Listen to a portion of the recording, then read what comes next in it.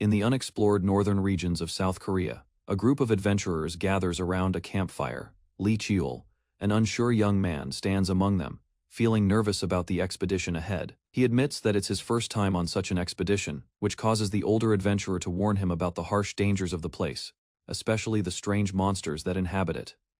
The air is thick with tension, and Lee Cheol can't help but feel the weight of the unknown pressing on him. As the group discusses the dangers of the northern wilderness, they mention a powerful figure known as Lee Cheol's father, a martial artist so skilled he is feared across the region. However, despite this reputation, Lee Cheol is mocked and dismissed by others for being an illegitimate son of the esteemed martial Lee clan. He is viewed as weak and unworthy of respect, not even having enough talent or skill to rank above a 7th-grade martial artist. But Lee Cheol remains steadfast, preparing for the trials ahead. As the group continues, the past flashes before him, the day he was chosen by the greatest weapon at the steel selection ritual. His path is set, and though the road is fraught with hardship, he is determined to prove himself and rise from his family's shadows.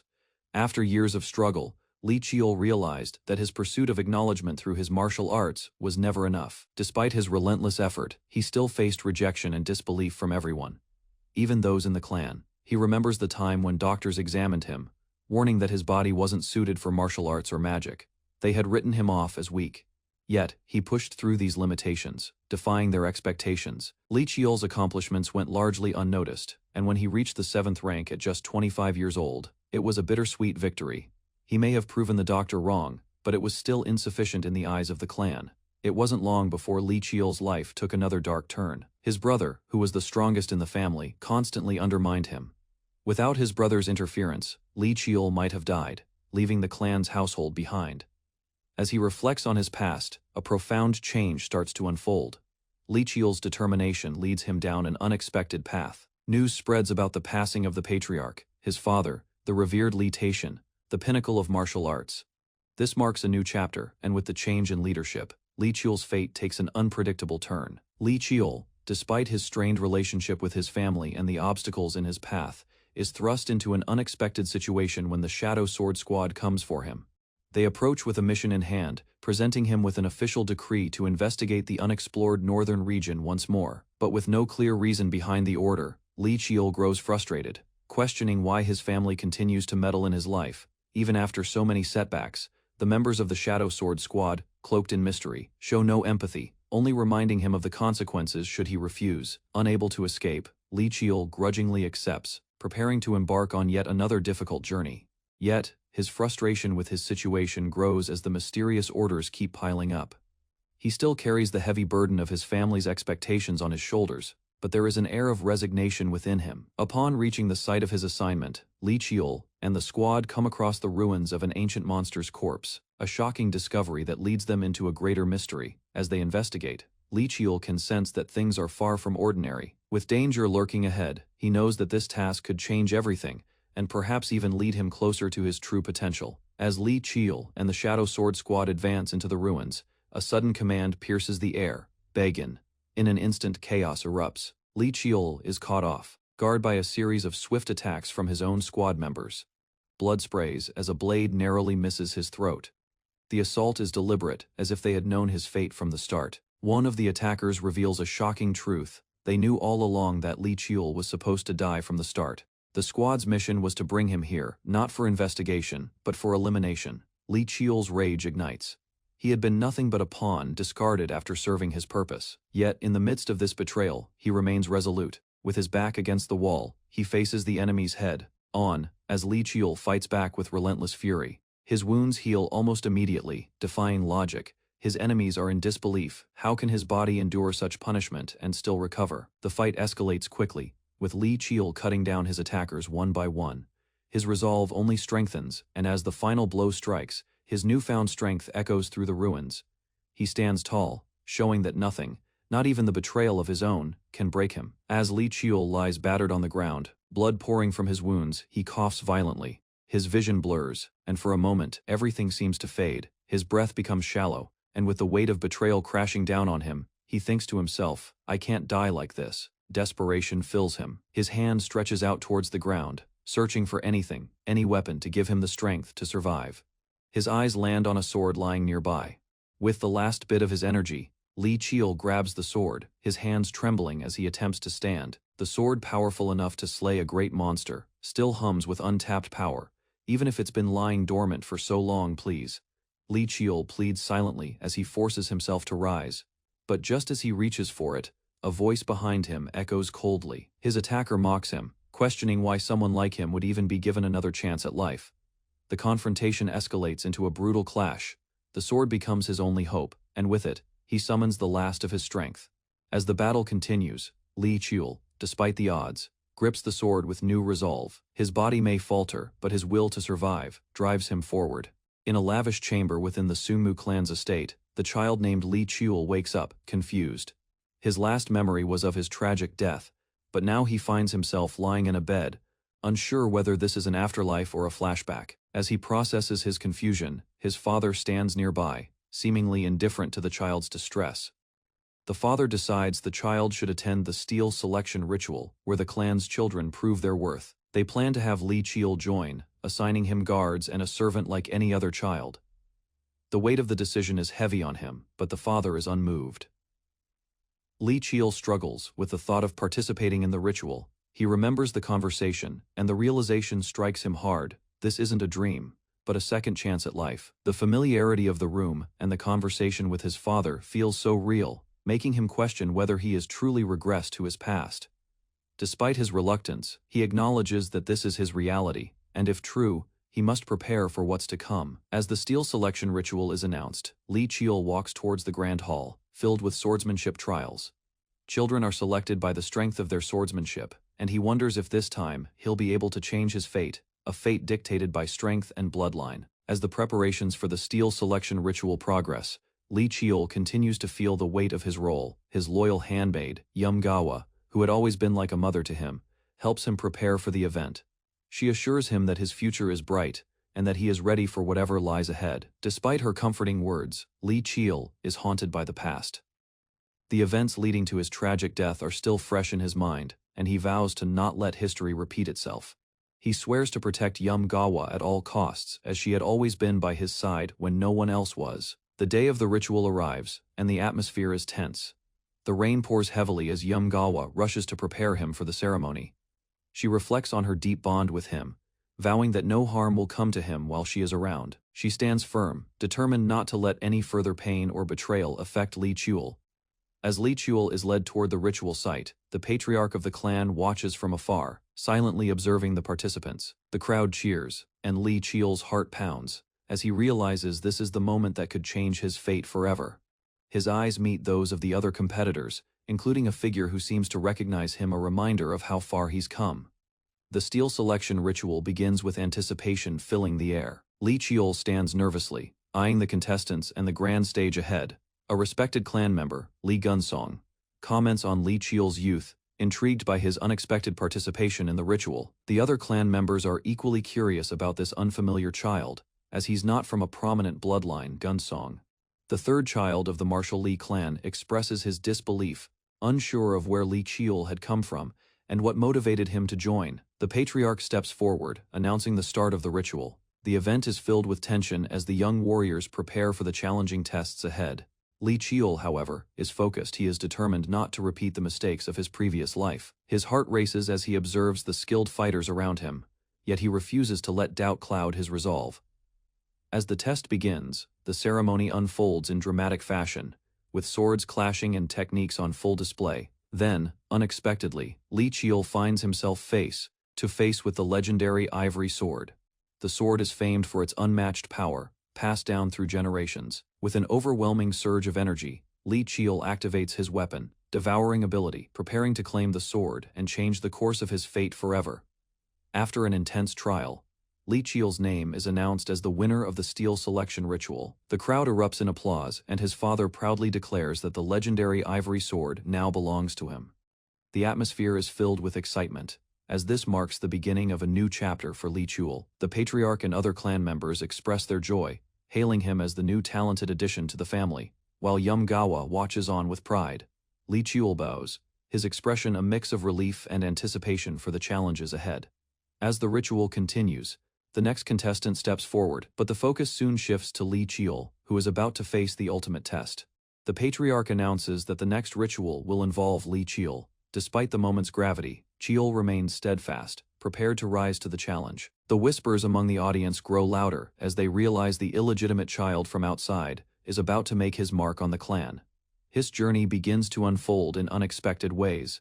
In the past, Li Qiul was once chosen by the Clear Echo, a heaven-rank sword that could shift the course of history. Now with his new power and this second chance, Li Qiul clenches his fist and declares that this time he will seize his destiny with determination. The path forward is uncertain, but he is ready to confront whatever lies ahead. In a grand hall filled with prominent figures, murmurs rise as Li Qiul is noticed among the crowd. The whispers are laced with disdain as people point out the illegitimate child of the esteemed Li clan. Many are baffled by his presence, questioning how someone of his status was allowed to partake in such a prestigious event. Among the whispers, a woman observes Li Qiul, noting his calm demeanor but sensing the challenges ahead. Being an outcast, she fears that his journey will not be an easy one. As the crowd continues to gossip, Li Qiul's uncle, a member of the Li family, reflects quietly. He seems resigned to the fact that his nephew's fate is sealed. A hidden son of my brother, a pitiful fate lies ahead for that child, he thinks to himself. He understands the hardships Li Qiul will face but remains distant, as the child's very existence is a reminder of a painful family secret. At the front of the hall, Li Qiul approaches an elderly figure, head elder Li Chuljong, the clan's wise leader. As Li Qiul greets the elder, the conversation takes an unexpected turn. The elder expresses his disbelief at the patriarch's decision to bring this illegitimate child into the selection ritual. The elder's face twists in disdain, but Li Qiul stands unshaken, determined to prove his worth. Suddenly, the air shifts as Li Qiul reacts to a subtle remark from the elder. His expression hardens. The elder, sensing Li Qiul's unwavering resolve, softens momentarily. However, he can't hide the irritation in his eyes. He mutters a final remark. A bastard child, he must know his place. Li Qiul, however, is ready. He clenches his fist, the storm in his heart growing stronger. His journey has only just begun, and no one, not even the elders, can deter him. As Li Qiul stands before the head elder, his anger starts to boil over. The elder's earlier remarks were one insult too many. He clenches his fist, the pressure building up inside him. Just as he's about to snap, an older voice interrupts, commanding him to restrain himself. The elder insists that Li Qiul cannot afford to let his emotions get the better of him, especially not in front of this crowd. But the disdain in the elder's eyes only fuels Li Qiul's frustration. Suddenly, the ground around them seems to tremble as Li Qiul's rage turns into action. A powerful aura erupts around him, and his form begins to glow with an energy no one in the room anticipated. His eyes widen in disbelief as he watches the overwhelming power build up. Even the head elder, who had spent years mastering his own energy, can't hide his shock. How can this be? He mutters, realizing the force that Li Qiul is unleashing. The aura intensifies, spiraling outward in brilliant waves of blue light. Weapons in the surroundings begin to react, swirling towards him, answering the call of his inner strength. Li Qiul watches in awe as the weapons move, seemingly bound to him by an unseen force. He's experiencing this incredible event with his own eyes, yet it still baffles him. What was once unthinkable is now reality. Even legendary weapons seem to be responding to his presence. As the dazzling lights converge into one brilliant burst, it becomes clear. Li Qiul possesses an unparalleled talent, one that has never been seen in his family before. The room is filled with stunned silence as the weapons hum, acknowledging the power that now lies in Li Qiul's hands. His journey, once marked by humiliation, now takes an unexpected turn. The future is uncertain, but one thing is clear: he is destined for greatness. As the tense silence envelops the arena, the patriarch speaks with a commanding voice. Silence. The crowd obeys immediately, their gazes fixed on the center of the ritual grounds. His voice echoes as he explains that the weapons responding to Li Qiul must rightfully belong to him according to the clan's laws. However, the situation is not so simple. The head elder, after observing Li Qiul's unprecedented display of power, steps forward and suggests that a compromise might be in order. He raises his hand, signaling his willingness to make a decision in the face of an unexpected turn of events. Li Qiul's eyes lock onto the elder as the debate unfolds. Though the laws are clear, the elder proposes that the law may not necessarily be the best course of action in this particular moment. Even though it goes against the traditional meaning behind the steel selection ritual, the elder sees the extraordinary talent before him. The situation grows even more complex as Li Qiul, sensing a rare opportunity, contemplates his next move. He could assert his right, but there's a chance that this battle for recognition could backfire. After a brief pause, the patriarch seems to accept the elder's suggestion, deciding to let Li Chul pick a weapon from the array. "Now, my son, choose which weapon you'd like," he says with a surprising amount of respect. Li Chul, still slightly stunned by the turn of events, slowly steps forward. His mind races. He is faced with the choice of picking the weapon that could define his future. This moment feels different from his past life, but he will make the most of this opportunity. He reaches out with determination, ready to prove that no matter his past, this future will be his own. After the intense ritual, Li Chul's choice is clear. He reaches out and selects Black Twilight, a mysterious, ancient sword that seems to pulse with an otherworldly aura. The sword stands as a symbol of both mystery and power, the blade appearing darker than any weapon in the room. The crowd falls silent as he touches it, sensing that this choice could be both a blessing and a curse. As his fingers wrap around the hilt, a sudden surge of power courses through his body, and a glowing light envelopes him. The sword responds, acknowledging its new master. With a single swing, Li Chul feels the potential within the sword, a force so immense that it could change the fate of not only his life, but the entire Li clan. The elder, who had been watching with skeptical eyes, cannot help but express awe. That is the Black Twilight, a weapon lost to the ages, one never intended for any clan member to wield. The shock in his voice is unmistakable. The blade is shrouded in myths, said to be able to tear through reality itself, but not everyone is impressed. A figure watching from afar, a mysterious, cold woman looks at Li Chul with disdain. The illegitimate child has chosen Black Twilight, if it gets in the way. She trails off with a sinister smile. "I'll have no choice but to get rid of it." Her eyes narrow as she watches the unfolding events, her hand gently resting on the arm of the throne where she sits. The look on her face is clear. This young man is an unexpected threat, and one that must be controlled before he grows too powerful. Li Chul's choice has not only set his path on a dangerous course, but also attracted the attention of those who wish to keep their hold on the Li clan and its legacy. 9 years later, the young Li Young, now 9 years old, steps out of his home, ready for his afternoon training. The morning light bathes the Li clan estate, and his excitement for the day is clear as he announces his departure to the nanny. On his way to training, Li Young is accompanied by his nanny. She insists on escorting him, but he reassures her, saying he can go alone. They discuss the upcoming training zones, and Li Young mentions that Zone 1 won't be spacious enough. Despite his attempt to brush it off, the nanny's concern lingers. As they approach the training area, Li Young notices someone already there. A voice interrupts the conversation, and a confident figure steps forward. Li thus, his older sibling by only 5 months. She wields a sword with practiced precision, striking again and again with impressive focus. Li thus, despite her gentle demeanor, teaches Li Young a lesson in sword fighting, one that frustrates him to no end. He struggles to grip the sword properly, but his sibling continues to correct him. Finally, exasperated by his lack of progress, she urges him to try again, emphasizing the importance of wielding the sword as an extension of the body. Their sparring continues, though Li Young's frustration grows. Just as he starts to lose hope, an unexpected figure enters the scene, an elder from the Li clan. He watches the two siblings with a sly grin, aware of their growing bond and rivalry. Li Young's spirit is undeterred, and despite his setbacks, he vows to improve. Li thus smiles, knowing full well that her younger brother's determination will be the key to his growth. As Li Young and his nanny approach the training hall, they notice a figure standing off to the side. Li Young is intrigued, asking who the person is, to which the nanny responds, explaining that it's Commander Baek Leehan, a distinguished figure from the Ebon Squad, a group renowned for their combat prowess. Li Young's curiosity grows. He recognizes that someone with such expertise must be a formidable presence. The nanny reassures him that a skilled teacher, someone capable of nurturing his potential, will appear soon. Li Young, however, is less enthused. He doesn't feel the need for such a teacher, expressing gratitude for all the help his nanny has given him, and emphasizing his own growing capabilities. He continues, expressing reluctance to welcome any outside help, especially someone like Commander Baek, who is likely to come due to the esteemed Martial Li clan's reputation. He believes the clan's influence might bring in a teacher he doesn't want, someone only interested because of the Li clan's name. Nonetheless, Li Young has his sights set on a different objective. He has already seen the exclusive training zone 1, a place renowned within the estate for cultivating powerful warriors. There's a reason why he's determined to reach this area beyond just the training inside. He finds a sword lying in wait, gleaming softly. His hand reaches out, and he whispers, "I found it." This marks a pivotal moment in his journey where he realizes the true nature of his path, a destiny intertwined with strength and the pursuit of power. The sword waiting for him in the quiet shadowed corner is a symbol of the challenges he's about to face. After selecting the sword that feels right, Lee Young steps forward, walking confidently toward his training area. He reflects on the changes he has undergone since his regression. 9 years ago, he was nothing more than a weak and disregarded child.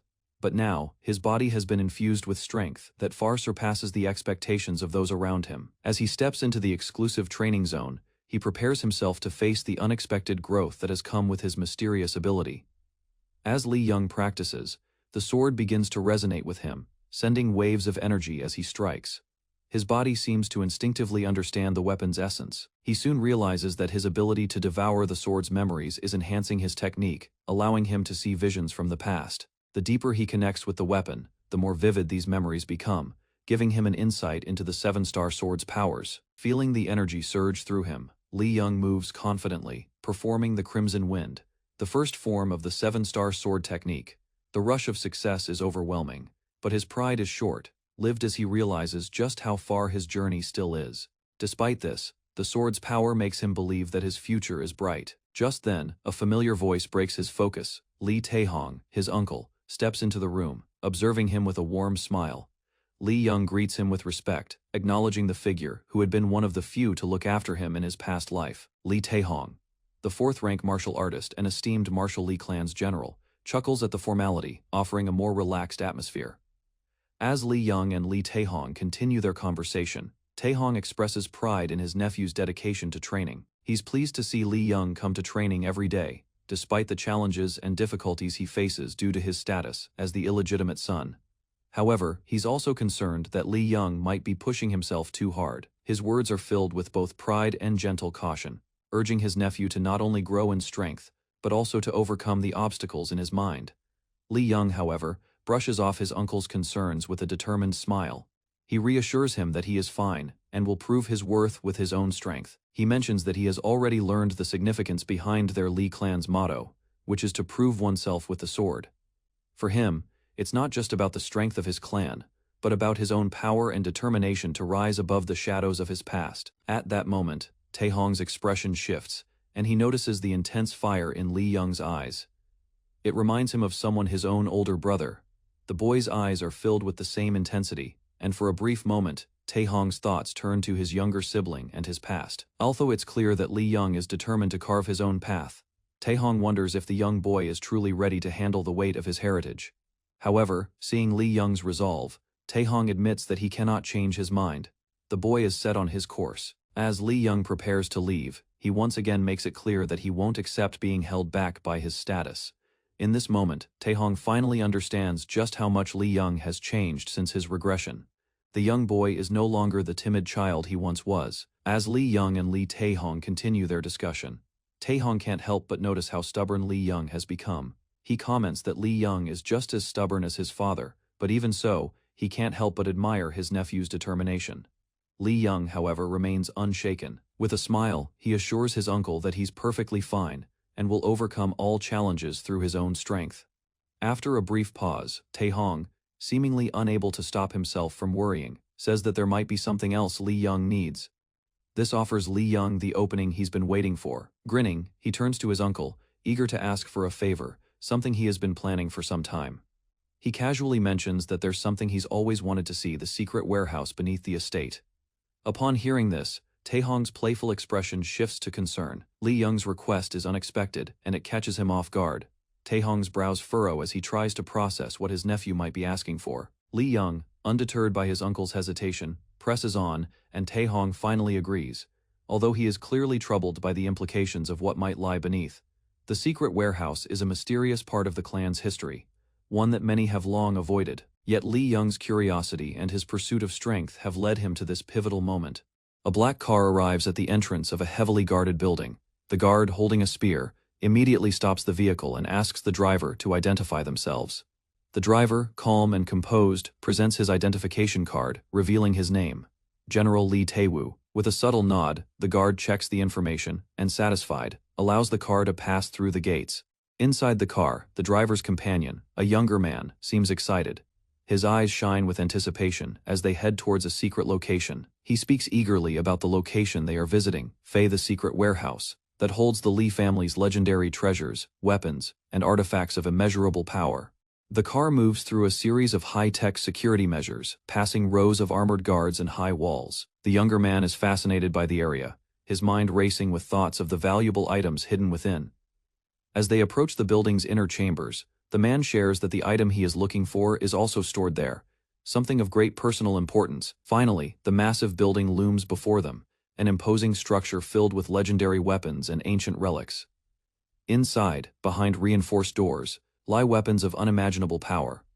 The man's excitement grows as they enter the basement, where weapons that can consume their wielders are stored. The air is thick with the weight of untold stories and dangers, but the younger man, undeterred, eagerly follows. As the elevator descends deeper into the secret warehouse, the younger man, eager but slightly nervous, glances at his uncle. The elevator dings as it reaches its destination, and his uncle, maintaining a calm composure, reassures him with a light-hearted comment. The younger man tries to suppress his excitement, pretending to be unfazed, but his wide eyes betray his interest in the mysterious place they are about to explore. They step out into the basement, a vast, dimly lit area filled with countless weapons and relics from throughout history. The young man, now fully engaged, glances around with awe, taking in the sheer magnitude of the warehouse. His eyes finally settle on a specific section, an area dedicated to the most dangerous and powerful weapons. He knows exactly what he is searching for: boundless. A weapon said to possess infinite potential. The young man's thoughts race as he approaches the weapon. He recalls its reputation: boundless, a blade capable of altering its form, size, and even its very nature, adapting to any wielder. Its irregularity makes it a weapon unlike any other, earning it the title, ever-changing. He is determined to claim it, driven by the desire to secure its power before anyone else does, despite the overwhelming array of weapons around him. The young man's focus never wavers. He mutters to himself, a sense of confidence growing within him. He will take boundless for himself, not allowing anyone, especially Lee Gunsong, to claim it first. The path ahead will be long, but he is ready for the challenge. The adventure has just begun. After searching for what felt like hours, the young man finally comes across another weapon, an old rusty blade. He reaches out to touch it, but as his fingers graze the hilt, he immediately pulls his hand back in disgust. The blade is covered in a thick layer of rust. He exclaims under his breath, irritated, but then quickly composes himself. Despite the rust, he knows the weapon he seeks is still somewhere in the warehouse. Determined not to give up, the young man walks further, searching intently. His thoughts continue to race. He has to find Boundless, the legendary weapon. After glancing at a nearby display stand, he quickly heads over to inspect it. As his hand reaches out for a potential candidate, he suddenly hears a noise, a strange rustling sound, and the temperature in the air shifts abruptly. Before he can react, the ground beneath him shakes violently. He stumbles back in shock, realizing the intensity of what he's unleashed. The atmosphere around him changes, filling with an overwhelming sense of power that seems to resonate from the very air itself. His heart races as an intense energy surrounds him, as if nature itself is recoiling from the force. He instinctively looks around, his eyes widening in fear. The presence he feels is unlike anything he's encountered before: powerful, ancient, and unstoppable. For a brief moment, he wonders if he's in over his head. But then, he takes a deep breath, resolute. He's come this far.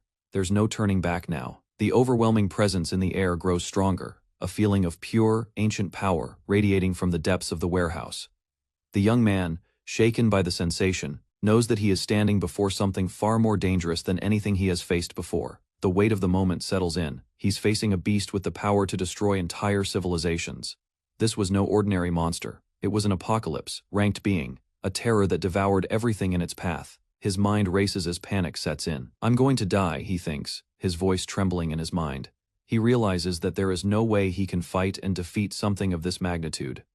Desperation creeps in, but then, as his thoughts spiral, a shift occurs. His body moves almost on its own, filled with an instinctual need to survive. He has to run. With a burst of adrenaline, he turns and begins to flee, the haunting feeling of the monster looming ever closer.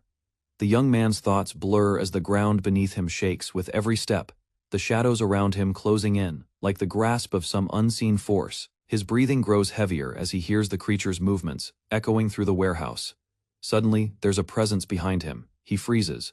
A figure someone he hasn't noticed before appears in the shadows, standing tall with a fierce energy. The young man's heart skips a beat as he asks aloud, "Who are you?" A voice answers, but it is filled with mystery and danger, its meaning unclear. The young man, gripped by fear and disbelief, hears a voice behind him, cold and emotionless, offering what it deems a merciful death. The figure warns him, saying it will send him away painlessly, but the young man refuses to accept it. Panic fills his mind as his body instinctively reacts to the dire situation. He shouts, "No," but the presence of the monstrous figure looms over him. In a desperate attempt to escape the overwhelming power, he flees, his legs trembling as he sprints through the warehouse. His mind races as he looks for a way out, realizing that the pursuit is inevitable and the monster behind him is relentless. His thoughts flash back to the scene before, the way the atmosphere shifted, how it felt so real, as if the experience was more than just a simple moment. Confusion sets in as he struggles to make sense of everything, still in disbelief. What was that scene just now?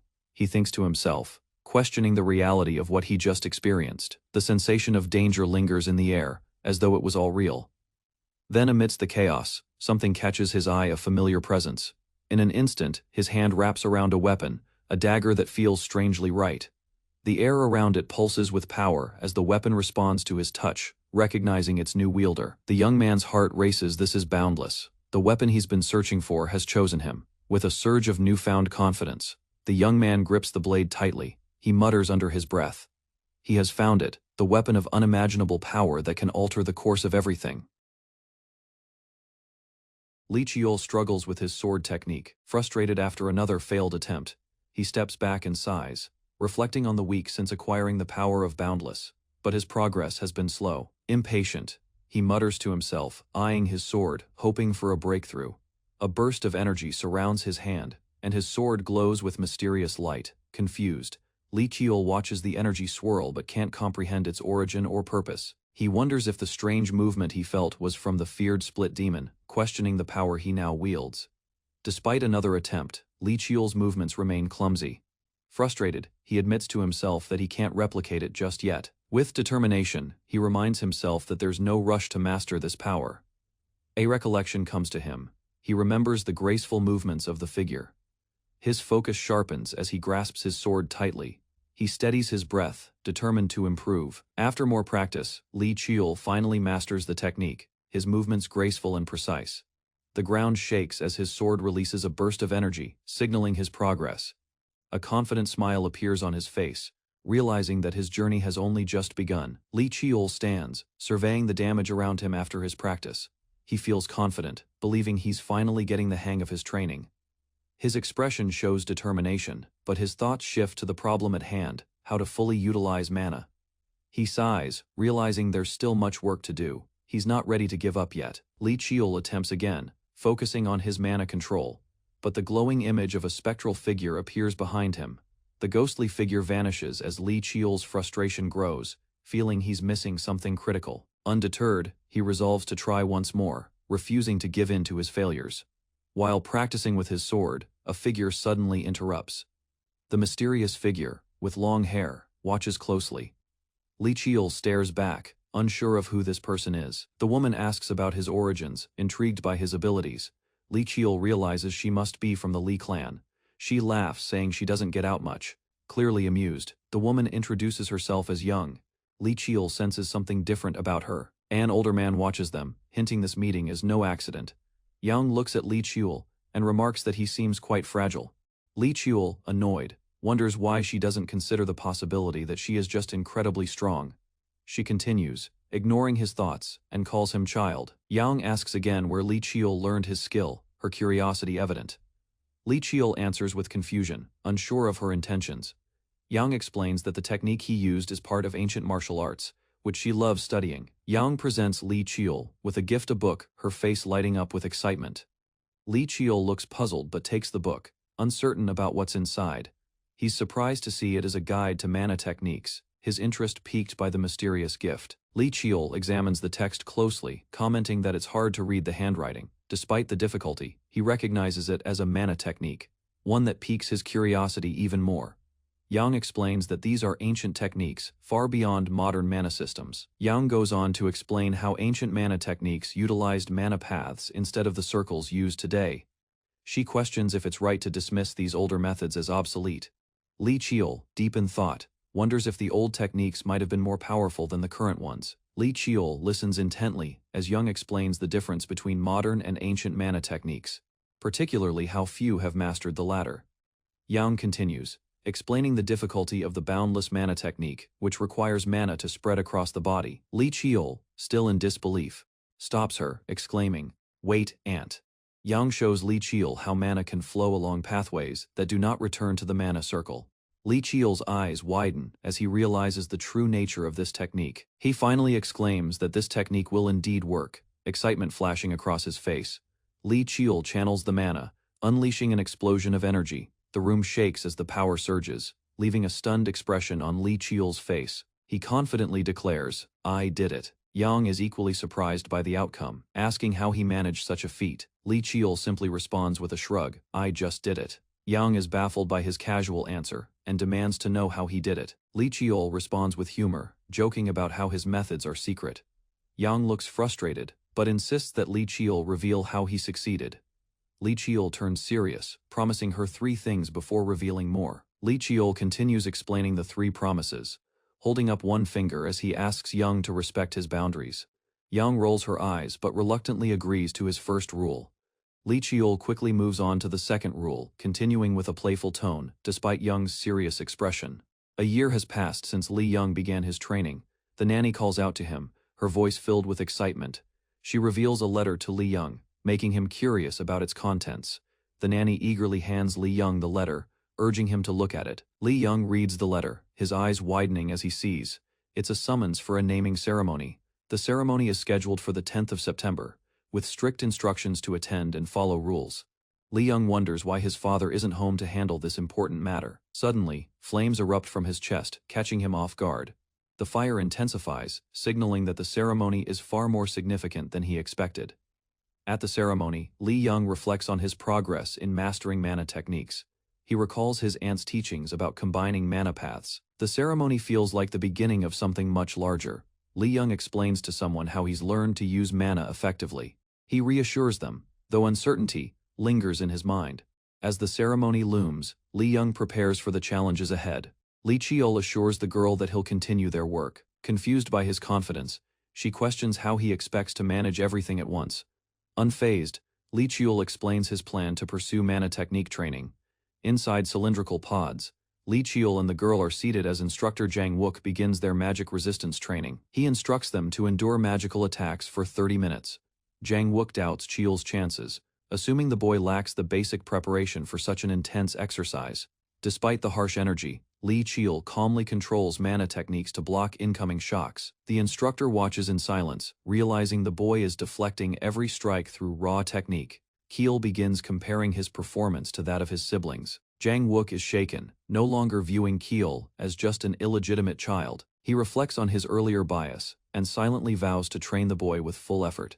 Resolved, the instructor decides to treat Qiul's education as more than just a formality. After training, Li Qiul stretches with relief, mentally exhausted. He briefly questions the family's extreme methods in raising children through magical exposure. Accepting the reality, Qiul remains composed and quietly walks forward. Li Qiul stands beside instructor Jang Wook, though slightly disappointed. He accepts it and plans to rest briefly with the girl beside him. Suddenly, a magical impact hits them as Qiul turns. Li Hwa steps forward and demands a conversation. Qiul questions her sudden approach, sensing hostility in her posture. She declares her legitimacy and superiority, emphasizing her age and bloodline over him. Uninterested, Qiul walks away, expressing he has no time for useless talk. Li Hwa becomes enraged, powering mana to force him to respond. He considers ignoring her but notices her serious intent, and prepares to react. Qiul stops her attack with firm resistance and counters her emotional outburst. He warns her not to cry, like a child, and mocks her immaturity. After shrugging her off, he walks away while she trembles in frustration. Li Hwa accuses him of ruining her life and drawing constant comparisons. She vents her anger, blaming him for making her seem inadequate, despite her hard efforts. Qiul answers bluntly, saying her failure to keep up is her own problem, not his. Li Qiul tells Li Hwa to surpass him if she wants acknowledgement. He adds that, only through results can one demand apologies. Frustrated, Li Hwa swears to outperform him at the naming ceremony and demands he remember her words. At the Section 7 training hall, reserved only for direct bloodlines, servants bow and greet the new arrival, showing deference and tension. Baekwayan, the clan's matron, enters with authority. She orders the others to leave, requesting a private moment with her daughter. From afar, Lee Hwa trains intensely, unaware of her mother's presence approaching. Startled, she turns as Bai Kuei-in addresses her directly, questioning her behavior. Caught off guard, Lee Hwo explains she was training, trying to hide her nervousness. Her mother brings up her recent defeat and reminds her of the expectations to destroy rivals. Coldly, Bai Kuei-in suggests abandoning training if it's only used to avoid discipline. Clearly disappointed, Lee Hwa responds, saying she's training not out of pressure, but because it's her choice. With determination, she declares she'll surpass Li Chiul through her own efforts. Bai Kuei-in is taken aback, questioning if her daughter's motivation truly stems from an illegitimate child. Bai Kuei-in hesitates as she recognizes the seriousness of Lee Hwa's determination to surpass Li Chiul.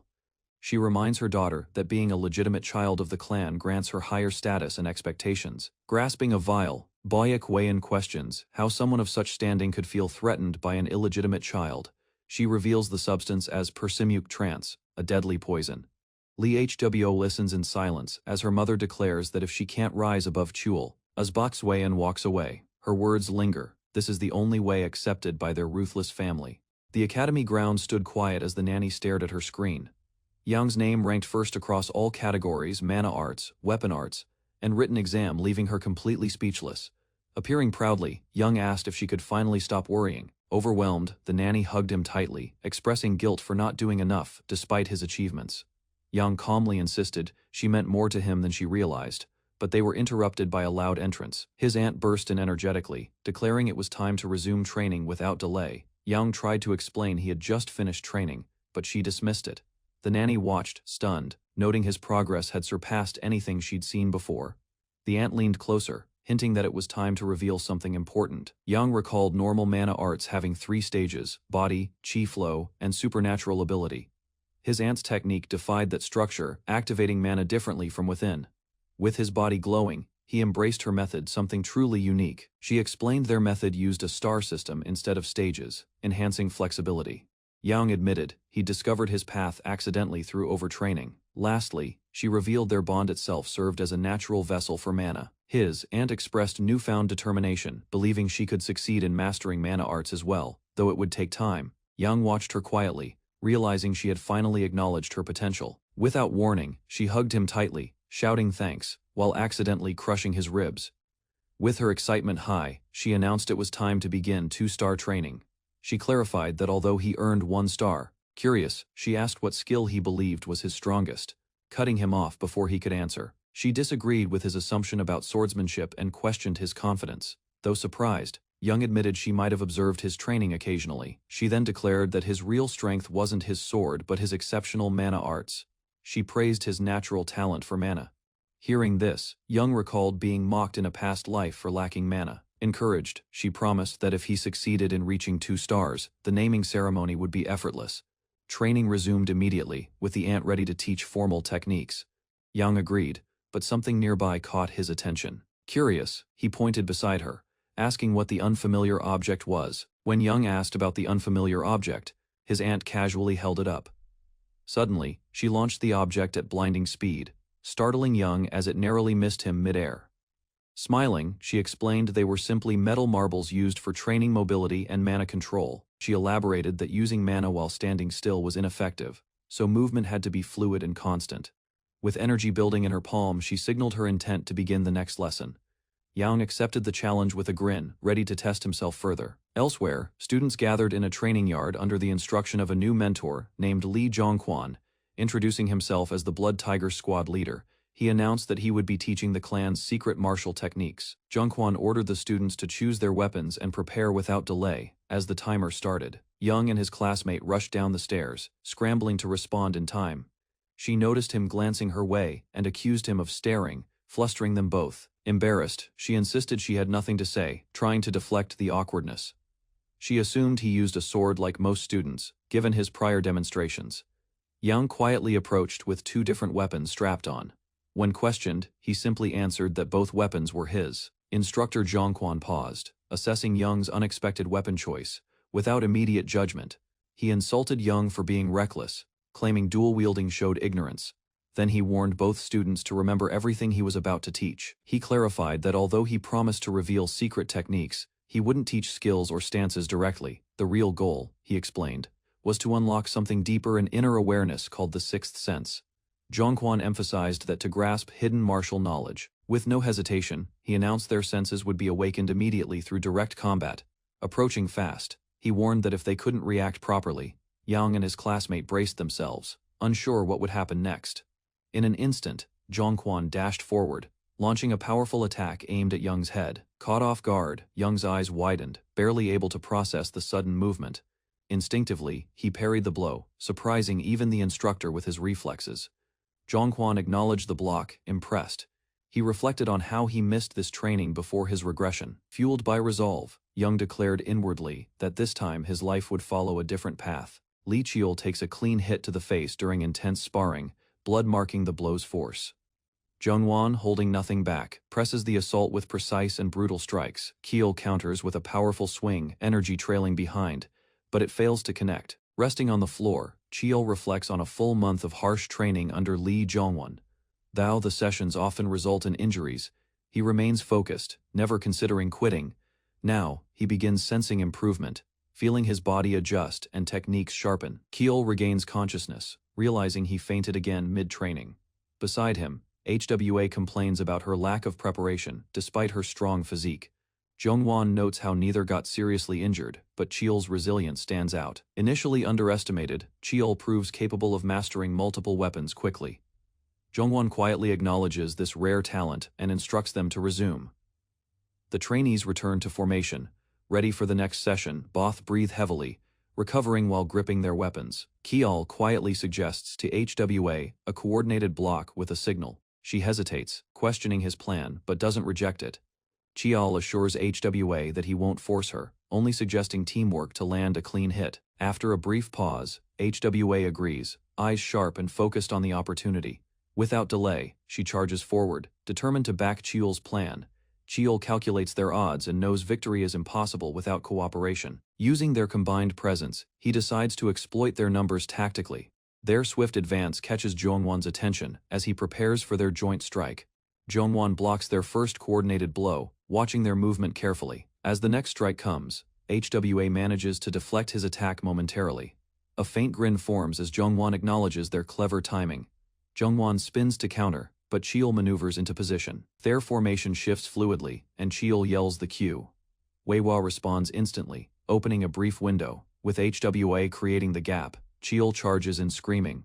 Zhongwan parries again, but this time, Qiul stays upright. He lowers his stance, channeling energy into his sword for one focused strike. Qiul channels the skill Split Demon, his ultimate move acquired from a weapon's memory.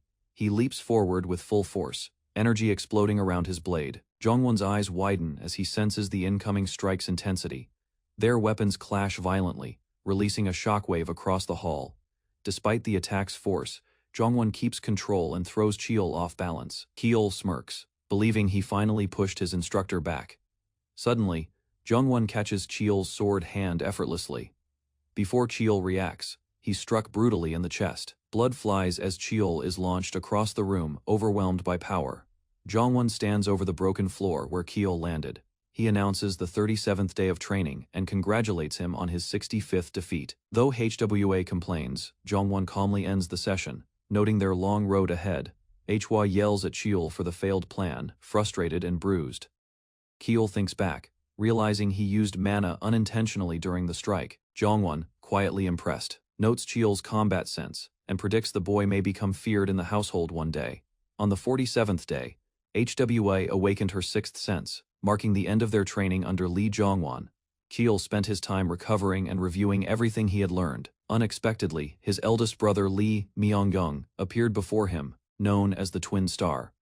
Myeongjong was admired and feared for his magical and martial talent. To Qiul, however, he was simply an older brother he had never met. They sat together, Myeongjong expressing regret for their distant relationship. Myeongjong noted Qiul's recognition and was surprised at his awareness. Qiul responded respectfully, stating he couldn't forget the face of his brother despite being a half-sibling. Myeongjong warmly rejected the term, considering him a full brother regardless of lineage. Their conversation turned casual, both becoming more relaxed as they shared tea. Myongjung then revealed a gift from France, an elixir called nectar.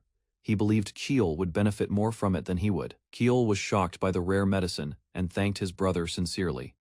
Myongyung observed Kiel's humble reaction and said he seemed different. Kiel, puzzled, asked what he meant, curious about the remark. Myongyung admits that every sibling he met viewed him as a rival, making Kiel's approach feel unusual. Kiel corrects him, saying he also sees him as a rival, not just a brother. With determination, Kiel asks not to be underestimated just because of his age. He jokes that one day he might surpass Myongyung and become his biggest challenge, laughing. Myongyung accepts the idea, looking forward to that future rivalry. Kiel silently promises to protect his eldest brother, cherishing his genuine kindness.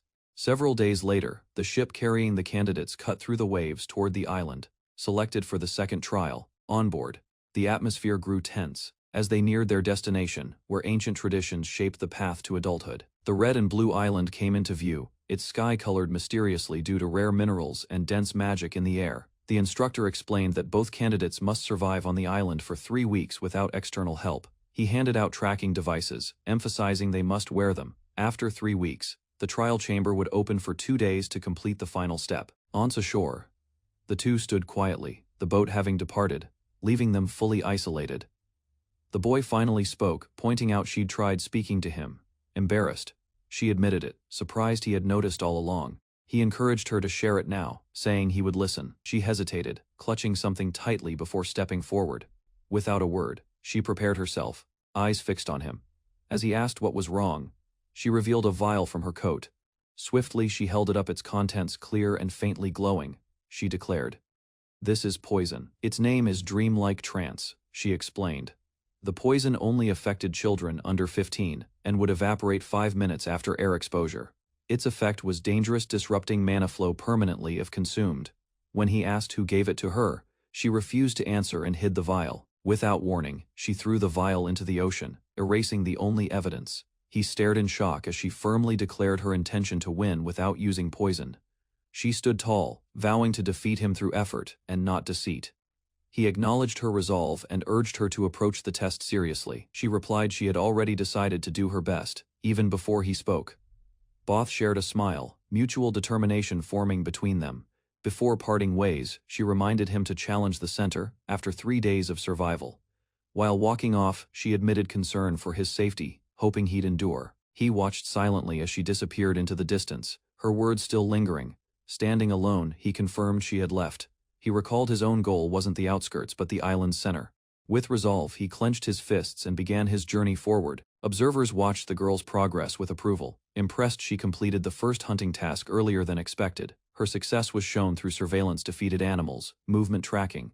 Though inexperienced, her results were exceptional. A senior noted her progress had exceeded expectations in just 47 days. He recalled she wasn't originally this capable, though talented. Someone had pushed her to grow much faster than predicted. Attention then shifted to the boy, Li Young, as his name was mentioned aloud. The elders commented that he seemed to be wandering, searching for a place to hide. Mockingly, they labeled him a coward, unworthy of his lineage in the martial Li clan. Another elder interrupted, insisting that seeking a safe location was a strategic move. He argued that judgment was clouded by comparing him unfairly to the girl's performance. The room fell quiet, yet the mood remained tense from rising expectations and rivalry. A separate voice whispered that being normal in their elite clan was treated as disgrace. The elder agreed, laughing bitterly at the idea of an average Li clan member. Tension rose as someone clenched their fist, stung by the harsh judgment. One elder quietly questioned how far the clan had fallen to mock a child, based on lineage alone. He wondered if it had always been this way, hidden beneath tradition. Still, his thoughts turned to Li Young's intentions for heading straight toward the island's center. Other elders grew curious, shifting uncomfortably in their seats as they observed. Their eyes followed Young, who descended into a pit, declaring the place sufficient. He lit a fire and began preparations, hiding supplies carefully from view. From above, the elders acknowledged his stealth and concealment skills as unusually advanced. Suddenly, one elder's expression changed as he noticed Young removing his tracker. Young knelt behind a large leaf, disappearing from visual and magical surveillance. Confusion spread among observers when his signal vanished from their monitors. A smirk formed on one elder's face, realizing what Young was doing. Others laughed, calling his unpredictability typical of him. In his hiding spot, Young whispered that there was no need to reveal everything. With a grin, he summoned energy, announcing he could now wield the boundless. The glow in his palm confirmed that a greater power had awakened within him. Li Young activated his boundless energy, holding a glowing dagger while planning to gather resources. Motivated, he prepared himself, knowing time was limited and progress was crucial. He shouted with determination, ready to begin. Observing the mixture, he noted its grotesque look, doubting anyone would believe it was made from valuable mana herbs. He recalled being too poor in his past life to afford even basic elixirs. Thanks to following an apothecary and advice from his aunt, bracing himself, he lifted the pot, resolved to consume the bitter tea regardless of its appearance. Birds flew overhead while the empty cup fell, showing he drank it all, despite the unbearable flavor. As nausea took over, Young knelt beside his fire. On the 18th day of the naming ceremony, Lee Myung-gung's office remained still, awaiting reports. Yo Young-gun entered, requesting permission to speak directly with the squad leader. Granted entry, he approached with urgency, hinting at serious developments in the northern region. Jungganian reported a large group of vagabonds had crossed into South Korea's north. Contrary to expectations, they avoided unpatrolled areas and moved straight toward the Lee clan's mana stone mines. Myung-gyung, suspicious, noted that vagabonds rarely travel like this without malicious purpose. Jungin admitted the group's appearance could be a disguise for something organized. He suspected ties to the Nine Dragons stronghold, a powerful faction from Zhongyuan. Myung-gyung questioned whether the intelligence branch had noticed the same activity. Junggan confirmed he acted early thanks to previous orders to monitor movements. Myung-gung ordered full coordination with intelligence to uncover more details. Though composed, he couldn't shake a deep sense of foreboding. In the forest, glowing red runes marked an active ritual. A surge of magical force split the air violently. From the circle, a blade and a cloaked figure emerged. Wind swept over the cliffs as an ominous aura surged from the forest depths, warning of something awakening. Heavy steps echoed as a monstrous form stirred in the shadows, crushing the ground beneath it. A massive dragon named Draco, classified as a 7th rank monster, emerged with glowing red eyes and growling menace. Breathing heavily, the black-haired boy stood firm, sword in hand, facing the towering beast. Draco charged without hesitation, unleashing a wave of overwhelming force. Despite fear, the boy activated a radiant power, light exploding around him. Flames surged as the boy narrowly dodged, muscles tensed from the force. Lightning surged around his sword as he charged back in with renewed speed. He darted forward, closing distance fast, focused solely on the monster's heart. Yelling with all his strength, he released his signature technique Split Demon directly at Draco. Crackling energy engulfed the dragon as the attack landed with blinding impact. From the aftermath, the boy observed, gripping his sword tightly, breath steadying. He admitted dragons held unmatched strength and recalled nearly being defeated earlier. Reflecting on how far he had come, he remained determined not to waste the moment. With purpose in his eyes, he stepped forward ready to fulfill his true goal. Hearing something again, the boy paused and scanned the woods with cautious eyes. He crouched silently, moving toward the sound while staying concealed in the undergrowth. Through the foliage, he confirmed movement and tightened his grip on the sword. A group of aggressive lizardmen appeared, snarling as they roamed far from their usual territory. He realized weaker monsters, normally found on the outskirts, were now active deep in the island. Noting their erratic behavior, he questioned whether they were being manipulated by an external force. The boy dashed forward, determined to uncover the truth behind the disruption. As he clashed with the lizardmen, they reacted violently but showed no clear purpose. Mid-fight, he confirmed his suspicion something was influencing their unnatural aggression. After defeating the attackers, he stood amid fallen monsters, deep in thought. Realizing it wasn't coincidence, he decided to track where they were retreating to. Far ahead, a corrupted aura formed as unknown enemies plotted within a glowing array. Hidden in the trees, an enemy observed the boy's movements with curiosity. Amused by his strength, they questioned how someone so young could fight alone. Despite the boy's skills, they dismissed him, believing he was still just a child. Trainer Nishiyama Shugo smugly predicted the boy would walk into his trap without question. He expressed confidence, convinced plan would be enough to handle the situation. From the trees, the boy realized the setup was intentional and suspected the trainer's ability to control monsters. Confused by the trainer's presence, he questioned how an outsider got onto the island. The answer became clear when he discovered a glowing teleportation spell embedded in the area. Realization struck this spell could only have been created by someone from the Lee clan itself. He considered warning the higher-ups, but hesitated, fearing it would be too late by then. knowing he might lose the chance to uncover the truth. He discarded the idea of waiting. Activating stealth arts, he vanished from sight, choosing to act immediately and alone. Moving silently, he advanced quickly, hiding his presence and locking on to his target. He closed the distance with precision, narrowing in on the unaware trainer below. Determined, he prepared to strike first and end the threat by himself. Lucia narrowly dodged a strike meant for her, ducking low as energy exploded above her head. Li Chechen suddenly closed the distance, his blade roaring with power as he charged from behind. His opponent, calmly holding a bird, was caught off guard by Li Chen's silent approach. The man realized too late that Li Qian had used a downforce redirection skill. Sliding forward, Li Qian struck with controlled momentum, creating a shockwave across the ground. Standing firm, he provoked his opponent with sharp words, questioning the man's strength and technique. Angered, the enemy ordered his summoned creatures to charge toward Li Qian. In response, Li Qian activated 7-star sword, entering its precise third form. A massive arc of blue energy cut through the enemies, wiping them out instantly. Suddenly, chains erupted around Li Qian, binding his limbs mid-attack. Unable to move, he felt his body freeze under the spell's pressure. The enemy laughed triumphantly, revealing it was a trap from the beginning. Mana, sealing chains burned around Li Qian, draining his power and blocking flow. While monsters approached, he stood still, unable to react with mana. Even so, Li Qian's eyes lit with defiance as he prepared to act. Li Qian redirected energy through his inner pathways, bypassing the mana, blocking chains. A burst of force exploded from his body, shattering the bindings in an instant.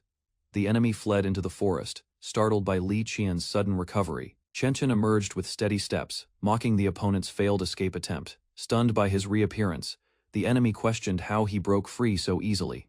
Chechen refused to explain and revealed reinforcements had been alerted, urging surrender. Ignoring the warning, the enemy declared his intent to kill and regain his freedom. Li Chechen was confused by the sudden outburst and tried to respond. A massive blow struck him from above, launching him backward into the trees. An enormous energy beam split the forest, trees falling from the force. Qian crashed into the dirt, wounded and stunned from the impact. His opponent stood above, questioning if that power came from something greater. Suddenly, the sky split open as a monstrous creature descended with violent force. Both fighters recognized it as the Red Jade Beast, a forbidden guardian sealed long ago. The man smirked, declaring Chechen too weak to handle what had now been unleashed. The enemy launched talismans at Li Qian, trying to seal him again by force. Chechen crouched as they landed, resisting the spiritual pressure radiating around him. Realizing the beast lacked control, he decided to aim for the summoner instead. In his hand, Chechen held a forbidden pill crafted to boost mana beyond natural limits. Though dangerous, he swallowed it, knowing it was his only chance to face the mountain beast. As his veins lit up, energy surged violently, marking the activation of the mana booster. Power rushed through him, and Qian calmed himself before initiating one final move. He gripped his sword tightly, channeling energy into the blade without hesitation. With resolve, he activated the Forbidden Heaven, defying technique his aunt had warned about.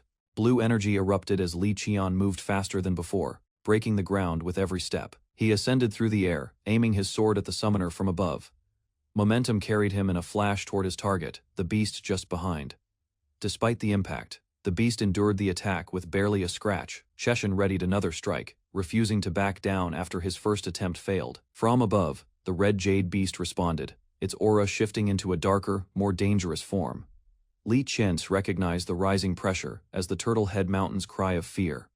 Dark waves of mana froze his body mid-air, preventing him from closing in. He gritted his teeth, realizing escape was impossible while trapped in the beast's aura. Suddenly, a familiar dark energy awakened within his chest, resonating against the fear. That power countered the paralysis, allowing Qian to regain movement and focus. He rushed forward, sword in hand, aiming to strike while his body endured the strain.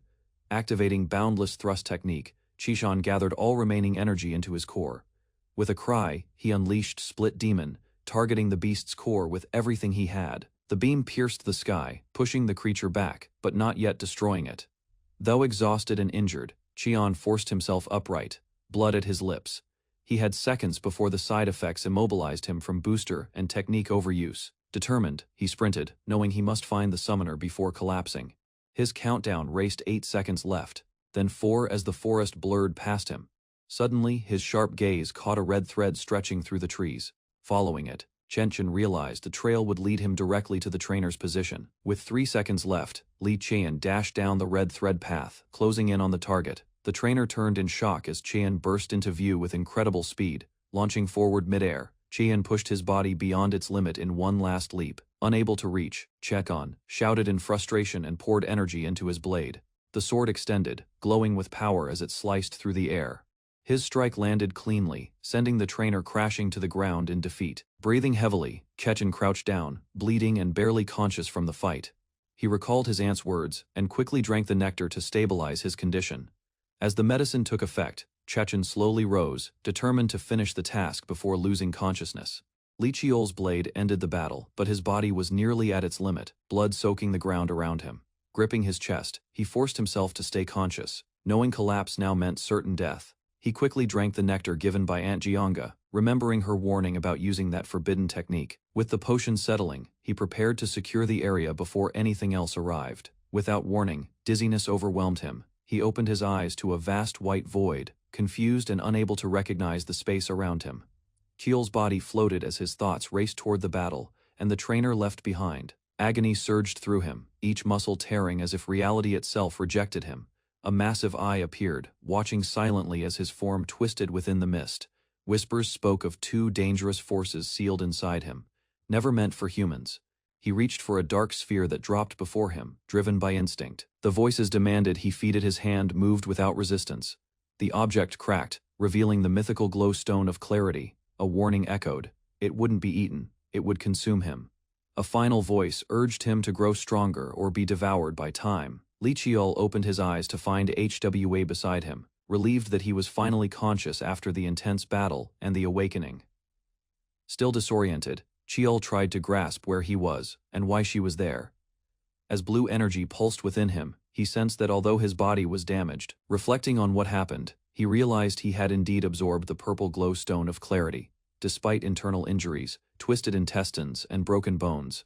Wes, shocked, reminded him that the stone wasn't meant for him, it was intended for Li, and using it was extremely dangerous. Qiol asked why Hwa was present, but before she answered, a voice called out. The eldest approached with urgency, checking Qiol's condition. Qiol waved it off casually, assuring him that a single potion would be enough for now. With a serious look, the eldest asked Hwa to give them a moment alone. She agreed, stepping back quietly as tension rose between the 2 brothers. He confessed that had Qiol died, he would have destroyed everyone involved without hesitation. Looking over the distant academy, he admitted Qiol's courage was admirable but hard to accept as his brother. Qiol explained he hadn't expected the situation to escalate and would have waited had he known. The eldest acknowledged Qiol's understanding of the line between arrogance and confidence. Li Qiol requested information from his eldest brother. Expecting the question, the brother revealed the trainer had once been an elite sorcerer expelled for using forbidden techniques. The sorcerer had tried disguising his actions as a monster attack. Qiol questioned whether the mastermind had been identified, noting something felt off. Though the eldest admitted it was hard to tell now, he believed the plot wasn't aimed at Qiol. He concluded Qiol was a tool, and the real target was him, his position, reputation, and influence. Qiol suspected the plan was to damage his brother's name by showing him as incompetent in a crisis. Acknowledging the logic, the eldest accepted the idea with a strained smile. With the tension fading, he asked Qiol if he was holding up all right after everything. Qiol confirmed he was fine, saying a slight blow to his image wouldn't matter much. The brother prepared to return to duty, but Qiol suddenly reached out to propose an idea. He suggested creating a false report, stating they had predicted the attack and acted in advance. The eldest agreed to testify that Qiol's actions were calculated. However, Qiol admitted he couldn't reveal the truth without others seeing him as a threat. Understanding the reasoning, his brother asked plainly what Qiol hoped to gain from all this. Li Qiol requested 3 days of library access in return for keeping the truth hidden and protecting his brother's reputation. The eldest brother, amused, accepted the deal and called him arrogant. As they shook hands, Qiol reminded him they were both benefiting before leaving. The eldest handed over a token. Qiol watched as he left, only to be surprised when a blade suddenly came toward him. Catching it instinctively, he realized it was a gift, his brother's way of acknowledging him, grinning. Qiol muttered about his brother's cleverness as Hwa rejoined him. After the talk, she assumed the conversation had gone well and asked about his chosen test. Qiol asked her in return, curious which trial she would attempt from the 3 now open. After playful back and forth, HWA boldly declared she'd take the most difficult one. Chiel answered with a confident smile he'd challenge the Hall of Fighting. Hwa was surprised, realizing the test wasn't even listed clearly. Another boy overheard and scoffed, disappointed. Kiel reflected silently, knowing many misunderstood that challenge wasn't tied to location. Despite assumptions, he accepted the doubt and walked away. Li Chiol moved through the forest uncertain but driven by instinct. Pushing past thick leaves, he recalled the hidden cave used in the second assignment of the naming ceremony. At last, he found it, the concealed entrance to the Hall of Fighting. Lighting a torch, he stepped inside, illuminating the dark tunnel carved into the mountain. He paused before a wall, noting its ordinary appearance but sensing something more behind it. Drawing his blade, Chiel prepared to test the barrier, trusting his instincts completely. With a powerful strike, energy exploded outward. Dust and debris fell, revealing a hidden path concealed behind layers of solid rock. A smile spread across his face. He had found it at last, the path he had chosen with full resolve. Li Chiol slices his palm with a blade, offering blood to activate his hidden power. Glowing energy surges around his hand, responding instantly to the blood's presence. He slams his palm forward, releasing a powerful blue beam that tears through the stone wall. Dust rains down as the structure begins to collapse under the energy's impact. Large gates creak open, revealing a cold, torch-lit chamber within. He steps inside, blood dripping steadily onto the floor beneath him. A voice announces the rules of the trial as mystical energy fills the air. A glowing figure with a sword appears inside the arena, radiating pressure. Li Chiol prepares his stance. Recognizing the duel has already begun, charging forward, he shouts and swings his sword with full force. A flash interrupts his motion as something moves unexpectedly. Stunned, he stares ahead, caught completely off guard. Blood erupts as Li Chiol's blade is knocked away. The opponent falls, defeated, collapsing in silence. Gasping, Li Chiol clutches his neck, confused by the sudden outcome. Li Chiol questions if he was just beheaded, still gripping his neck in disbelief. Realization dawns, it's an illusion. Li Chiol slices his palm with a blade, offering blood to activate his hidden power. Glowing energy surges around his hand, responding instantly to the blood's presence. He slams his palm forward, releasing a powerful blue beam that tears through the stone wall. Dust rains down as the structure begins to collapse under the energy's impact. Large gates creak open, revealing a cold, torch-lit chamber within. He steps inside, blood dripping steadily onto the floor beneath him. A voice announces the rules of the trial as mystical energy fills the air. A glowing figure with a sword appears inside the arena, radiating pressure. Li Chiol prepares his stance. Recognizing the duel has already begun, charging forward, he shouts and swings his sword with full force. A flash interrupts his motion as something moves unexpectedly. Stunned, he stares ahead, caught completely off guard. Blood erupts as Li Chiol's blade is knocked away. The opponent falls, defeated, collapsing in silence. Gasping, Li Chiol clutches his neck, confused by the sudden outcome. Li Chiol questions if he was just beheaded, still gripping his neck in disbelief. Realization dawns, it's an illusion. Death inside the Hall of Fighting isn't permanent, but the pain feels real.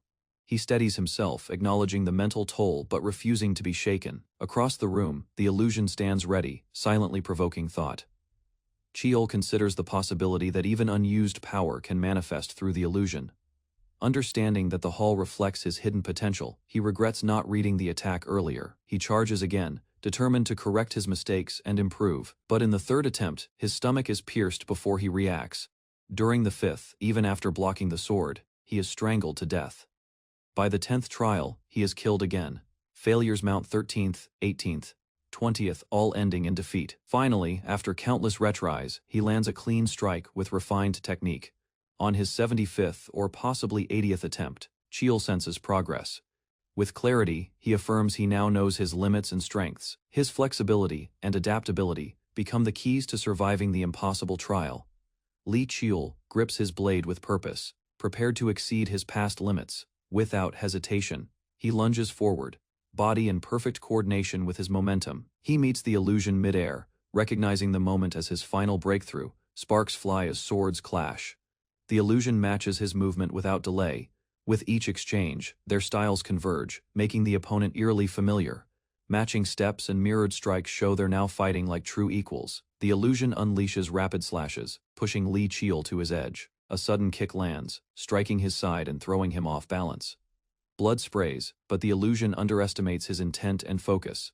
Lee Cheol counters, revealing he left an opening to bait his enemy. He activates a powerful technique, Split Demon, shattering the illusion's guard.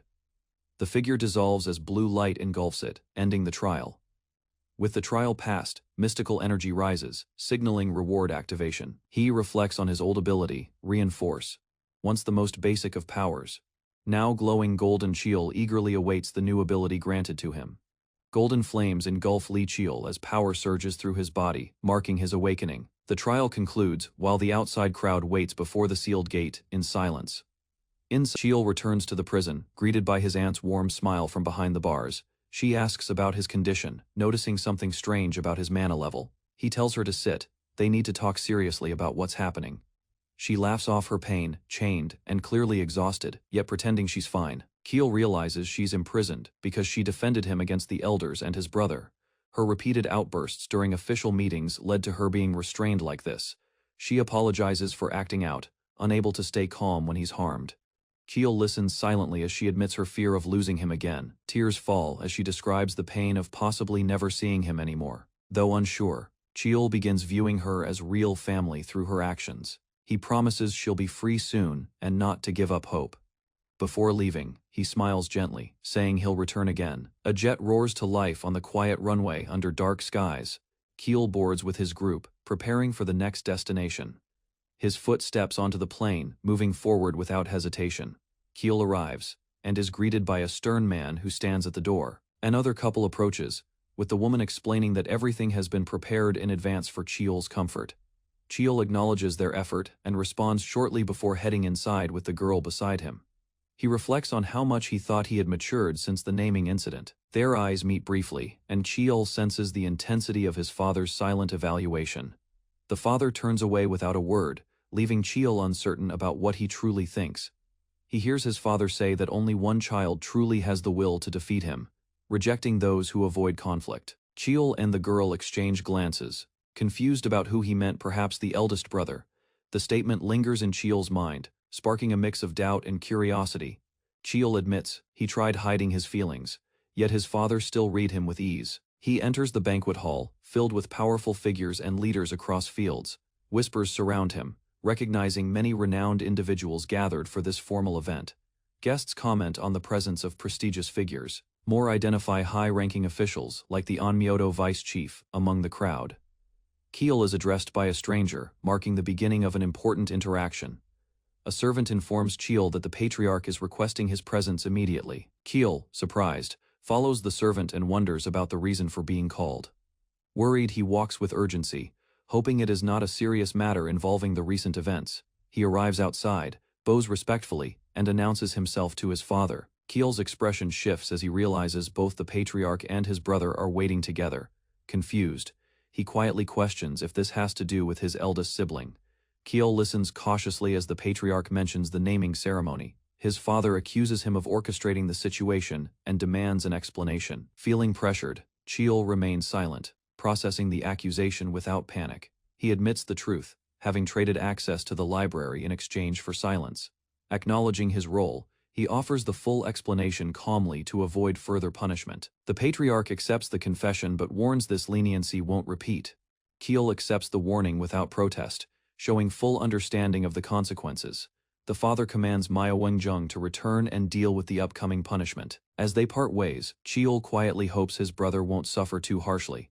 The patriarch acknowledges Cheol's role in resolving the incident. He adds that Cheol will also be rewarded for discovering the Hall of Fighting. Cheol responds with calm acceptance, quietly processing the sudden shift in tone. The patriarch addresses the crowd, expressing gratitude and explaining the banquet honors two children. As applause follows, he announces the start of the naming ceremony for the selected family members. He calls the eighth child, HWA, to step forward and receive her name. Hwa is praised for being chosen by the Holy Sword, destined to lead others. The name, Seo-hyun, is granted, reflecting hope for her path as a light bearer. With joy, she thanks the patriarch, honored by the recognition and acceptance. Next, the ninth child, Young, is summoned to take his place before the hall. Thou from a different branch, he steps forward with quiet confidence. The patriarch begins his evaluation, highlighting Young's strength, independence. He compares Young's development to tempered steel, shaped through intense training and forged under pressure. With respect, he declares there's only one way to define Young's character and identity. With a snap, he prepares to bestow the name, concluding the ceremony's final moment. The patriarch bestows the name Cheol, its character meaning iron. Cheol recalls that he once used the same name himself. Clenching his fist, he silently vows to climb to the top of the martial Lee clan. Inside the judicial ward of the Lee clan, she stirred weakly on the bed, her body aching from confinement and her breath labored under chains. Suddenly she screamed in frustration. Clenching the bars, Jianga shouted angrily. She recalled a promise someone made to free her, but his absence stoked her fury.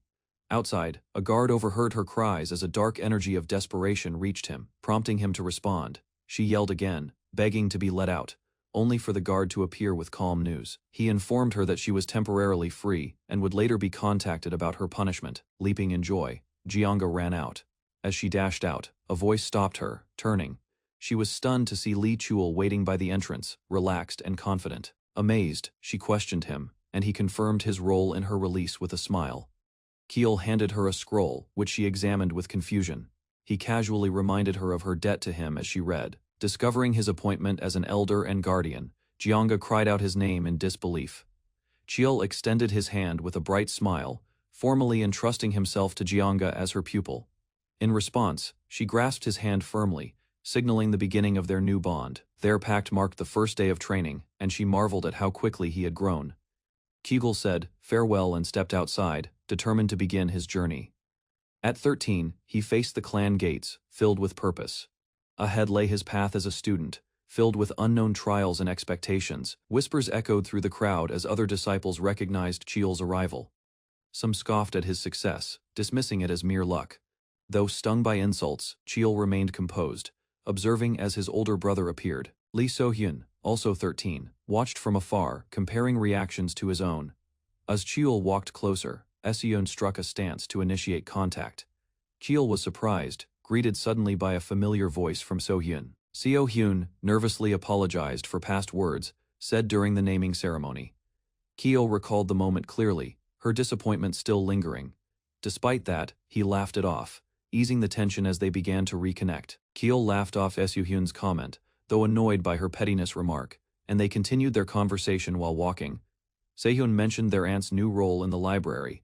A loud command interrupted as instructors called all students to line up for class assignments. While waiting, students whispered nervously. Afraid of being placed into a lower class, Cheol understood their anxiety.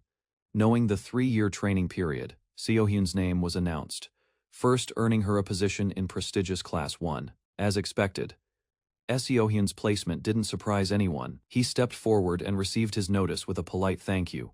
Upon reading, a hint of disappointment crossed his face. Cheol realized he had been intentionally placed in Class 5, the lowest and most neglected group. His paper confirmed the placement, and he guessed the elders orchestrated this result. He recognized it as a calculated move by his political enemies to isolate him early. Despite this, he chose to stay calm, believing the assignment might actually reduce unwanted attention.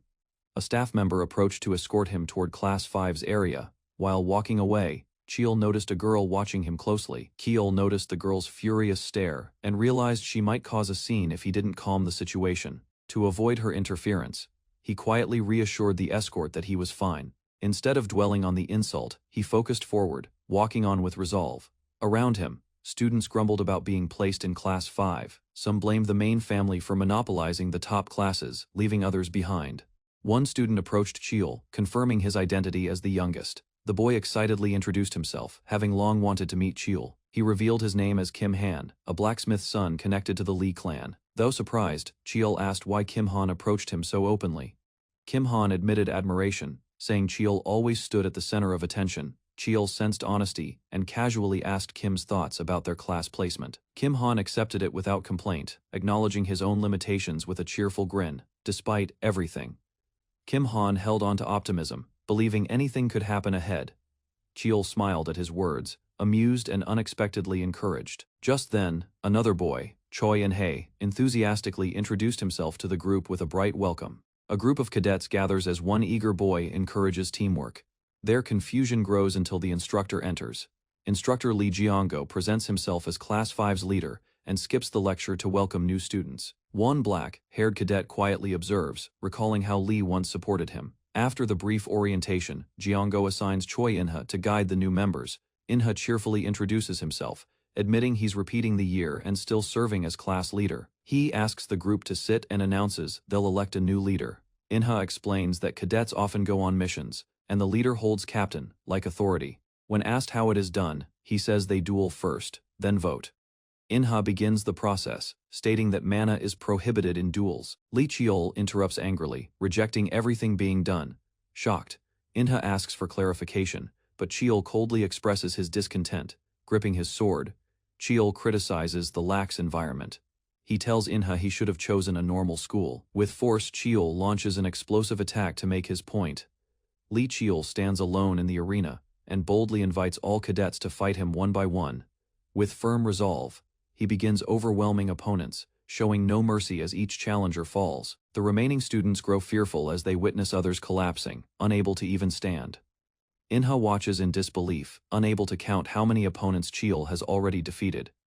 Cheol calls for the next challenger without pause, eyes locked on Inha, nervous and wide-eyed. Inha realizes he's the last one left, and begins to step forward. Cheol calmly confirms Inha's turn, keeping his stance steady and blade ready.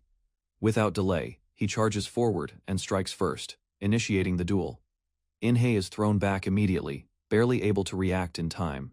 As the duel intensifies, Inha wonders why Cheol is going so far for a simple sparring match, despite his doubts. He recognizes Cheol's fury and resolve, which stem from something deeper. Inha clenches his teeth, silently understanding Cheol's desperation to prove himself. Recalling his own fierce past, Inha pushes forward with renewed strength. His desire to win reignites as he refuses to accept defeat. Cheol ends the match decisively, declaring victory with firm control. Lee Cheol strikes hard, launching Inha into the air, and forcing him to drop his sword. Inha crashes to the ground in pain while Cheol approaches, exuding a fierce aura. Struggling to breathe, Inha trembles as Cheol calmly stands before him. Cheol instructs someone to escort Inha to the nurse, assuming the match is over. Unexpectedly, Inha rises with a shout, declaring the fight is not over despite injuries. He charges again, now wielding his sword with his left hand. Cheol, watching closely, notes the fierce determination in Inha's eyes. Without flinching, Cheol counters swiftly, ending the attack. With a final blow, he knocks Inha away, overpowering him again. Inha collapses in agony as Cheol lowers his weapon, unmoved.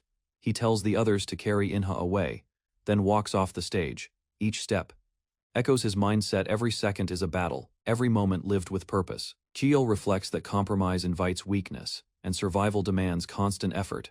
He explains he fights to protect everything important, never allowing himself to relax. With fierce conviction, Cheol tells the crowd this is what true fighting means. Instructor Jiango confronts Cheol, criticizing the excessive violence and listing the injuries. Cheol defends his actions, insisting endurance is necessary in the martial clan. Jiango reminds him the cadets come from difficult backgrounds and aren't as hardened. Jiango calls Cheol a good man, rare in the clan. He reminds Cheol that guidance is also his duty, even if it means being harsh. With firm words, Jiango walks away, telling Cheol to steer the young ones properly. The next day, Cheol returns sore and deep in thought about his actions. He admits to himself that he went too far and notices how others look at him. Though some seem bitter, none avoid him, which reassures him. The cadets notice Cheol's arrival, murmuring among themselves. One cadet respectfully welcomes him, while Cheol humbly apologizes. He explains weakness is expected at their level, but strength takes time. Inha smiles and gathers courage to ask Cheol something. With sincerity, he asks if it's possible for someone like him to become strong. Cheol listens silently, facing the weight behind Inha's question. Although Cheol lacked the confidence to teach, he noticed subtle patterns others missed. A peer pointed out how Cheol instinctively dodged 3 feints in succession, encouraged to hone technique over brute force. Later, Cheol returned with visible injuries, greeted by a peer questioning his readiness. Choosing discipline, he dismissed the idea of skipping training. Determined not to be lectured, he made his intentions clear and walked off. Observing Cheol's resolve, a teammate noted his change in demeanor. The instructor gathered the group, reporting 11 absentees due to injury or unknown reasons. Despite the reduced count, the training session was set to continue. As the instructor scanned the crowd, fatigue was evident on every face. Compared to yesterday, tension had risen dramatically, caused by one person's shift. Though a basic evaluation was planned, their condition prompted hesitation. The instructor clenched his fist, then changed his mind about postponement. Without delay, he instructed the class to begin their evaluations. Training resumed, with the leader stepping up to guide the session. After 10 hours of evaluation, Li Qiul admitted exhaustion. His sharp gaze revealed inner tension, sensing something was off about the instructor's behavior. Unlike before, rest wasn't granted despite multiple injuries. Commanding attention, Li Qiul stood before the group. He referenced Shoei, Inha, hinting the class already knew of his appointment. Maintaining composure, he prepared them for what was to come under his leadership. A cadet clarified that the class leader holds full authority unless overruled. Li Qiul stated clearly only the willing would follow his demanding training. Displeased, Kim Boshong muttered in frustration, judging him as arrogant. Li Qiul challenged dissenters to duels for leadership, offering fairness. Without delay, he initiated sparring, ordering each to face their partner. By the end, only 6 remained standing, while the rest had collapsed mid-training. Calling an end to the day, Li Qiul dismissed them after the harsh session. Complaints quickly spread, questioning the purpose behind the intense regimen. However, one trainee silenced them, showing respect for the leader's efforts. After losing without landing a single blow, a cadet blamed himself. Nearby, others reflected on their past performance, determined not to fall behind. One trainee swore to give everything he had.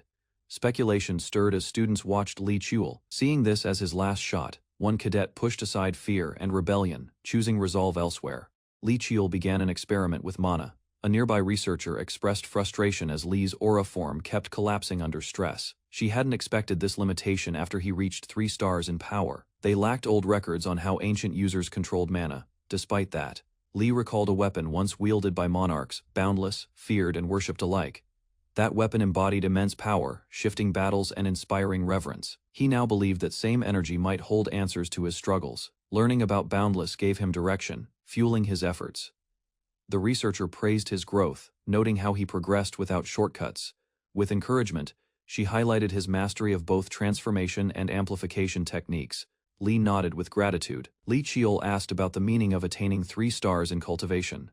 Jianga explained it unlocked aura skills and energy enhancements. Though mastery still lay ahead, noticing his exhaustion, she asked about training, and he downplayed it with a brief reply. She teased him, offering mysterious help with a gleeful expression. Without revealing anything, she simply asked for his trust. Among the students, Li Qiul felt uneasy, suspecting trouble ahead. A surprise special lesson on mana arts was announced to the class. Elder Jianga was introduced formally as a mana researcher of the Li clan. Embarrassed by the attention, she laughed as the students clapped. She skipped pleasantries, eager to dive straight into the lesson. Qiul noted her improvement in teaching, surprised by her confident energy. Ending the intro, she declared they'd now begin the fun, practical part. As excitement grew, she warned them to pay attention to the one-time demonstration. Qiul revealed that he'd arranged this lesson, mirroring support given to lineage kids. Grateful, he thanked Jianga, his aunt, who responded with pride. Jianga explained that the new mana boost technique was theoretically stable. Li Qiul acknowledged her progress with a nod of approval. The instructor clapped for attention and announced they'd practice the technique through duels. Students were told to select partners immediately. One trainee challenged Li Qiul directly, vowing not to hold back. Qiul welcomed the seriousness, telling him to begin without hesitation. A senior student warned Li Qiul not to expect mercy before their duel began. Qiul welcomed the challenge without hesitation, lifting his practice sword confidently. In a sudden clash, Qiul's precise strike knocked his opponent down, stunning the spectators. The instructor quietly observed, sensing something familiar in Qiul's movements. Though impressed, she admitted to herself that she disliked him. Nearby, students whispered resentment, calling him different and questioning his rapid growth. The instructor interrupted them, catching them off guard with her presence. She demanded if their words were aimed at her disciple, her tone growing sharp. Frightened, they quickly apologized, realizing they had crossed a line. She scolded them harshly, demanding to know what gave them the right to judge Qiul. One student claimed Qiul belittled their effort despite their hard work. Another blamed their differences on growing up in separate environments. She laughed coldly, saying they knew nothing. If they understood Qiul's life, they'd see their own as easy. Qiul stood nearby, silent, listening to every word. After hearing the instructor's sharp words, Bosong clenched his teeth and vowed to test Qiul's true abilities. As the day's training ended, the courtyard emptied, yet Bosong's irritation only deepened. Watching quietly, he narrowed his eyes, already forming a new plan in his mind. Later, students began mocking Qiul, insisting he was no different from them. One claimed that only birth circumstances made Cheol stand out, not true merit. Bosong brought up, following Cheol secretly, confident they wouldn't get in trouble since Cheol lived apart. Determined, Bosong insisted they couldn't let Cheol look down on them anymore. He swore to discover how Cheol lived, beginning that night's surveillance. From behind a wall, he waited, counting the hours Cheol had been inside the research building. As night dragged on, the others grew sleepy and lost interest in waiting. Moments after they left, Cheol finally stepped out, exhausted. Hidden Bosong spotted him and immediately gave chase. Cheol paused briefly, struggling to stay awake after intense effort. Bosong trailed him, thinking he was returning home. Instead, Cheol entered a forbidden martial hall meant only for the main family. Screams echoed through the night, startling Bosong and the cadets hiding nearby. They questioned the noise, wondering if it was training or something more dangerous. One cadet urged stopping the surveillance, finally acknowledging that Li Cheol's words might have held truth. Bosong brushed off their doubt, insisting he trained just as hard as Cheol. Still, uncertainty crept in as the others watched silently, sensing a gap they couldn't explain. Alone in thought, Bosong questioned what truly separated him from Cheol. Determined, he vowed to prove they were equals, even if no one else saw it. From a distance, he followed as Cheol finally returned to his quarters. As Bosong lingered, a patrol guard suddenly noticed his presence, mistaking him for Cheol's companion. The guard assumed the two had been together, confused. Bosong learned Cheol trained outside this late every single night. He awkwardly laughed, pretending it was a one-time thing to avoid suspicion. As he walked off, Bosong glanced back at the still-lit house. It was already 2 in the morning, yet Cheol hadn't stopped. Bosong quietly turned around and began heading back in silence. Bosong walked away silently under the dark sky, finally deciding to return to his room. By 5 a.m., the training hall opened, and the cadets gathered once again. Rubbing his eyes, Bosong regretted staying out too late the previous night. His attention shifted as he noticed Cheol nearby, visibly exhausted. Despite Cheol's lineage and mana, Bosong wondered if such little rest was healthy. He recalled his own routine, resting, relaxing, and playing games without pressure. Even with personal training, Bosong realized he still had free time. Cheol's tired face puzzled him, prompting a hesitant question. Cheol looked at him directly and asked why he was being watched. Embarrassed, Bosong admitted the truth and claimed Cheol had advantages. Cheol calmly explained this was how he lived from a young age. He clarified his tiredness came from years of sleeping only a few hours. Bosong asked why Cheol trained so relentlessly. Cheol responded with a simple question, one Bosong already knew the answer to. Stunned, Bosong stayed silent, the realization sinking in. Bosong stood still, eyes lowered, frustration simmering beneath his silence after his talk with Cheol. Meanwhile, in the training hall, the patriarch waited alone, sword in hand. A subordinate approached, delivering a report, which the patriarch acknowledged with a stern expression. The official document was presented, but the patriarch immediately dismissed it as insufficient. He explained that cadets must endure harder conditions, unlike weapons that can be simply acquired. Understanding the seriousness, the subordinate accepted the instructions without question. Before leaving, the subordinate added another report, this time about Li Cheol. The patriarch, already familiar with Cheol's background, recalled his determined gaze since childhood. He described Cheol's eyes as those of someone who had lived under pressure and loss. Still, the patriarch noted that leading others required more than strength. He ordered changes to the test, raising the difficulty for Cheol's entire group. His final words were clear. It was time to see if Cheol truly possessed the qualities of a leader.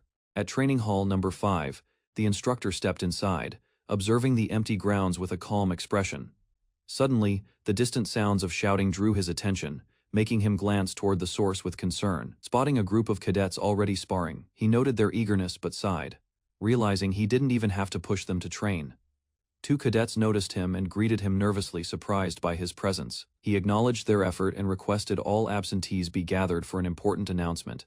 Facing the assembled group, he informed them the first evaluation had been unexpectedly moved forward. To ease the pressure, he declared a 1-week break. His expression softened as he paused, considering whether they needed reminders to train during the break. Watching the cadets' brightened faces, he decided to trust them without further instructions.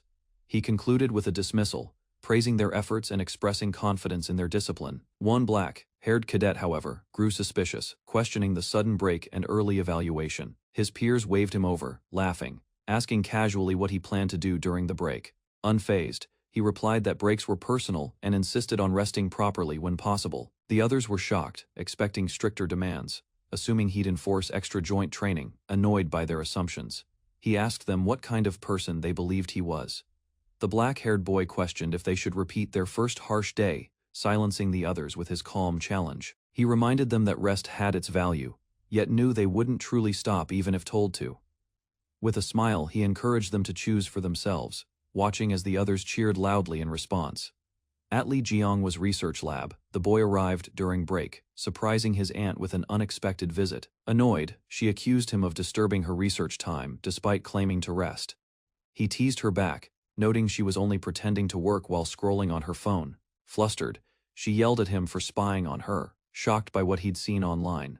Changing the topic, he asked if the early evaluation was ordered by their father. She confirmed it came from the main clan. The boy reflected that his mana arts had plateaued. Attempts to trigger new memories failed, revealing a deeper flaw in his progress. While lost in thought, a sudden slip caused papers to scatter, drawing his aunt's loud scolding.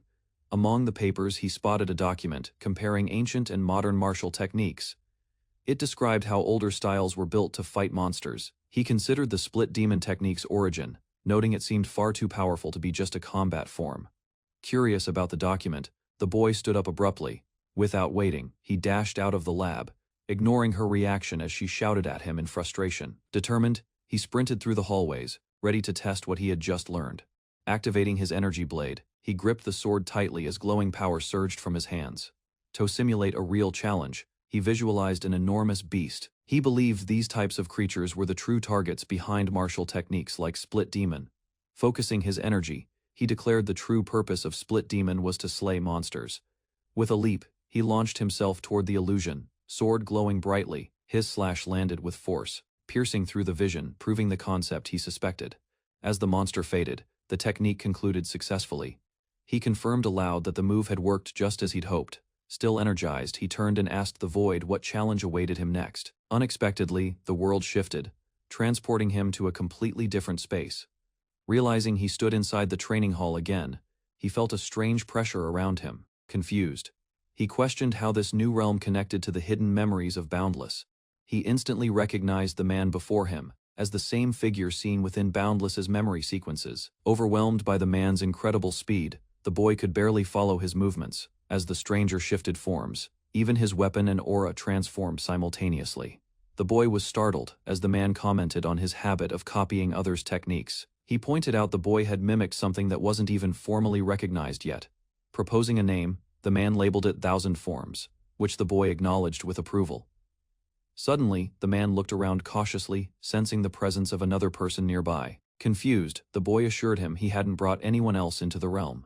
Without warning, the man charged in with full force, stating this duel was intended solely for the boy.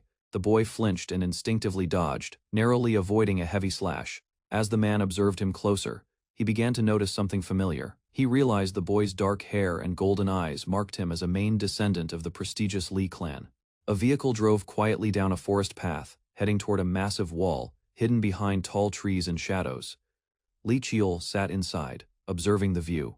His attention shifted to the structure ahead, the wall dividing the secure safe zone from the dangerous unknown. Dimensional rifts called blue holes had appeared suddenly. From these swirling voids, bizarre creatures spilled into reality. Fire and chaos followed as monsters from the rifts invaded. While some zones were reclaimed, many red-marked regions remained unexplored and filled with lingering danger. Li Qiul questioned the current borders. Trainees like him now ventured beyond the wall, hoping to change the course of this divided world. The vehicle neared its stop, and a warning reminded them of what lay ahead. Tires screeched as it halted at the wall's gate, marking the beginning of their mission. Li Qiul stepped out, facing the unexplored dungeon beyond with steady resolve. A leader ordered everyone to gather and prepare the base camp before the test began. They were informed that bodyguards wouldn't follow survival, depended solely on themselves. With that, Li Qiul and the others silently prepared for the challenge awaiting in the wild. The instructor reassured the group not to worry. He smiled with confidence, encouraging everyone to showcase everything they had trained for without holding back. In response, the trainees shouted in unison, stepping forward. Li Qiul declared he would take command of the mission from that point on. He warned them that the test would become harder due to his presence, and gave one last chance to back out. Determined and clear, he awaited anyone who might choose to withdraw before the true trial began. The dungeon they entered was known as the Human-Faced Spiders Forest, a zone unsuited for cadet training. Its layout was completely covered in webs. Despite the danger, Li Chuel's team remained. The classmates expressed full trust in Li Chuel. Grateful for their support, he smiled faintly, acknowledging the faith placed in him. Their unity gave strength to push forward into the dangerous forest without hesitation. Jokes lightened the mood briefly, but Li Chuel quickly redirected their focus toward the task ahead. They confirmed no one would back out and gathered to receive final orders and supplies. Inside the forest, human-faced spiders moved with intelligent coordination, mimicking hive behavior and increasing the threat level. Li Chuel led the group through the forest, explaining their objective was to record the behavior of spiders at least 10 years old. Without hesitation, he handed command to Choiman. The team reacted with confusion and concern as he claimed he would act as bait. Chuel calmly stated he'd move on his own to lure the spiders into one place. He declared he would become the food to attract human-faced spiders for observation. Shock spread across the trainees as they shouted in disbelief at his drastic decision. Venturing deep into the forest, Chuel drew the attention of several hostile spiders. Dodging an attack, he retaliated with precise force, piercing one enemy cleanly. Breathing steadily, he confirmed their gathering had begun, preparing for the next phase. By killing one spider, he triggered a danger signal that summoned the rest. The spiders, seeking powerful prey, viewed him as food for their larvae. To survive, Chuel began gathering power, knowing strength alone would decide his worth. Activating Demon Split, he launched a powerful strike to hold the swarm back. Standing alone, he faced an overwhelming number of red-eyed spiders responding to his challenge. Surrounded, Chuel readied for the critical confrontation with the entire hive. Li Chuel stood still as spiders closed in. With fangs bared, the monsters lunged, and Chuel allowed himself to be taken without resistance. As his vision faded, he muttered quietly. Regaining consciousness, Chuel realized he was trapped inside a cocoon spun by the spiders. He assessed his condition, noting the poison only caused slight dizziness, but left him physically intact. Activating his stealth ability, he prepared to erase his presence and escape unnoticed. He moved through the nest, believing this was the heart of the den where the larvae must be gathered. Swiftly and silently, he searched the area with sharp eyes for anything unusual. Something unexpected caught his attention, halting his movement immediately. He found dozens of large feeding cocoons, far more than any dungeon should hold in one area. Some seemed disturbed, possibly linked to the spider's sudden aggression. A massive dark cocoon loomed at the center, pulsing ominously with unknown power. As he observed, dark energy began reacting within him, syncing with the cocoon's aura. Startled, he looked down to find his body resonating instinctively with the energy source. His expression turned tense, as he questioned why his dark power responded to something so unnatural. A powerful surge erupted from the massive cocoon.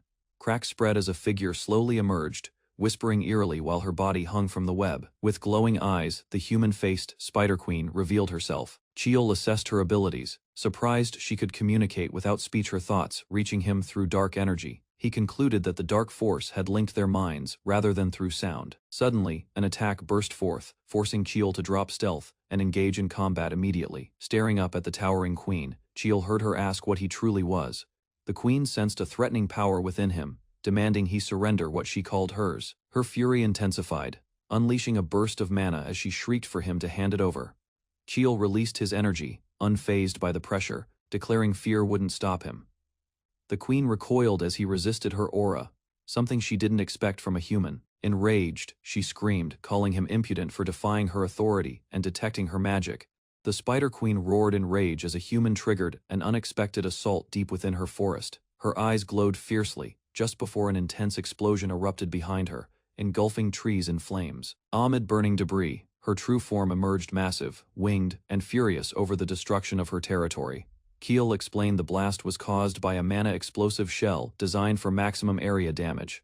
He noted the flammable forest helped spread the fire, buying time to strike deeper. With urgency, he ordered Group 1 to advance, estimating 30 minutes to reach the enemy den at base camp.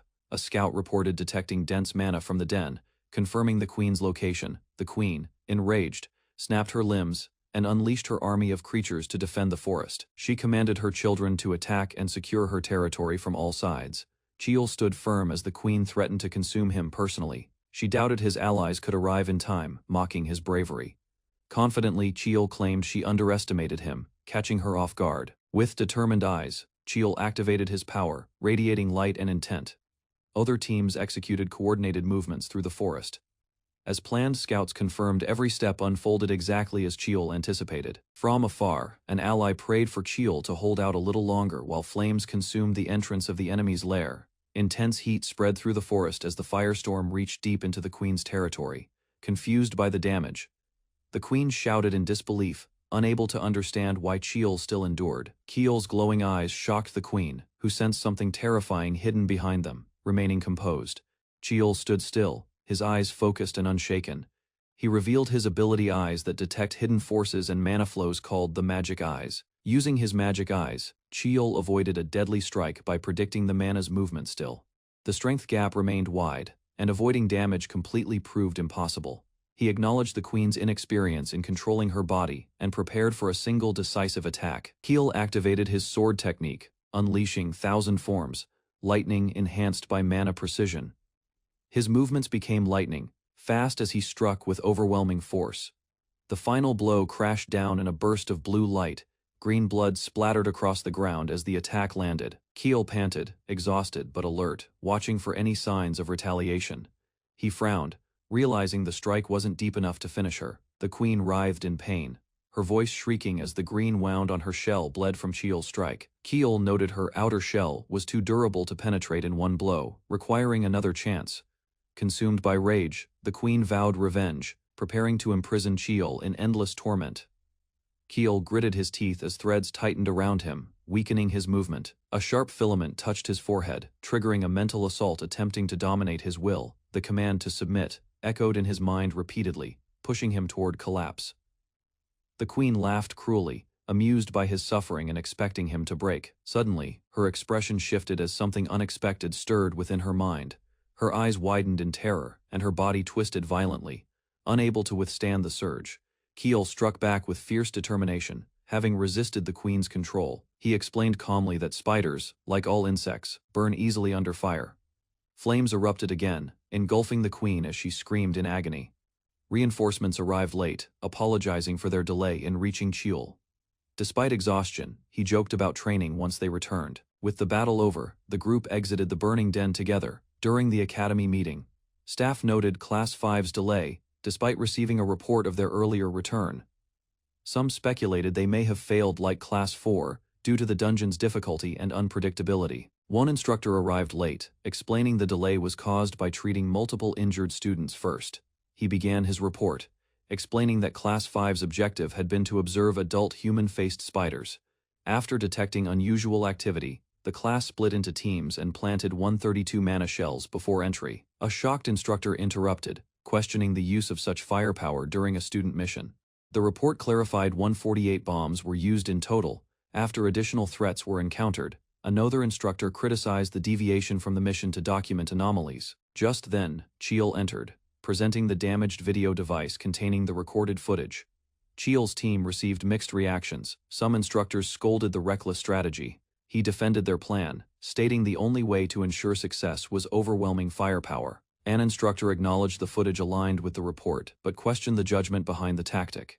Chiol argued that action based on limited data was the best choice in a life-threatening dungeon. Instructors debated grading the mission, ultimately concluding Class 5 alone earned full marks.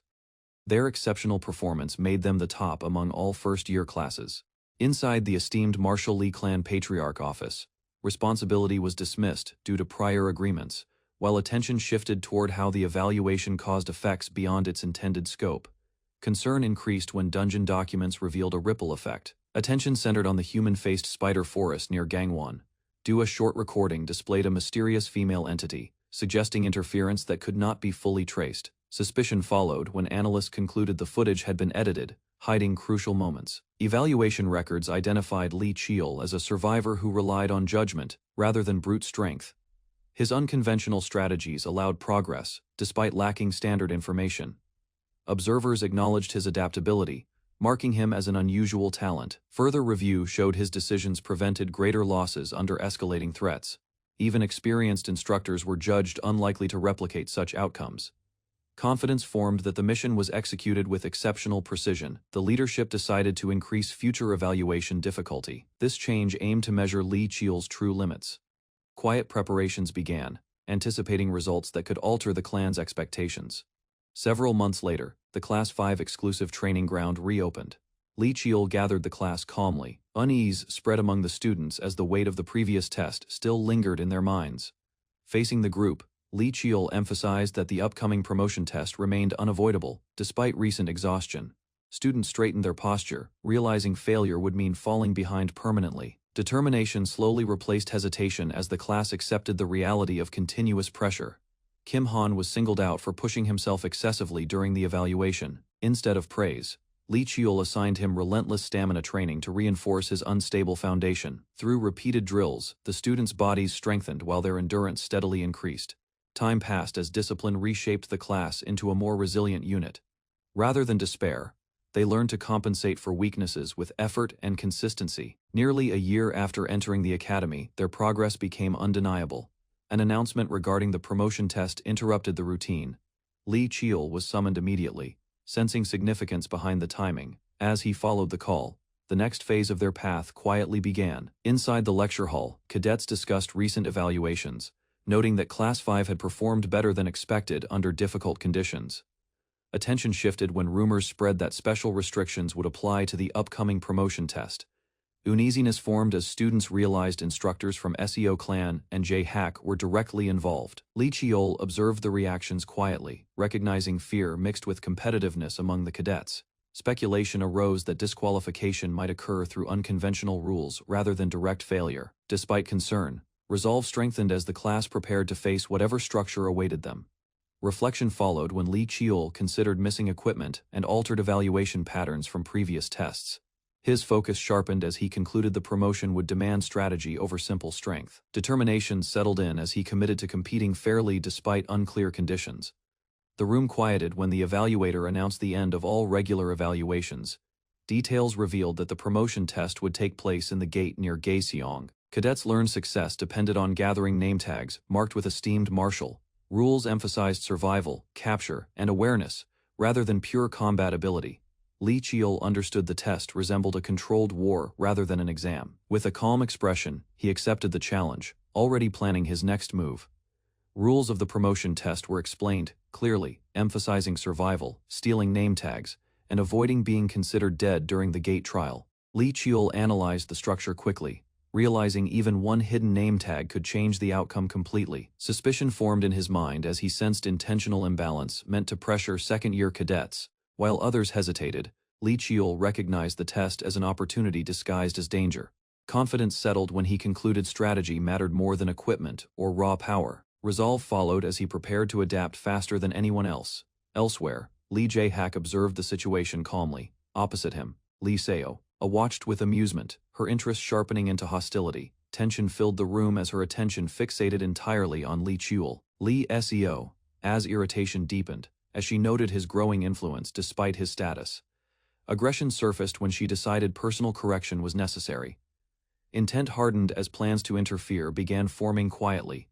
Lee Jae-hack voiced unease, openly disapproving of her fixation. Dismissal followed as SEO insisted dominance must be enforced. Far away, unaware of their gaze, Lee Cheol moved forward, unknowingly stepping into a deeper conflict. The promotion exam begins as cadets gather before a carefully stabilized gate. Lee Cheol stands quietly, observing reinforced structures and heavy security surrounding the site. Underlying tension exists, yet the academy presents confidence to the watching public. Cadets soon line up, maintaining discipline despite visible anxiety on their faces. Lee Cheol focuses inward, knowing this exam decides his academic advancement. Preparation concludes, and determination slowly replaces hesitation among the group. Moving first, Lee Cheol advances, prompting the others to follow decisively. Synchronized steps echo resolve as pressure increases with every movement forward. Unseen figures observe closely, suggesting deeper interests behind the examination. Inside an office, Director Seok reviews updates with calm efficiency. Reports confirm that all second-year cadets have already entered the exam area. Nearby, another figure relaxes, appearing entertained by the upcoming developments. Director Suk pauses, reflecting on unresolved variables involving Lee Cheol. Past decisions resurface, hinting that hidden arrangements still influence events. With everything prepared, the promotion exam proceeds under calculated supervision. Inside the office, A sudden report shocks the relaxed observer monitoring examination results. Director Suksok's expression tightens as he focuses sharply on the unexpected outcome. Confusion spreads when confirmation arrives that the situation has already concluded. The observer checks the device again, revealing heavy eliminations during the first-year trial. Shock deepens upon realizing every first-year cadet from Class 5 survived. Anger erupts as disbelief centers on Lee Cheol's involvement in the results. Director Suk acknowledges defeat calmly, recognizing Lee Cheol surpassed expectations again. Far away, cadets flee through rocky terrain, exhausted yet desperate to escape pursuit. Fear grows as they realize Lee Cheol remains relentlessly close behind them. The fleeing cadets hide briefly inside a cave, struggling to catch their breath. Suddenly, an overwhelming force crashes down, shattering the ground violently. Panic explodes as one cadet is struck, sent flying by the impact. Pain follows as another cadet is hit directly, screaming from the blow. From the dust, Lee Cheol steps forward calmly, completely unharmed. Standing tall, Lee Cheol announces his presence, confirming the hunt has ended. Hidden inside the cave, the cadet trembles as Lee Cheol calmly locates them. A sudden grab silences reckless words, reminding consequences within the Academy's strict hierarchy. Drawing his blade, Lee Cheol enforces discipline, striking swiftly without hesitation. Afterward, Lee Cheol listens as his team confirms the situation is finished. Assessing fallen opponents, he orders immediate movement before reinforcements arrive. Trusting Lee Cheol's judgment, the cadets withdraw while he chooses independence. Standing alone, Lee Cheol prepares his sword. Focusing on nameplate acquisition, he analyzes the exam rules, realizing efficiency outweighs direct confrontation. Golden light ignites as Lee Cheol activates his magic eyes. Scanning distant cliffs, he traces hidden nameplate signatures across terrain. Spotting one location, Lee Cheol moves instantly toward the target, leaping upward. He retrieves the nameplate with precise control. Confidence grows as Lee Cheol confirms the method's reliability. Testing his limits, he refines control while navigating dangerous heights. Advancing swiftly, Lee Cheol continues the exam with calculated momentum.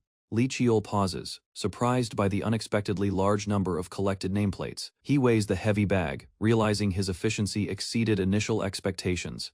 A sudden disturbance interrupts his thoughts as nearby terrain reacts violently. Blue energy erupts from shattered rocks, forcing Lee Cheol to halt his magic eyes. Awareness sharpens as he notices relentless combat sounds continuing since dawn.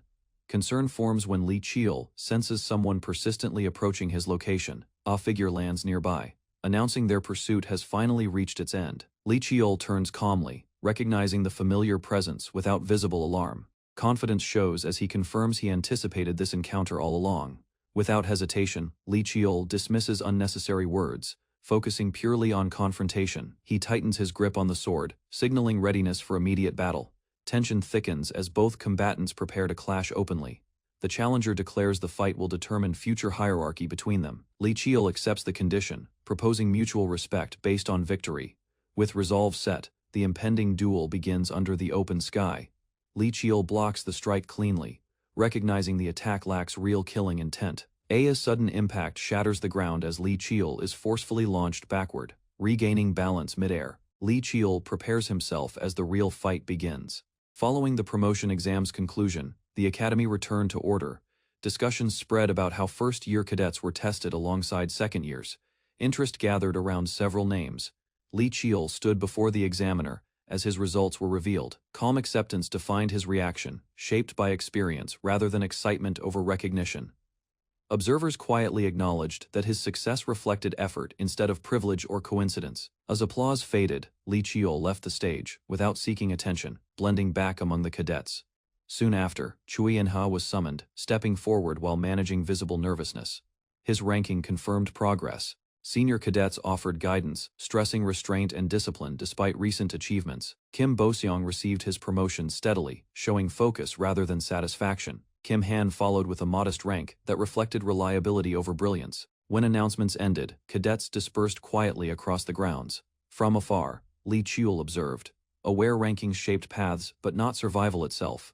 With results finalized, the Academy shifted toward trials beyond examinations. Kim Han examined his results, realizing his average rank fell short of expectations.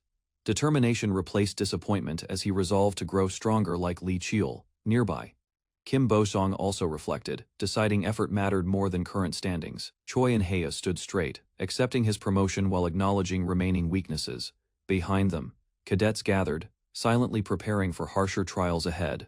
From the front, Lee Cheol observed calmly, understanding pressure shaped true strength. Confidence spread among the group as they discussed surviving the academy's second year. Warnings circulated about rivals eager to surpass or crush emerging talents. Despite tension, several cadets expressed belief in enduring through disciplined training. Encouragement followed, as friends reassured one another about overcoming future challenges. Lee Cheol offered quiet support, reinforcing resolve without seeking attention. Motivation grew stronger, fueled by shared ambition rather than rivalry alone. Suddenly, conflict arose when a cadet rejected results, showing open resentment. Physical confrontation revealed emotional imbalance and lingering inferiority. Observing silently, Lee Cheol recognized growth demanded struggle beyond simple victories. Choi In-ha walked quietly, reflecting on how much the girl had grown. Careful observation showed her confidence rising, despite lacking fully awakened powers. Private thoughts framed the situation as a calculated risk worth acknowledging.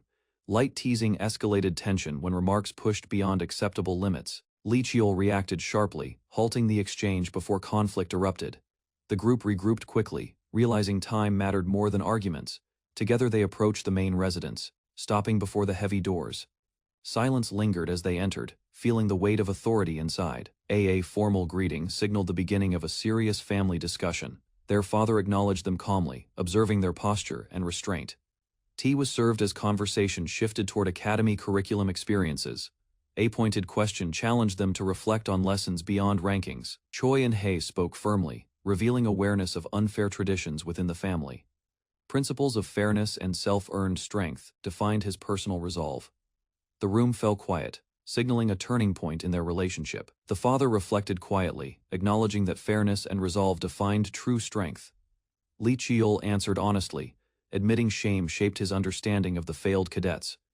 Concern crossed the father's expression as he recognized maturity beyond expectations. Lee Cheol explained weakness was acceptable, but abandoning effort violated clan principles. Memories of struggling cadets illustrated flaws within current instruction methods.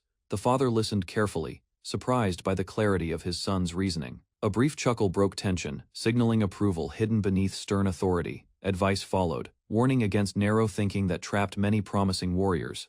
Both siblings absorbed the lesson, realizing guidance rarely came so directly. The father revealed plans to reward diligence equally, regardless of background. Excitement surfaced as rare rewards were mentioned for consistent achievement. Hope grew, strengthening resolve to continue improving without resentment. Permission was granted to collect rewards, confirming recognition of effort. Lee Cheol then requested entry to Heavenly Mountain for further training. Shock filled the room, marking the start of a far greater trial. Lee Cheol arranges medicinal tools and books neatly inside the quiet preparation room. Careful inspection reminds him of Heavenly Mountain and his previous lack of proper resources. Determination grows as he prepares supplies. Vast mountains stretch endlessly, representing the final stage of the warrior's journey.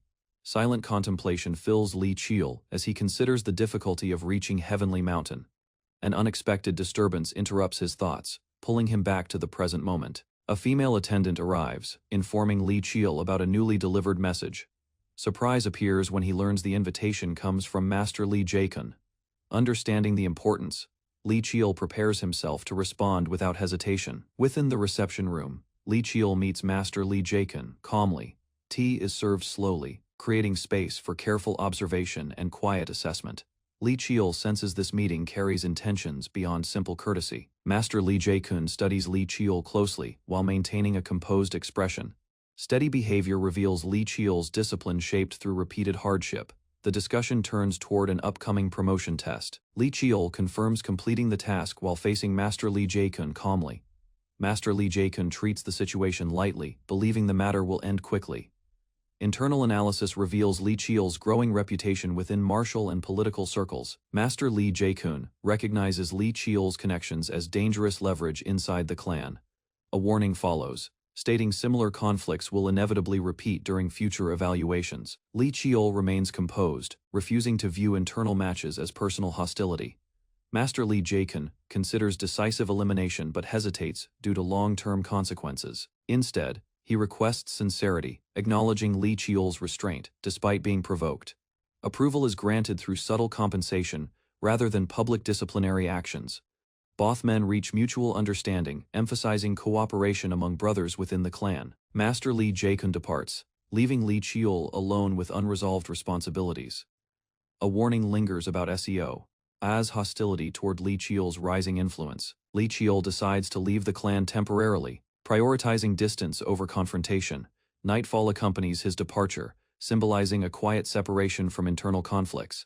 His steps halt briefly when he senses his mother's presence nearby. SEO. Coldly rejects the title of mother, her expression filled with distant resentment. Li Qiul desperately tries explaining, fear and confusion overwhelming his controlled composure. A sharp interruption silences him, establishing absolute authority within the room. Accusation follows as SEO. Condemns Li Qiul for abandoning responsibilities and fleeing disgrace. Collapsed on the floor, Li Qiul absorbs harsh judgment without resistance or defense. Rejection becomes final when she denies him as her child entirely. Shock freezes Li Qiul after learning he will depart for Heavenly Mountain. Seo. Declares the exile necessary, dismissing any remaining familial connection. Threats linger as she warns future defiance will bring harsher punishment. Master Li Jaekun watches silently, restraining anger behind a composed exterior. Internal fury erupts briefly, revealing resentment toward SEO's cruelty. Cold reasoning prevails as he assesses who truly benefits from this separation. Time advances as Li Qiul departs alone, carrying resolve instead of despair. A year passes, marking the day his return will challenge established judgments. Quiet determination defines Li Qiul's gaze, signaling growth forged through exile. Li Qiul senses familiarity ahead, reacting with brief surprise and guarded curiosity. Relief follows when he realizes their paths aligned naturally during the journey. Butler Choi appears calmly, explaining his role as temporary guardian for travel. Relief settled over Butler Choi as the carriage followed the same route he expected. Recognition struck him sharply when Li Qiul appeared inside the carriage, unexpectedly. Calm professionalism guided Butler Choi, as he explained his temporary role accompanying Li Qiul. During the ride, Li Qiul observed Butler Choi carefully while reflecting on his unusual presence. Explanation followed as Butler Choi revealed orders connected to the patriarch and ancestral duties. Quiet realization formed when Li Qiul sensed hidden depth behind Butler Choi's ordinary demeanor. Curiosity deepened as Butler Choi questioned Li Qiul's plan to visit the ancestral mountain. Respectful intent was shown when Li Qiul clarified his wish to honor his ancestors properly. Acknowledgement followed as Butler Choi recognized the wisdom behind such a deliberate decision. Initiative emerged when Li Qiul redirected the discussion toward Butler Choi's personal interests. Honest reflection appeared as Butler Choi admitted limited experience with mountain climbing. Memory surfaced when Butler Choi recalled a solitary ascent, shaped by caution and patience. Thoughtfulness marked Li Qiul's response, as he considered different approaches to difficult paths. Agreement formed while Butler Choi analyzed Li Qiul's careful mindset with quiet approval. Perspective concluded the journey as Butler Choi reflected on detours, shaping one's eventual destination. Butler Choi quietly reflected that higher peaks revealed harsher truths learned only through experience and time. Sudden realization struck Li Qiul as he sensed layered meaning behind Butler Choi's calm guidance. Inner thoughts followed as Li Qiul compared his regression path to constantly climbing unfinished mountains. Gratitude was expressed through Li Qiul's respectful posture toward Butler Choi's steady presence. Attention shifted when Butler Choi noted their arrival with composed urgency. The carriage slowed before a steamed mountain, signaling a significant turning point ahead. Majestic scenery unfolded as the ancestral mountain rose beyond the temple gates. Li Qiul acknowledged Butler Choi, while absorbing the solemn atmosphere surrounding the sacred ground. Concern surfaced when Butler Choi questioned access limits tied to patriarchal authority. Explanation followed as Butler Choi revealed his role as temporary escort granted special permission. Pressure settled when Li Qiul sensed ancestral energy responding sharply to his presence. Decision formed as Butler Choi respectfully stepped back, allowing Li Qiul to proceed alone. Measured footsteps carried Li Qiul toward the ancestral shrine, with steady determination. Doors opened as Li Qiul formally announced himself before the clan founder's resting place. Reverence filled the hall while Li Qiul prepared to honor his lineage sincerely.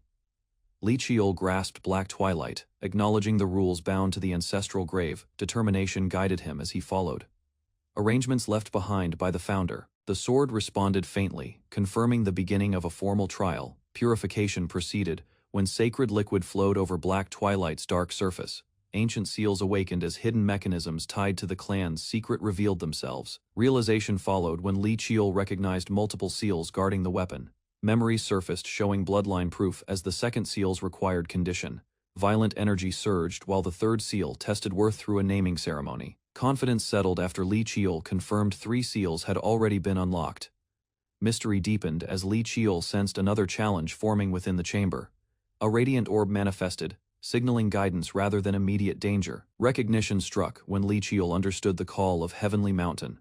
Ancient records echoed as Heavenly Mountain's purpose for training descendants became clear. Awe filled Li Chiol while observing the mountain's overwhelming spiritual density. Resolve hardened as Li Chiol prepared to step onto the Founder's chosen path. Li Chiol calmly compared Heavenly Mountain to other sacred regions, while walking beside Butler Choi through the forest path. Sudden noise shattered the calm as heavy footsteps crushed leaves and branches nearby. Tension rose when an unfamiliar presence aggressively announced itself within the mountain grounds. A hostile man emerged, displaying clear killing intent toward outsiders, trespassing the area. Threats escalated as the man demanded surrender, mistaking Li Chiol for an easy target. Violence erupted abruptly when the attacker launched a reckless frontal assault. Shock spread across the man's face as his attack failed to affect Li Chiol at all. Counterforce followed instantly, sending the attacker crashing backward through shattered ground. Fury replaced confidence when the man realized he had misjudged his opponent completely. Intervention arrived when Butler Choi stepped forward, revealing his authority calmly. Understanding dawned as the attacker recognized the Mountain Keeper of Heavenly Mountain. Silence followed, while Li Chiol was acknowledged as the outsider chosen to enter the mountain. At Heavenly Mountain's gate, the Keeper closely inspects Li Chiol's unusual presence. Rumors surface as the Keeper recognizes the illegitimate 9th child entering. Subtle movements reveal Li Chiol's training, sparking curiosity instead of rejection. Among forest shadows, Li Chiol remains calm. Despite growing attention, strange scent and eyes suggest hidden power within his body. His energy reacts briefly, exposing instincts he struggles to suppress. Inside the tavern, the Keeper tests Li Chiol through indirect observation. Lingering scent confirms something inhuman, quietly clings to the boy. Fate begins tightening as the Keeper's interest deepens steadily. Li Chiol explains his choice, revealing resolve formed through relentless hardship.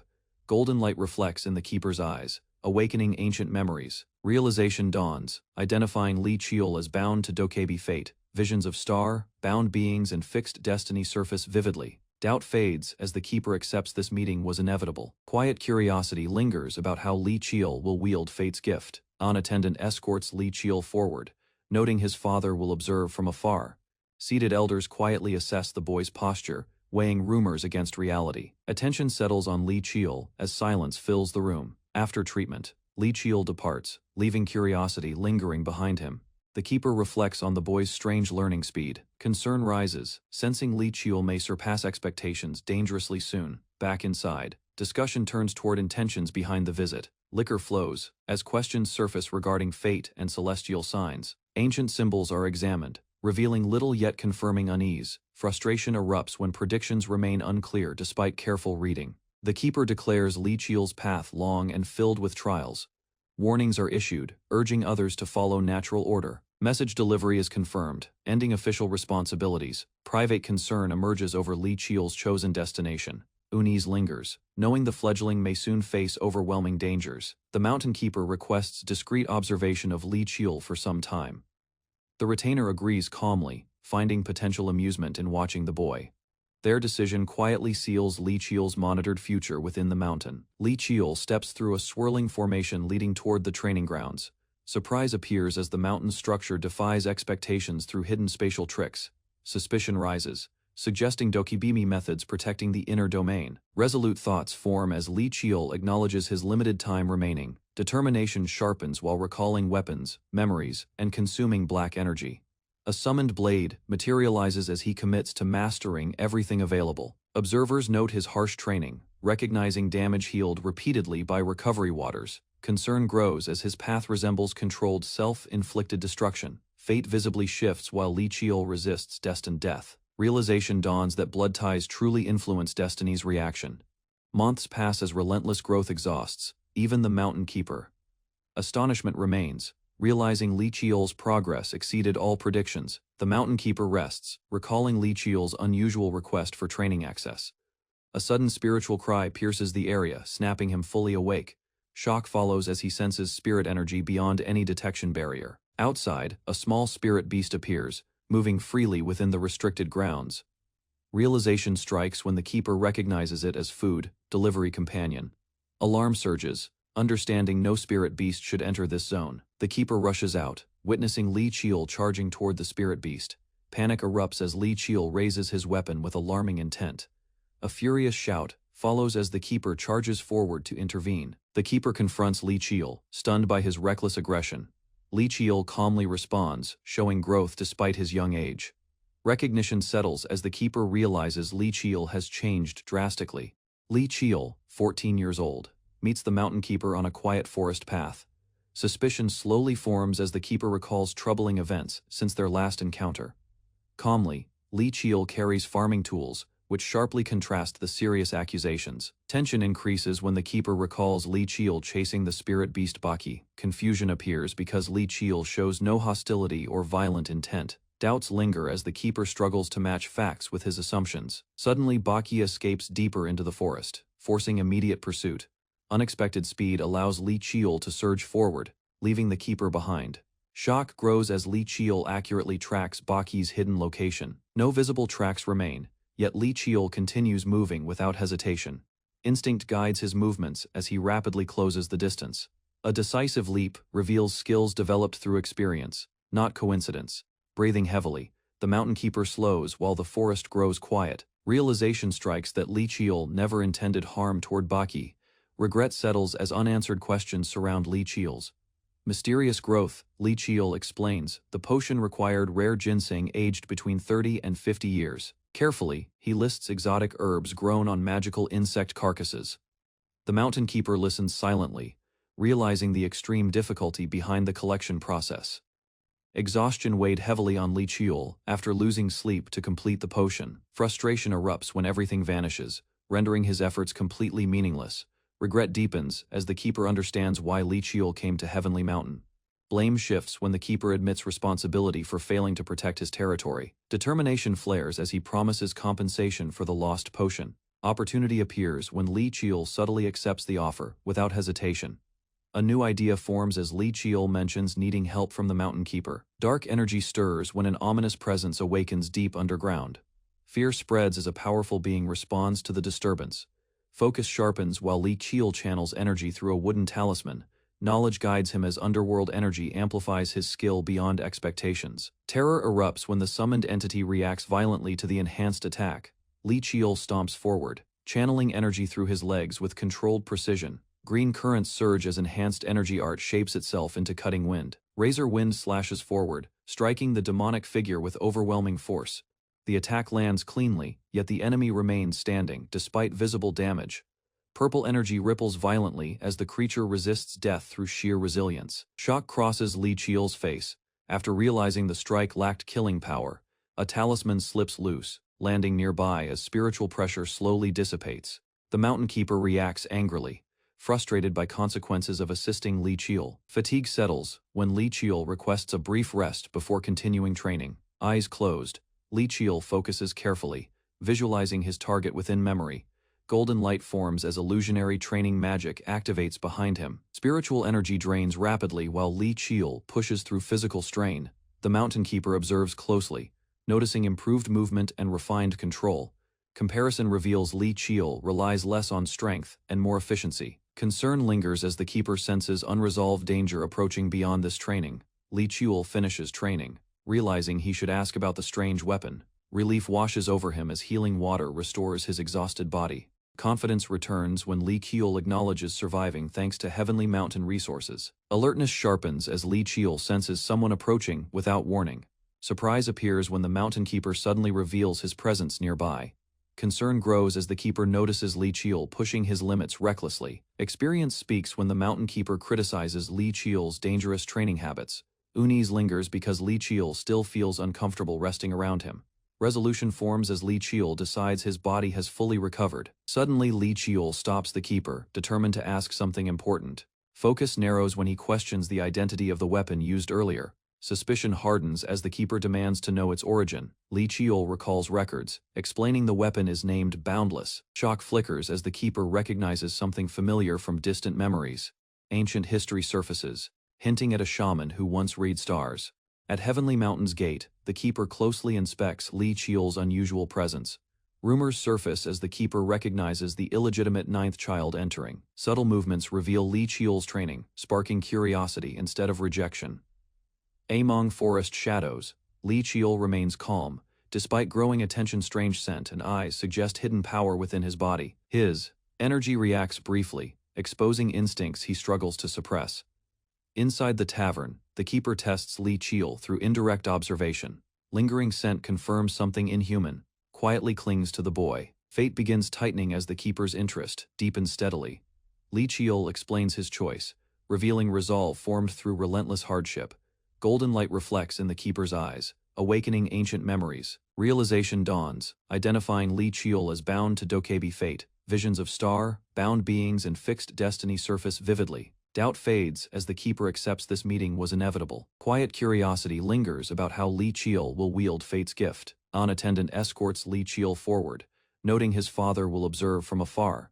Seated elders quietly assess the boy's posture, weighing rumors against reality. Attention settles on Li Chiol as silence fills the room. After treatment, Li Chiol departs, leaving curiosity lingering behind him.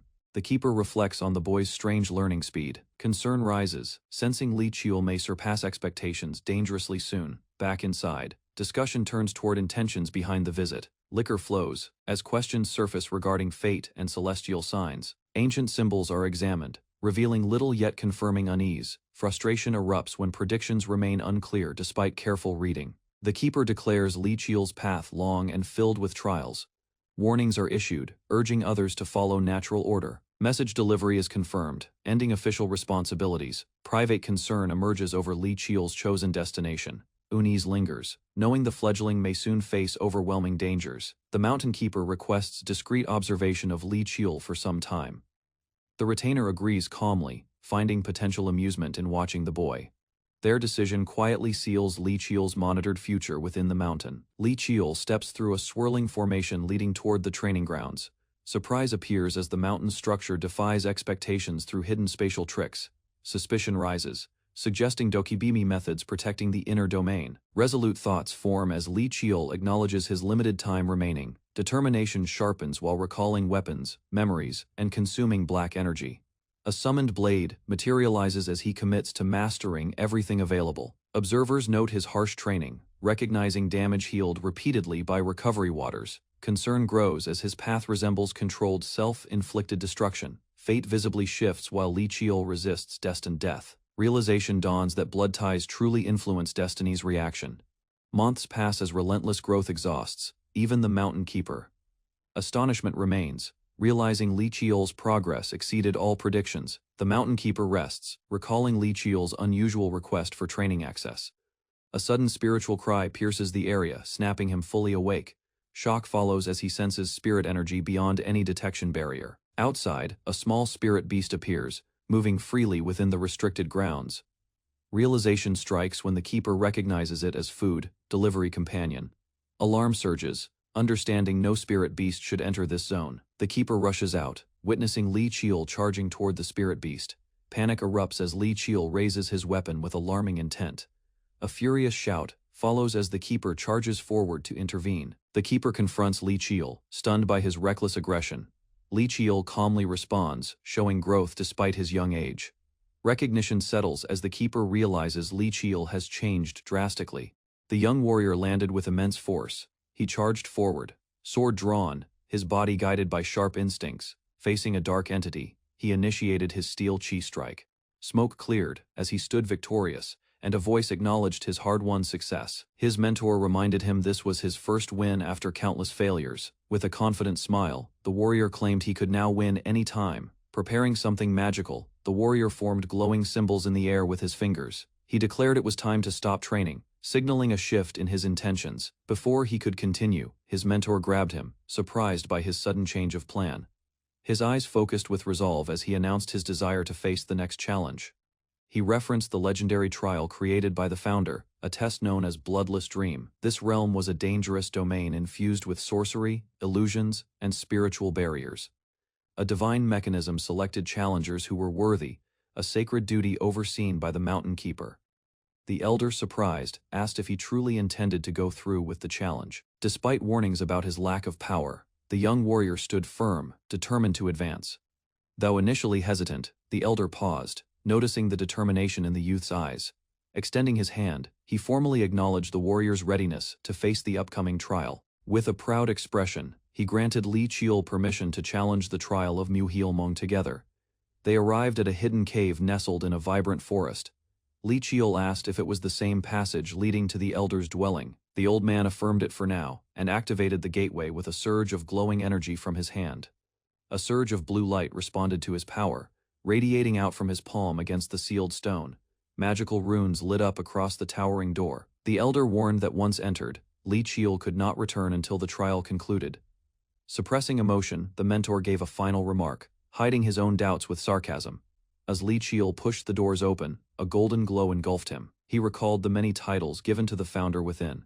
Whispers of myth surrounded the founder, some claimed he was fiction. Suddenly, in the center of an open field, the figure of Li Heilhian appeared. Gripping his sword tightly, Li Qiul felt an intense presence. Li Qiul remembered that only a few challengers in history had ever attempted Mu Heilmong.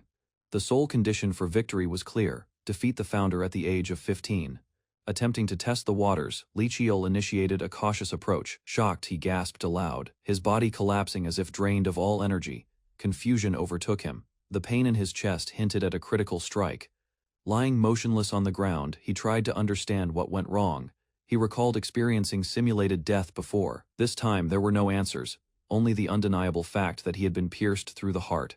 Forcing himself to calm down, he reviewed everything.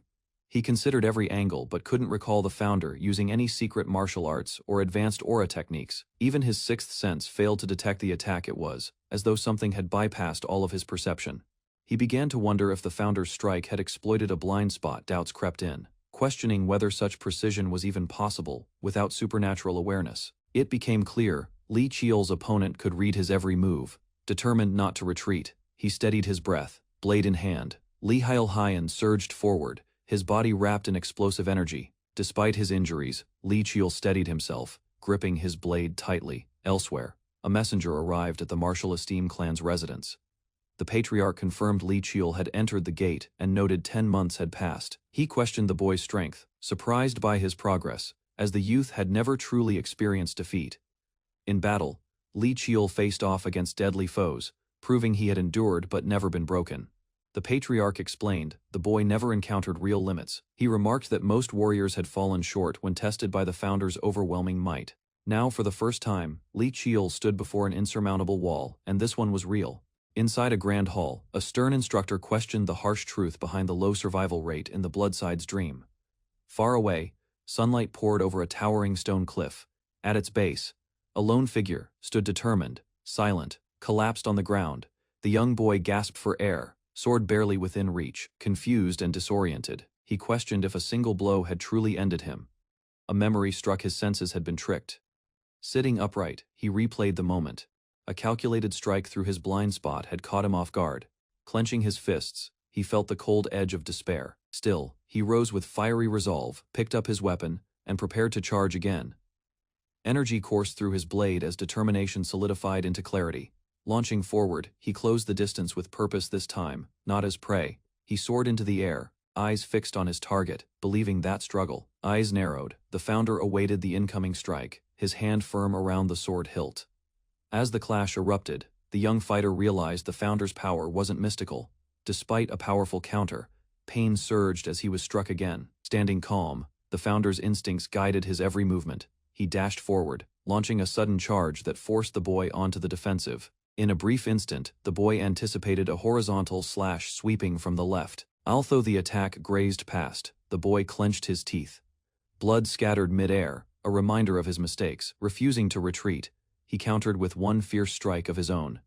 Momentum built as he followed with a second attack, fueled by focus. Blade after blade met in rapid succession, third, fourth, each one gaining confidence. He began matching the founder, momentarily fighting on even ground.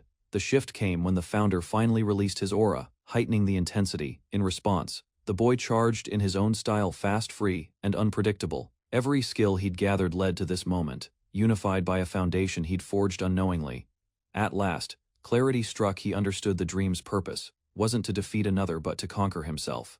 He surged forward, breaking his own limits, shattering hesitation. Realizing his hidden strength, one the founder himself didn't possess, he grasped the power only he could awaken. A woman with sharp eyes praised the boy's magical talent. Grateful, he smiled and called her aunt, energized by her belief in him. Drawing on that encouragement, he unleashed his skill, enhanced energy art razor wind. Wielding his weapon overhead, he summoned a powerful vortex. The energy tore through everything in its path, shattering stone and echoing with force. As the dust settled, the wall that once seemed eternal began to collapse. Far away, an old man sipped quietly, reflecting on how rare the trial had become. As the earth trembled, his drink rippled, hinting that something unusual had begun. He looked toward the mountains, alarmed and curious about the source of the disturbance. Leaping from his seat, he ran outside, a sudden realization forming in his mind. With urgency, he dashed toward a large, sealed gate in disbelief. There, he stopped. Stunned Taishan had passed the trial against all odds. Smoke and steam lifted as the heavy gates opened, revealing the boy's silhouette. With calm composure, Taishan stepped forward and greeted the mountain keeper. Later, at rest, he was asked simply, "So how was it?" A quiet end to a monumental test. Sitting by the water, the boy admitted the trial was something he'd rather not repeat. Despite his unchanged appearance, the elder noted how the trial usually alters a person's core. Curious, the boy asked about his father's performance in the same ordeal years ago. The elder recalled how the boy's father, Taishan, had calmly left after finishing the trial. He had offered a respectful farewell, showing no hesitation or emotion. However, the elder reminded the boy that his own result was far more remarkable. The boy revealed he wouldn't spend his remaining month training further. Instead, he chose to rest and think about all he'd learned. This change surprised the elder, who teased him about acting different. After sharing a light moment, the elder brought up a long-overdue debt. The boy, in turn, made a serious request to borrow the Dokibi Club. Faced with the unexpected proposal, the elder quietly absorbed the weight of the request. The older man tightened his grip on the cup, suspicious of the boy's calm approach and vague introduction. Without hesitation, the boy made his request to borrow the infamous Dokibi Club. Eyes wide, the man recoiled in shock, unable to believe what he had just heard. Rejecting the idea, he warned that the club wasn't fit for human hands and couldn't even be used properly. Still composed, the boy stated he only wished to touch it once, not wield it. Grumbling in frustration, the man reluctantly agreed, convinced it wouldn't amount to anything. Summoning the club with a surge of power, he muttered that the boy wouldn't manage anything with it. The weapon emerged massive, heavy, edged with brutal spikes, and bound in magical energy. He allowed 1 hour, warning misuse could result in instant death. With a smile, the boy accepted. Energy burst as he gripped the weapon and lifted it with ease. Watching in disbelief, the man struggled to comprehend what he saw. The boy left quietly while the man dismissed it as a fluke. In a hidden chamber, he dropped the club, drained from the effort. He muttered it wasn't even in its true form yet. The boy analyzed the Dokibi Club's power, aware it could summon typhoons or shift landscapes with a single swing. Clenching the hilt, he focused his energy, preparing to test whether the dark force within could be absorbed. Black energy began to swirl around the weapon as he studied how it responded to his presence. Elsewhere, the elder grumbled, confused by the boy's determination and unclear motives. Suddenly, pain struck his chest, his body trembling from the weapon's resistance. Despite the backlash, he clenched his fist and confirmed he had read the weapon's memory. He smiled. Realizing the memory link proved absorption was possible. That meant he could master weapons far beyond mortal limits. Satisfied with the result, he prepared to leave, confident he gained what he needed. The man met him at the door, surprised the boy's 1-year stay had ended. A small pouch landed in his hand, drawing a puzzled look. Curious, he asked what it was, inspecting the mysterious bundle. With a smirk, the elder shouted it was salt to ward off bad luck. The boy thanked him sincerely, promising to return someday. The elder laughed, jokingly, warning him to return with plenty of gifts next time. As the boy prepared to leave, he asked the mountain keeper if this isolated life brought him peace. The old man replied plainly, it didn't matter, the mountain was his home. He laughed, saying he still managed to enjoy his life with snacks. Before departing, the boy quietly declared his intention to someday restore the keeper's forgotten name. Surprised by the statement, The boy's calm smile said more than words ever could. From the cliffside, the elder watched silently, knowing that promise would one day call him back, alone now. He wondered how the boy had learned his hidden past. A tale from long ago unfolded a dokibi, who once caused endless mischief. Defeated twice by a man, the dokibi vowed to guard the mountain. That was the legend everyone knew. But the truth was deeper. The dokibi had lost again and made a final promise. His name was taken as proof of the pact, sealing his role away from the world. The victor explained that a name held one's soul, binding the dokibi forever. Yet it wasn't punishment, it was a safeguard. Only if a descendant returned the name would the ancient contract finally be broken. Reflecting on the past, the mountain keeper admitted not all his time spent there was miserable. He pondered if the boy truly had what it took to fulfill the ancient task and return his name. Suddenly frustrated, he shouted into the sky. Annoyed, the boy vanished, without any proper explanation. The elder muttered to himself, wondering if he had just been tricked after all. Far away, the boy arrived before a large estate under a moonlit sky. An old butler greeted him with familiarity, signaling that his father was waiting. Recognizing the butler, the boy smiled, confirming the meeting was indeed summoned by his father. The butler offered to handle the boy's belongings and directed him to the main residence. Following quietly, the boy sensed something different. The path was unfamiliar. Noticing the change, he realized they were heading somewhere unusual. The clan leader stood composed, dismissing the golden aura around him as insufficient to challenge his strength. He turned calmly as someone entered, sensing the presence before words were spoken. His son approached, offering respect. The father noted his progress with restrained approval. With a rare smirk, the elder questioned whether his son had only improved in flattery. The young man, caught off guard, wondered if his father had just smiled or even made a joke. An attendant entered and announced the tea was ready. The patriarch accepted it with a nod. He led his son silently through a corridor toward a private room. Inside, tea was poured into cups, its warmth setting a calm atmosphere. The father requested sincere thoughts, not formal reports, wanting truth over protocol. The son tightened his grip. Understanding this was about trust, not rank, he responded quietly, delivering his honest view without embellishment. The patriarch, surprised by his own feelings, drank slowly, lost in thought. Acknowledging his son's dedication, he praised the time spent. The young man assured him he hadn't wasted the chance given. Yet the elder asked firmly why he had still returned so late. The young man explained that he had visited esteemed mountain to honor the ancestors. His father, unconvinced, questioned if that was his only purpose.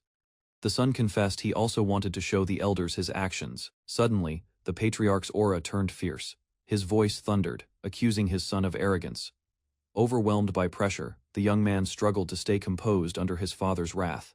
Despite the intensity, he defended himself, stating his visit wasn't for praise but to act meaningfully. He declared his desire to represent the Marshall Lee clan properly.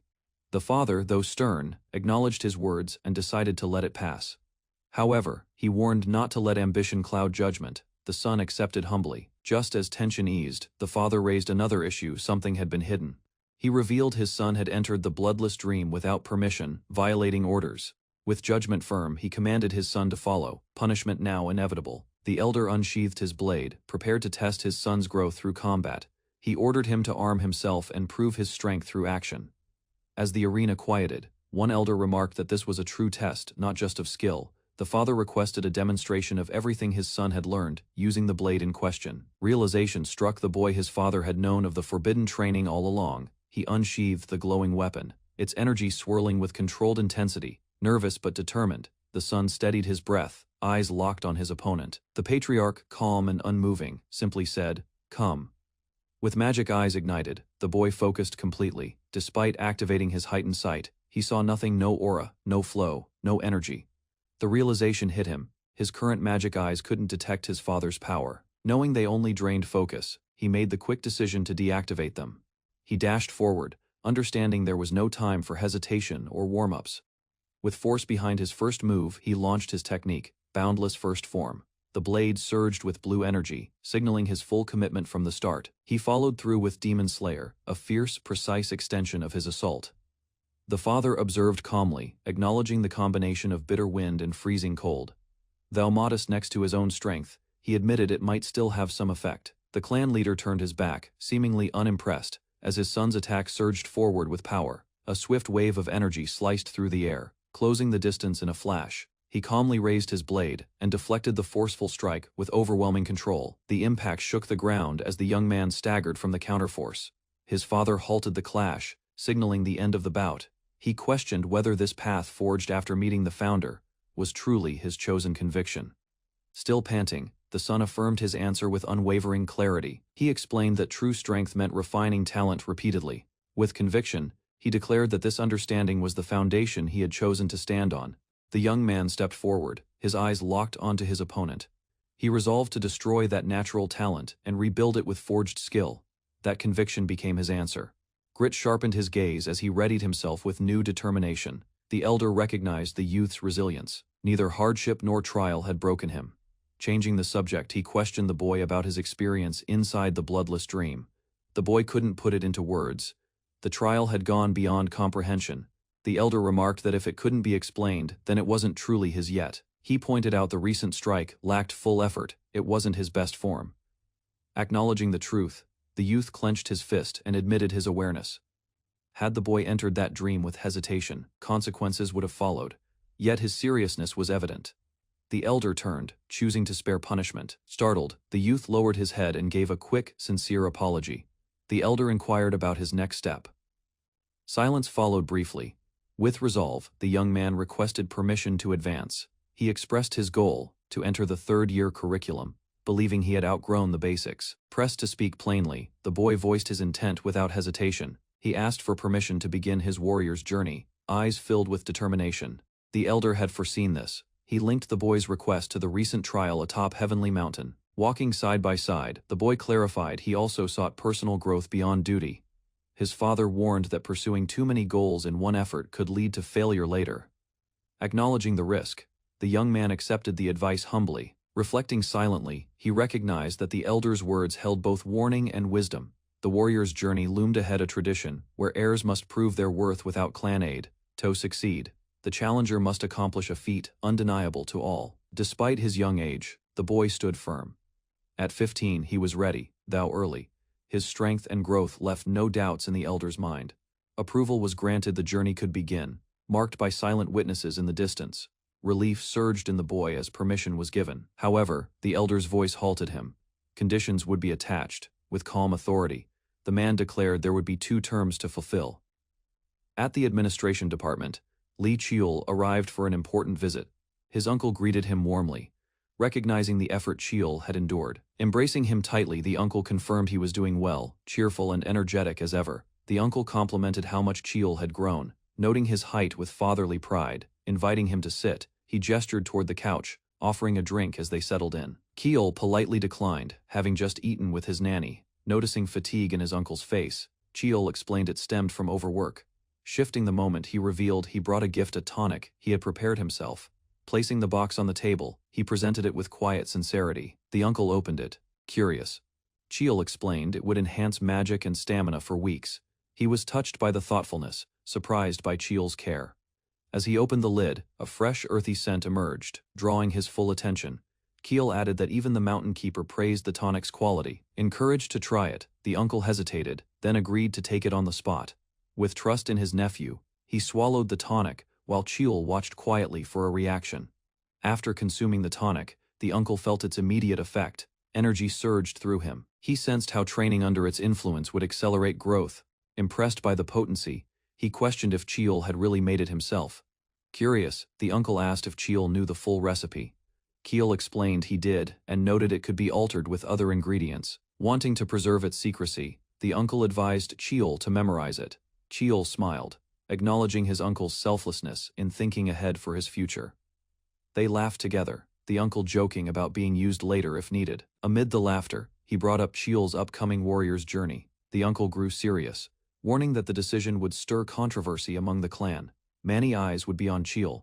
Accusations of favoritism would follow since others couldn't blame the family head directly. He questioned the approval, knowing the elder council also had authority over such matters. He reminded Chiul that the elders were not supportive of him. The odds were stacked, Chiul calmly assured him. He'd already thought it through.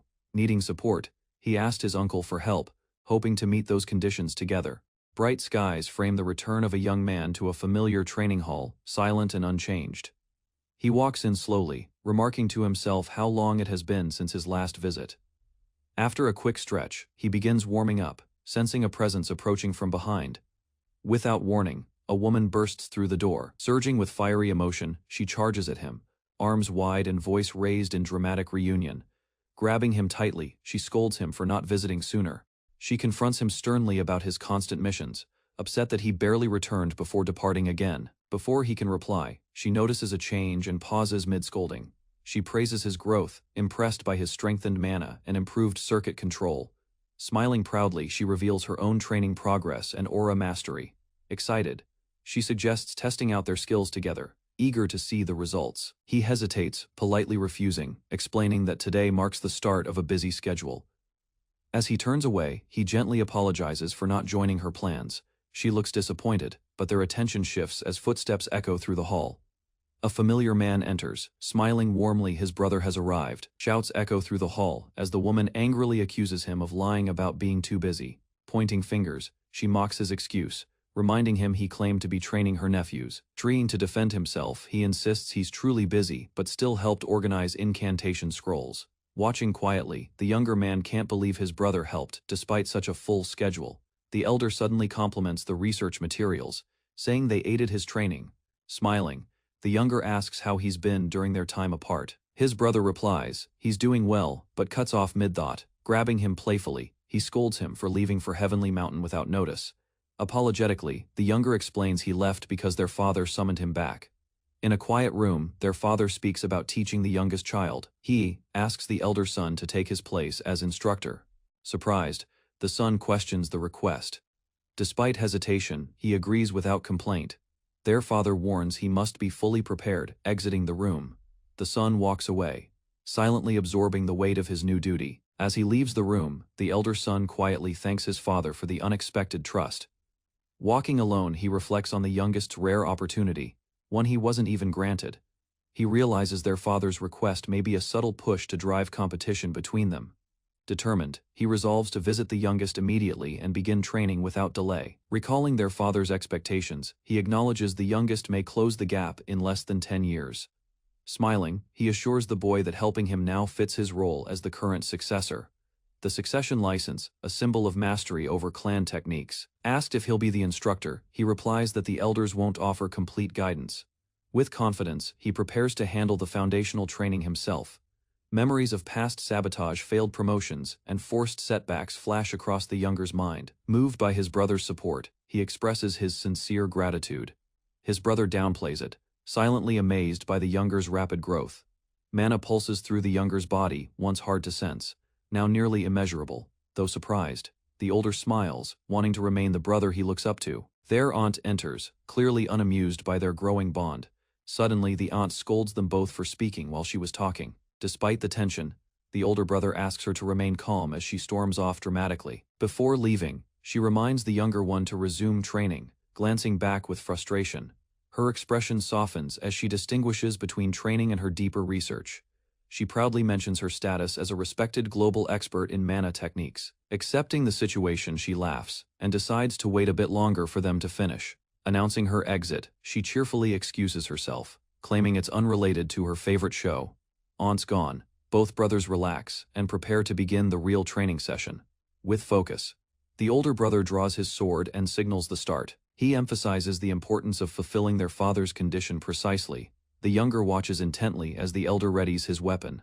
With resolve, the older brother promises to teach him thoroughly from here on. 7 days passed before he stood again in the martial hall. His elder brother pressed in fast, striking with no hesitation. Rather than rest, he was only allowed fleeting seconds to breathe. Before the next exchange, the session dragged on with no pause, each swing sharper than the last. From the side, a man observed, valuing experience over lecture. Watching him falter yet persist, told to rely less on vision and more on action, he pushed himself harder to respond.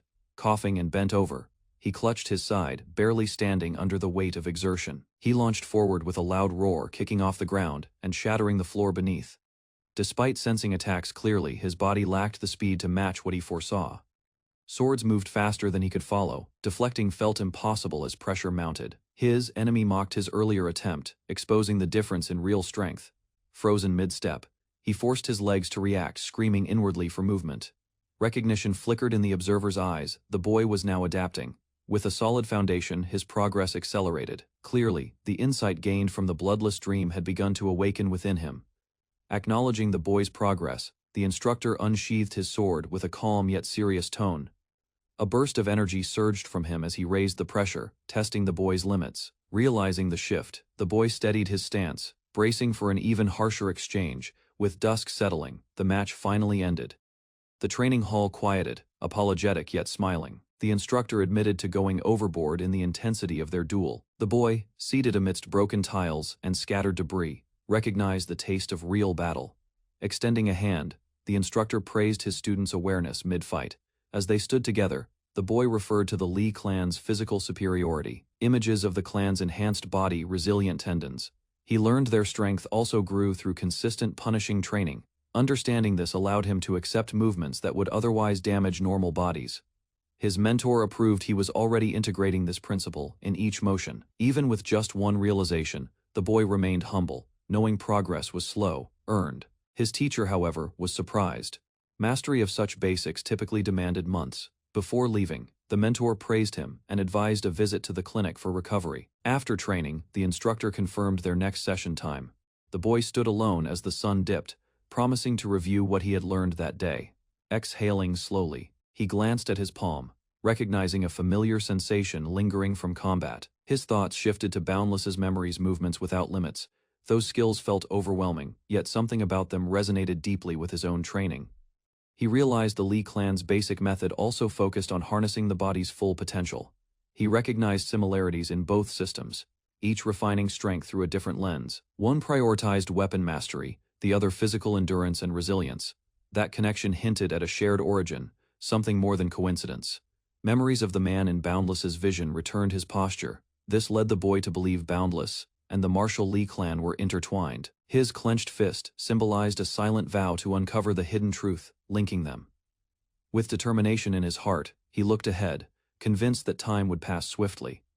Elsewhere, within the clan's inner halls, a senior meeting quietly convened. The chief administrator arrived unexpectedly, stirring curiosity about a certain illegitimate son's request. Tension filled the elder council chamber, as one member objected to the illegitimate child's request, citing his status and inexperience. Another elder clarified the boy had applied directly to the patriarch after returning from Heaven's Mountain. The elder chairman reminded everyone that no decision had yet been made, as the patriarch deferred judgment to council discussion. Some members pushed to immediately reject the application, assuming authority rested with them. However, the chairman explained the situation wasn't simple. The boy possessed the strength of a fifth-rank martial artist. His success in the bloodless dream trial meant there were no clear grounds to deny his qualification. To block the boy, the chairman proposed inventing a formal excuse grounded in tradition and order. He asked the council for alternative suggestions, inviting discussion rather than making a unilateral decision. One member raised his hand confidently, ready to present a new idea to challenge the request.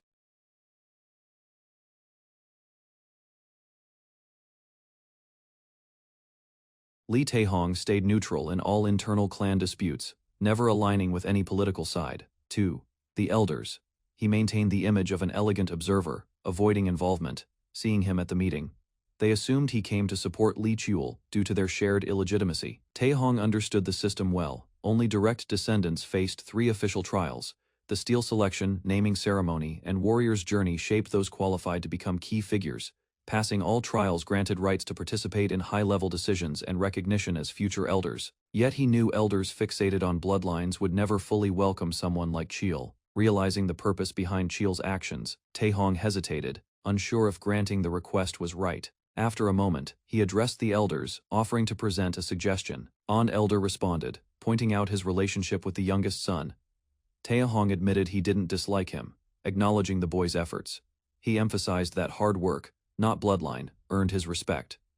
Still, the elder warned that Taehong had gone too far. He stressed that tradition could not be bypassed regardless of circumstance. Taehong simply smiled, letting the weight of those words settle. He, frustrated yet composed, explained that he wasn't dismissing the clan's rules. He admitted that as chief administrator, he simply sought flexibility rather than rigid enforcement.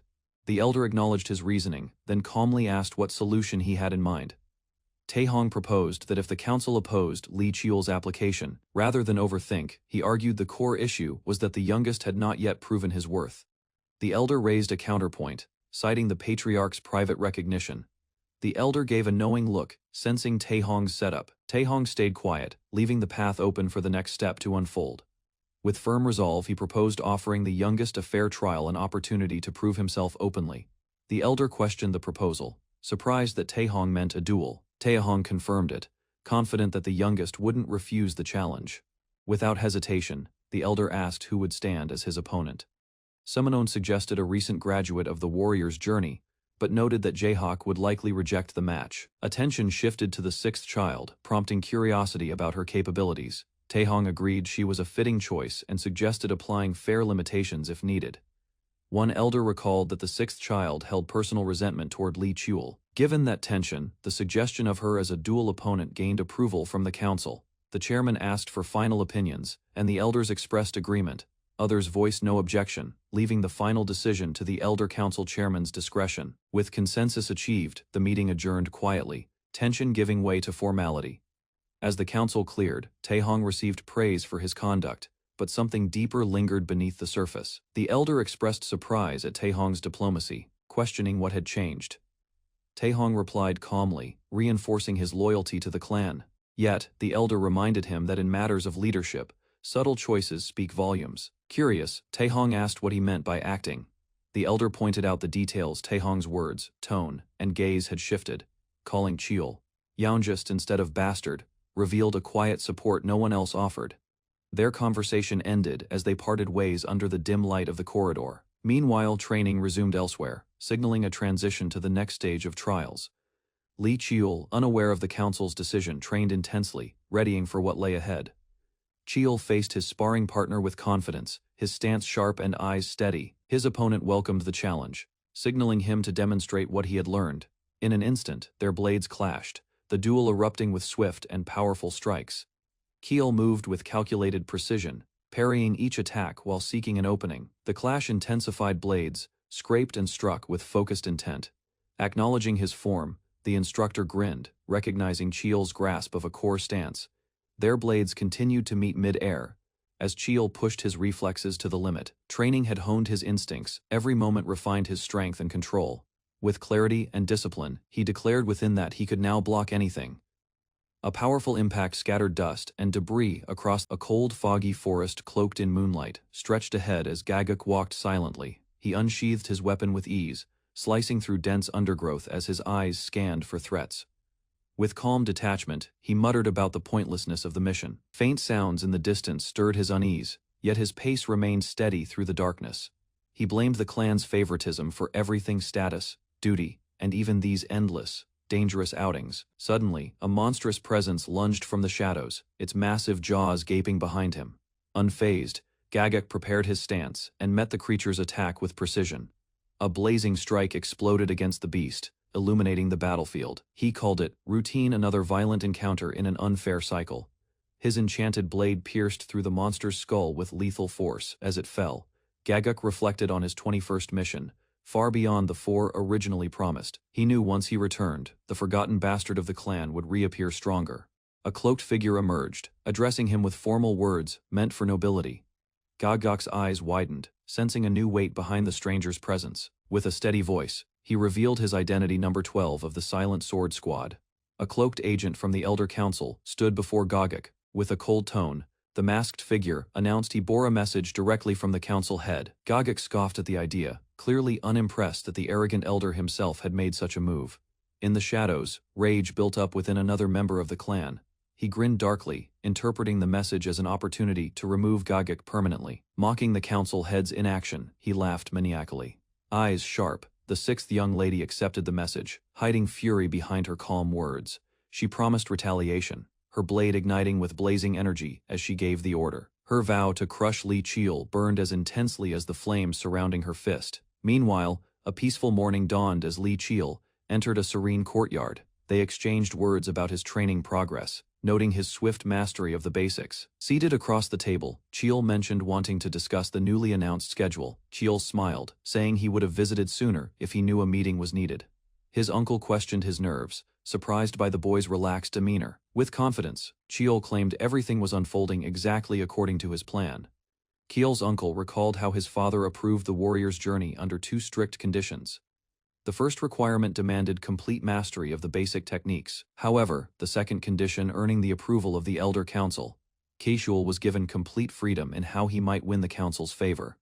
The seriousness of the task settled in as he sat. He formed a new plan to shift the situation to his advantage. He decided to engineer a scenario where opposition would be difficult. By leveraging his uncle's support, Cheol prepared an official sparring match with his sixth sister. He believed proving himself in this trial would push the council toward approval of his journey. Despite his confidence, his uncle couldn't grasp how he remained so calm under pressure. Keel responded lightly, but his uncle expressed deeper concern not about the test. Rumors surrounded their relationship, and the uncle worried the conflict could end disastrously. Keel, knowing full well the risks of provoking Seol in combat, he declared his motive clearly. He owed her something that had to be paid back in his own way. The answer startled his uncle, who struggled to understand the reason behind such a bold decision. The uncle grew frustrated, questioning why such a reckless duel had to happen so soon. He clarified that his concern wasn't about strength, but the danger his nephew might face. Despite his worry, Cheol teased him, recognizing genuine care behind the scolding. Grateful, Cheol thanked his uncle for worrying. He knew Seol would fight with lethal intent, and defeat would risk more than just pride. Still, he declared his determination to win, leaving no room for doubt. The Elders' Council released an official decree and initiated preparations for a formal duel. The chosen battleground was the central training ground, renowned as the venue for the steel selection ceremony. Cheol sensed the political maneuvering behind the decision, his expression calm yet wary. Positioned for public scrutiny, the circular arena's design ensured every move would be witnessed. The intent to disgrace him in front of thousands was obvious, but he showed no fear. A woman stepped quietly toward the window, concern evident in her movements. She called out to Cheol gently, noticing his withdrawn demeanor and tense posture. He dismissed her concern with a brief reply, unwilling to reveal his inner unease. She pressed him again, unconvinced by his vague reassurance. He admitted his frustration with the family's schemes and unending comparisons. The gap in ranks weighed on him. She had reached fourth, while he remained a step behind. He explained the restrictions placed on their sister, her mana and skills sealed. Still, doubt lingered. She feared for his safety, trembling with imagined outcomes, blaming herself. She wished she'd trained him harder or warned him of the family's plans sooner. Overwhelmed by guilt, Jianghua pleaded to halt the conversation, her voice trembling. A cheerful maid interrupted, expressing full confidence in the young master's ability to succeed once more. Wrapping her arm around Jianghua, she gently urged her to show faith instead of doubt. Eyes filled with conflict, Jianghua watched Cheol in silence, emotions unresolved. He noticed her troubled gaze, likening her presence to a frightened creature bearing past scars, though he had the power to uncover her history. Cheol chided his aunt for her nervous energy, pointing out the significance of the day. Confused, she paused, prompting him to remind her of their shared achievement. The mana technique they developed together would finally be revealed, summoned to the arena. Cheol turned to his aunt with confidence and reassurance. With determined eyes, he promised victory and asked her to cheer from the stands. Gripping his sword, he smiled boldly, teasing that silence from her would disappoint him. As he stepped through the vast hallway, memories of struggle surfaced. Years of perseverance filled his thoughts, every step forged from effort and pain. He emerged into the light, resolute, ready to reveal the strength he had built. With resolve in his voice, Cheol whispered, "Let's go," and walked toward the arena gate. The massive stadium erupted as he entered, each step bringing him closer to the center stage. He stood firm beneath the gaze of thousands, while clan elders watched quietly from above. Cheol's sharp gaze met the jeering call of his opponent, filled with hostility. The challenger mocked his posture, scoffing at his composed stance. Accusations followed, calling Cheol arrogant for a mere illegitimate child daring to stand tall. The challenger grinned wildly, threatening to break Cheol both physically and mentally. In contrast, Cheol smiled calmly, addressing her respectfully as sixth sister. The duel was officially declared, marking the beginning of their public confrontation. As the signal was given, both combatants launched forward in a blur of motion. Cheol activated his technique, lightning sparking through his body in preparation. With swords drawn, they clashed, speed and power colliding in the center of the arena. Caught off guard, Cheol realized too late she had circled behind him. Daggers charged with intense fire rained down with precision and deadly timing. known as falling flames. Her technique ignited the sky with burning blades aimed to overwhelm. Keel swiftly neutralized the incoming daggers with a surge of lightning, infused aura. Harnessing that energy, he activated his enhanced technique, drawing deep power through his sword. As the blade struck the ground, a thunderous pulse echoed, unleashing his transformed form, lightning modified. The explosive force repelled the attacker, breaking her stance and pushing her backward. Regaining distance, she scrambled to reposition while Keel calmly assessed the outcome. With a composed smile, he acknowledged her strength but confirmed the result was already clear. A sneering warrior dismissed the young man's dagger skills. Calm and unreadable, the dark, robed youth stood with confidence. Daggers in hand, ignoring the insult infuriated, the challenger charged forward, shouting as he prepared to strike with both blades. Leaping into the air, the attacker slammed down with force, attempting to overpower his opponent. Surprised by the youth's precision, he realized he had been cleanly struck during the exchange.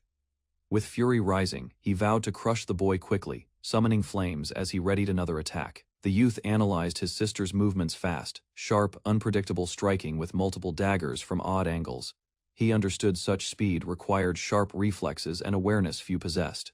A smirk formed as he admitted to provoking her on purpose for this reaction. He lured her into a direct assault where he could exploit her recklessness. Dodging midair, he countered with deadly precision while deflecting flaming daggers. Unleashing boundless, first form, lightning surged through his blade. With thunder crackling, he summoned Demon Slayer, power radiating from his stance. Realizing the danger, she froze, wide-eyed. The clash erupted violently, engulfing them both in a storm of blue lightning. A violent explosion of energy erupted across the arena, shaking the ground and silencing the crowd. Spectators looked on in shock, unable to comprehend the overwhelming force unleashed in that moment. As the dust cleared, the black-robed youth stood alone, calm amid the chaos. His sister rose to her feet, shaken but not defeated. She clenched her blade, aware that the secret technique he used couldn't be taken lightly. Knowing the risk, she prepared to strike again, unwilling to lose despite the overwhelming gap. With flames ignited around her weapons, she rushed in, aiming to break through his defense. He noted her speed increased, but still she charged in head. Without hesitation, their blades clashed violently once more, echoing through the arena walls. She attempted to silence him with brute force, trying to land a decisive hit. Attacks came faster, changing angles, aiming to overwhelm his reaction. He blocked them all, but the sheer number made countering difficult. Despite her intensity, he observed every movement with clarity. Relying on his enhanced senses, he tracked the path of each blade. With sharp focus and magical vision, he pinpointed every strike's origin and prepared his next move. He smirked, revealing that he chose to fight her because his skills countered hers perfectly. Her expression twisted in fury as she recognized the calm. She moved swiftly, but his ability to detect every dagger limited her tactical advantage. Her best chance was to close the gap before he could strike again with his charged blade. However, magical restraints held her back, preventing full release of her aura's power. Years of hatred had built up inside her. Despite her rage, she didn't anticipate such an overwhelming situation unfolding so quickly. She paused in disbelief, questioning if her revenge-driven focus had clouded her judgment. Before she could recover, her brother closed in with sharp words and faster movement. A clean strike landed, catching her off guard and forcing her to retreat in pain. Shocked, she gritted her teeth and revealed a hidden technique burning with fiery energy. Her sudden flare of power momentarily pushed him back. Suddenly, a strange force disrupted his chest, locking his internal magic flow. Stunned, he realized his magic circle had been forcibly restricted during the clash.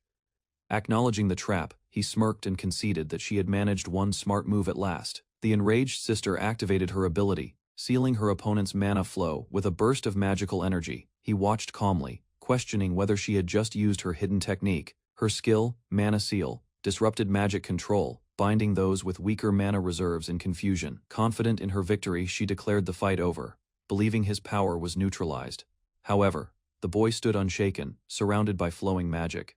He revealed his unique technique, one that functioned outside conventional mana systems. The crowd gathered under the sun, murmuring with anticipation as the match was about to begin. A girl clasped her hands tightly, trying to suppress the unease building. She silently reminded herself of Li Qiul's growth. Anxiety flickered in her eyes as she recalled his past struggles. Spectators began whispering in amazement. One of them questioned if his technique belonged to the Li clan's secret martial arts, stunned by its refinement.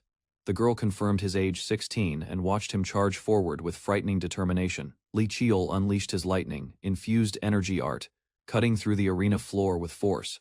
Following up his strike, he launched another attack, his hand bloodied but unshaken. His opponent retaliated with the underworld energy art. Amidst the chaos, a second attacker leapt toward him. Another warrior intervened using razor wind, cutting cleanly through the violent assault.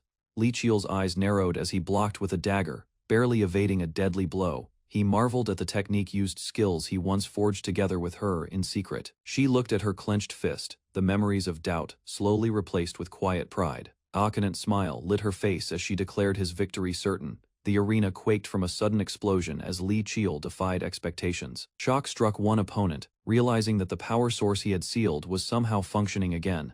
The three fighters stood amid debris, sizing each other up, while tension thickened in the air. Li Qiul revealed the hidden truth: his mana technique functioned entirely through independent circuits. Empowered by this unique method, he surged forward. In a blur of speed, Li Qiul dashed forward, catching his enemy off guard. The attacker widened his eyes, stunned by Qiul's sudden burst of speed and power. Before anyone could react, a wave of energy crashed into the opponent, forcing him back. He barely blocked Qiul's strike but was overwhelmed by the sheer force behind it. The second assailant tried to counter but was smashed down by Qiul's relentless energy crumbling from pressure. He whispered disbelief. A new threat began to rise as strange red energy pulsed ominously from the arena wall. From above, an unfamiliar figure watched with piercing eyes. Sensing the shift in battle, the fighter with glowing red pupils stepped forward. The enemy's fury boiled over as he muttered disbelief. Consumed by rage, he exploded with fire, declaring vengeance against the illegitimate boy who humiliated him. From the stands, another observer noted. This was no longer a duel. Fiery blades spun through the air, encircling the arena with burning trails and lethal intent. The enemy prepared his ultimate attack, channeling everything into the final spell. With eyes blazing, he screamed his intent to kill. The judges rose in alarm, shouting that the rules were being broken. Li Qiul stood firm, his blue mana surging calmly around his arm and weapon. As power gathered in his blade, the glowing sword hummed with energy in response.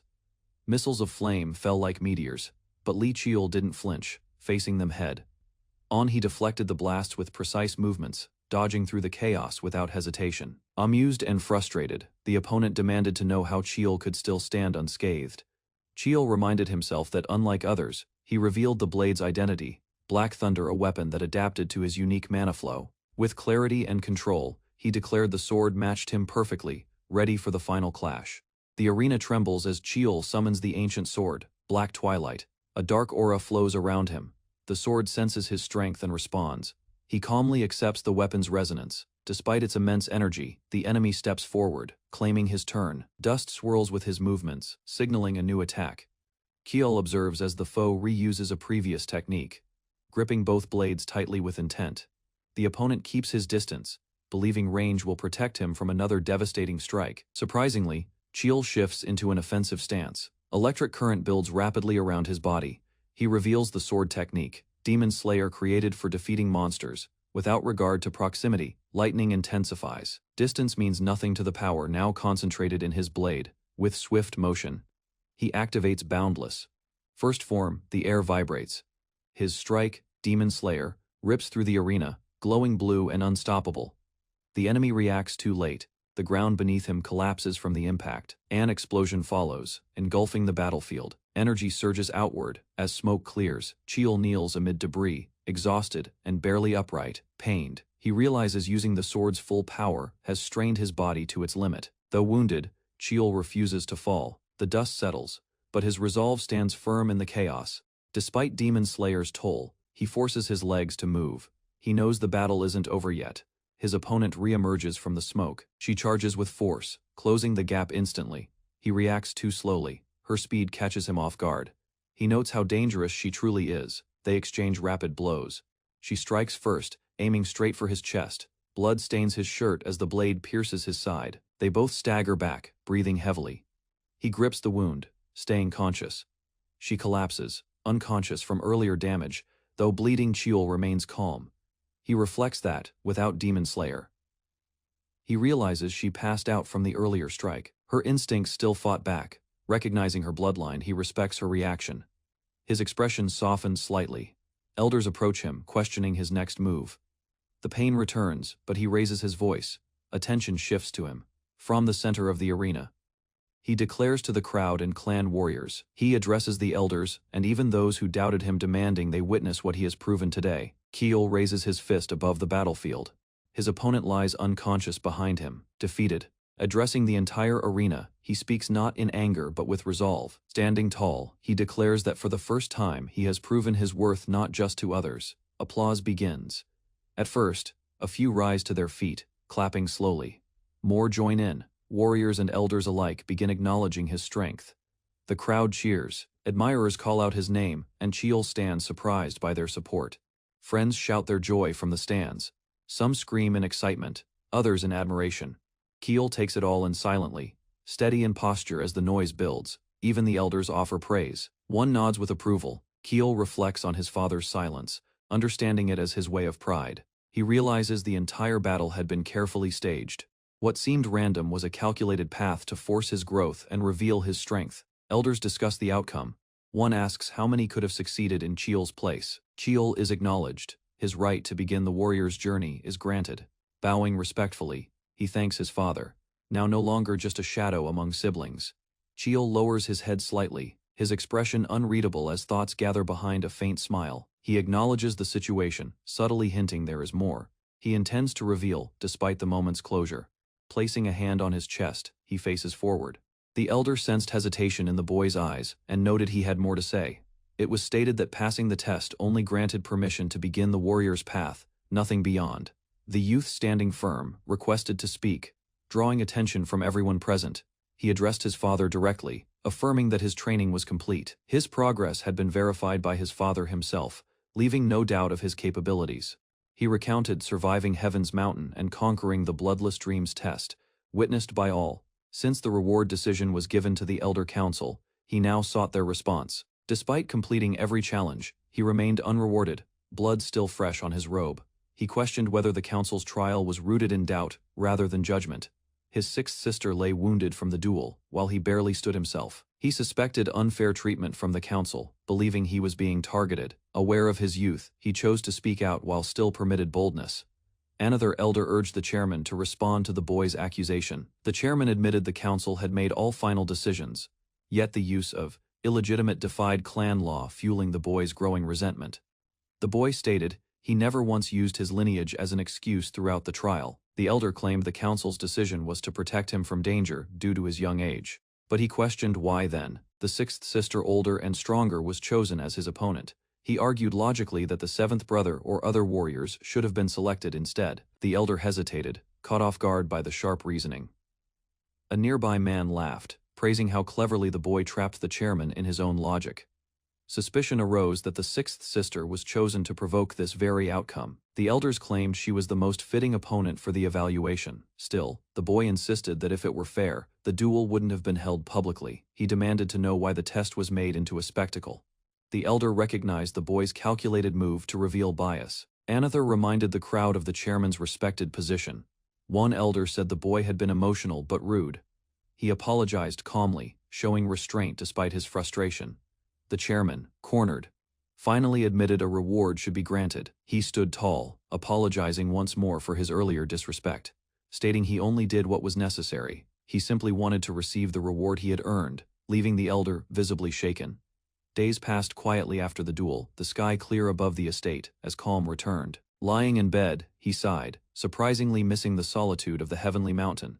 Locked in for recovery, he recalled the strict warnings that kept him from moving freely. He muttered that a healing potion would have sped things up just before someone knocked. Surprised, he welcomed familiar faces, former companions who had come to visit. They had waited until he was free, eager to see him again after his return. He invited them to sit, glad for the reunion, and the casual conversation it brought. He asked how they had been, and they responded with cheerful updates. Lone admitted that though there had been provocations. Curious, one friend asked what kind of training he endured to become so strong.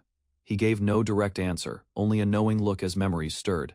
They insisted they saw his duel, there was no hiding his growth from them anymore. One of the boys excitedly insisted that everyone must have noticed something during the duel. However, his friends hesitated, unsure how to respond or whether they agreed. They quickly offered apologies for not visiting earlier. The mood shifted to laughter as the main boy teased Kim Han about slacking off in his absence. He observed them quietly, noticing how much they had matured. Two of the group had already joined elite squads, considered top tier within the clan hierarchy. Another friend had entered a prestigious training institute to pursue both martial and academic excellence.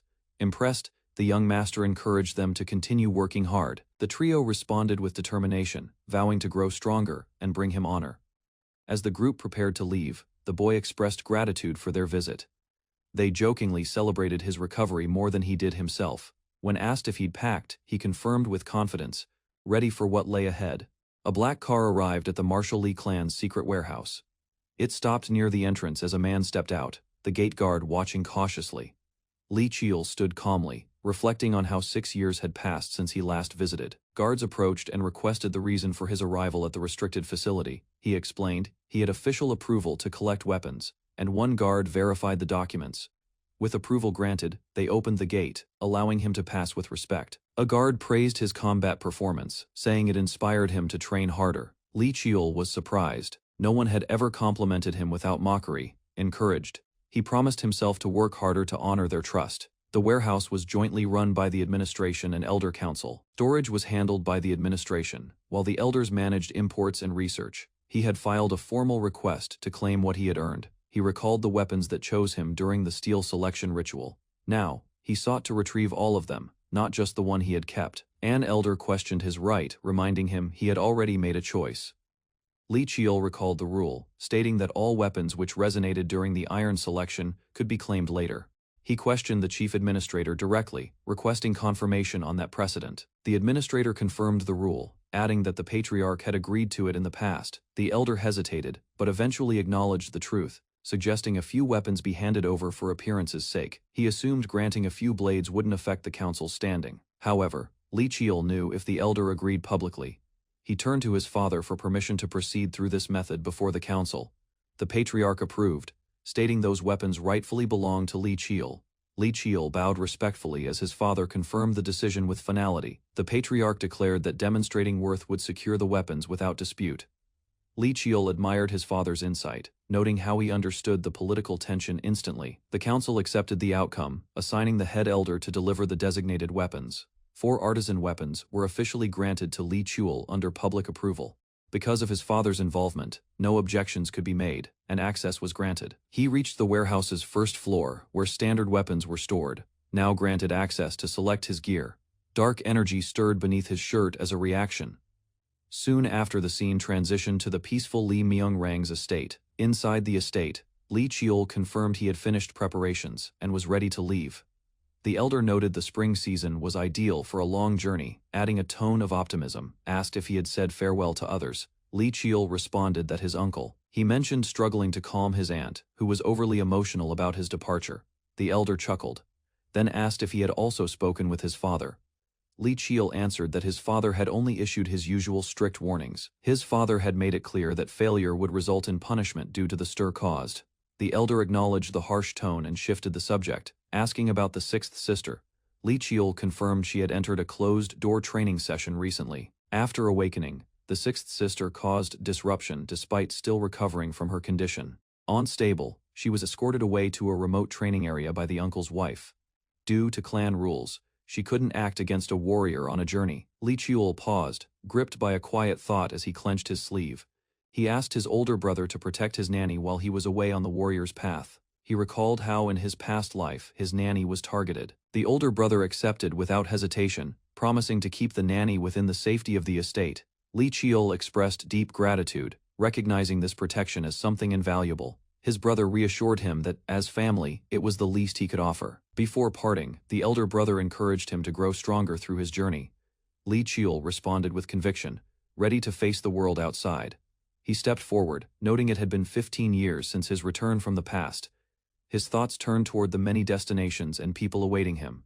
For the first time, he would act freely beyond the clan's control. With calm determination, Lee Cheol began his true path, his beginning. Warm sunlight streamed through leafy branches as a noblewoman sat in a peaceful garden. She raised a delicate teacup to her lips, savoring the brew with composed elegance. Without showing urgency, she commanded a report. A shadowy figure stepped out from the foliage. He knelt and revealed failure. The target had vanished, shortly after entering the main street, she questioning how someone with such a distinct scar could disappear unnoticed. The spy explained that the target might have used an item capable of altering both form. She frowned, finding it hard to believe a 15-year-old illegitimate child had slipped away. Still, she conceded that anyone incapable of such evasion wouldn't have survived this long. Her disappointment was clear. She had hoped to predict the boy's next move in advance. Despite the setback, she gave instructions to stay alert for any trace of his presence. If even the slightest clue emerged, action was to be taken immediately without hesitation. Elsewhere, the noise of a gambling den swelled with arguments over cheating and unfair bets. Tensions rose as money changed hands and accusations flew between agitated men. Unnoticed, a hooded boy moved calmly through the crowd. At a worn tavern counter, a cloaked figure ordered a drink. The man behind the counter noted the stranger's unfamiliar face. He claimed to be from the north, mentioning chaos in the Red Dragon stronghold as his reason for leaving. Skepticism rose as the bartender questioned how a Korean sounded so fluent despite a northern origin. The boy explained he had fled long ago, before understanding anything about the world. When asked for his name, he deflected, implying names had no value in this lawless place. The bartender commented that the traveler gave off a wandering air. As the youth stared into his drink, his reflection hinted at an altered identity. The illusion was confirmed. He was wearing the iron mask of 10,000 faces. Using mana, the mask changed appearance and identity. The boy had finally arrived where he could search freely. This lawless zone, untouched by empires, was feared for its dark efforts to destroy. The area failed. Chaos spread too fast when its people were displaced. To avoid further unrest, powerful forces allowed its existence to continue, untouched. Now, he sat in Korea's largest wanderer's nest, a place crawling with criminals. In a quiet moment, the boy reflected on his past. Though previously discovered, he had returned intentionally. He asked the bartender a direct question: who was currently in control of the nest. The bartender responded cautiously, asking why the boy wanted such sensitive information. Unwilling to reveal his goal, the boy claimed he only needed to assess the risk before acting. His request was met with resistance, prompting him to place money on the table to loosen tongues. Satisfied, the bartender accepted the cash and asked for snacks and more beer in return. He finally revealed that Baek Chol-soo had been managing the nest for the last decade. The name was instantly recognized, confirming the boy's suspicions about the power structure. Baek Chol-soo was once a small-time dealer. Even now, he ran multiple crime rings, hiding them under layers of front organizations. The boy muttered his intent this time. He would claim what was his before anyone else. Elsewhere, inside a well-guarded mansion, he relished in the profits beyond his pharmaceutical fronts, wielding influence behind the scenes. A subordinate entered to report, unaware that trouble was already drawing near from the shadows. Section Chief Jung Jin-soo stood confidently. As he turned away, a subtle smirk revealed hidden intent beneath his composed exterior. With a light admonition to keep a calm expression, he was reminded to maintain appearances. Baek Chol-soo approached, reminding Jin-soo that no one was forcing him to stay in the organization. Grabbing him by the collar, Baek offered a choice: endure what lies ahead or leave immediately. Jin-soo forced a smile, assuring he would remain cautious and loyal for now. Baek, pleased by the response, praised him and reminded Jin-soo of all he'd gained under him. Despite the cordial words, the power dynamic was clear. Jin-soo remained under Baek's control.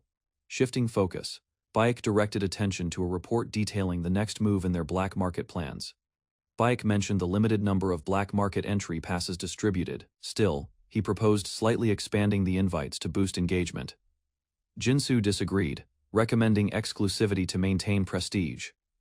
Outside the mansion, under the moonlight, Baek reflected on long-term ambitions. He reminded Jin-soo that their true goal was not survival but domination through the shadows. Using illegal networks as a base, they aimed to rise into legitimacy and power into the light. The morning sun cast soft light over a secluded estate, nestled in a quiet landscape of trees and stone. Inside, a man in a dark suit discussed the current black market. He explained its uses, mainly for laundering money and exclusive entertainment. The man added that rare items like elixirs and artwork were traded frequently. He went further, stating even people could be acquired if one had the right connections. Nearby, another man observed quietly, noting how the desires of the upper class never changed. The speaker was confident in the Baragol gang's rise and their growing influence. Suddenly, a subordinate rushed in, yelling about an emergency that couldn't wait. The boss reacted sharply, questioning his behavior and threatening him for the outburst. Apologizing, the subordinate explained the urgency and tried to regain composure. Commanded to speak, he informed the boss of an unexpected visitor. The guest had arrived at their South Pyongan base and required personal attention. The boss asked for the guest's identity. He learned the visitor came from the Eastern Martial Lee clan, a powerful name, in the city. The guest approached the building his calm walk, hiding unknown intentions. A tall man entered the sleek building, which appeared ordinary but was secretly a major base for the Bike Goal gang. At the reception desk, a woman greeted him politely, unaware of his identity. Without hesitation, he demanded to see Baek Cheol-soo, leaving her stunned and confused. She insisted there was no one by that name, but his warning silenced her quickly. Threatening destruction if ignored, he spoke with calm authority, forcing her to reconsider, noticing his dark hair and golden brown eyes. Panicked, she hesitated, but tried to lie, claiming the boss was absent. He hinted that leaving was an option for him, but not for Baek Cheol-soo. Under pressure, she gave in and agreed to make the call. She offered to escort him to the VIP room while contacting her boss. He followed, without resistance, as she accessed a secure elevator. He noted his unchanged appearance and age estimate, relieved it wouldn't raise suspicion. Reflecting on Baek Cheol-soo's abilities, he assumed voice disguise through mana was unlikely. Deciding to slightly lower his voice, he mentally prepared for the next move. Entering the room calmly, he accepted the offer for tea, awaiting what would follow. Seated calmly, the guest reflected on how little it mattered if something happened to the Bake Goal gang's headquarters. Still, the Martial Lee clan rarely intervened in person, which made his presence highly unusual. He admitted internally that there was no choice. Moments later, the real Baek Cheol-soo entered the room alongside a subordinate. He offered a polite apology for being late, trying to appear composed. While walking in, he explained the urgency of his arrival and asked about the visitor's purpose. The question barely left his lips when the guest launched a sudden strike. Baek was sent flying from the force, unable to react in time. The guest stood over him, criticizing the arrogance of walking in without humility. Baek lowered his head, now fully aware he had misjudged the situation and his guest. He realized the man wasn't pretending he truly belonged to the Martial Lee clan. Clenching his fist, he accepted the painful truth. Knowing this was no ordinary visitor, Baek mentally acknowledged the overwhelming force and precise strike he had underestimated. He could feel the dominating pressure that only came from the direct bloodline of the clan. Introducing himself properly, Baek Cheol-soo showed respect. The guest subtly addressed the nature of Baek Cheol-soo's underground operations. Caught off guard, Baek attempted to deny any wrongdoing, feigning confusion and discomfort, yet the guest continued, exposing the black market involvement. With a cold stare, the guest criticized Baek's ambition to use illicit trade for personal gain. Baek listened nervously, realizing the stranger had extensive knowledge of his background. Trying to save face, Baek apologized if his actions had offended the Martial clan. The guest explained that someone had been observing Baek's activities from afar for some time. He revealed that this unknown lord sought to initiate something through Baek's resources. Curious, Baek respectfully asked who this mysterious lord could be. He was told the lord descended from the purest bloodline of the Martial Lee clan. This individual held the strongest claim to leadership within the family. The name was spoken Lee Jae-hak, the seventh of the clan. Lee Jae-hak, the seventh son of the esteemed Martial Lee clan. His reputation as a direct descendant was built on unmatched business intelligence. Though setbacks occurred, his methods ensured he always emerged with the upper hand. Suspicion rose among the men discussing his actions, unsure why someone of his level would involve himself directly. Doubt surfaced as they questioned the validity of his connection to the direct bloodline. Their hesitation was met with silent confidence, until one pointed out arrogance in his gaze. Jae-hak responded calmly, entrusted with yet another responsibility. He reassured them with sharp clarity if he intended harm. He could have acted the moment they met. Drawing forth a glowing weapon, he unveiled the demon spear, Baekjeol. The spear shimmered, its jagged form resembling ocean waves, the head longer than the shaft. It was recognized as the relic taken during a northern sea mission. Standing tall, Jae-hak presented the weapon without doubt. Despite recognizing the weapon, confusion followed. No aura could be sensed from it. Jae-hak explained the lack of energy clearly. The weapon's power was sealed, as expected. He concluded with a firm reminder their cooperation wasn't essential. With hesitation, the man asked what the young master expected from their small operation. Jae-hak revealed the intent to absorb their black market base into a larger plan for economic domination.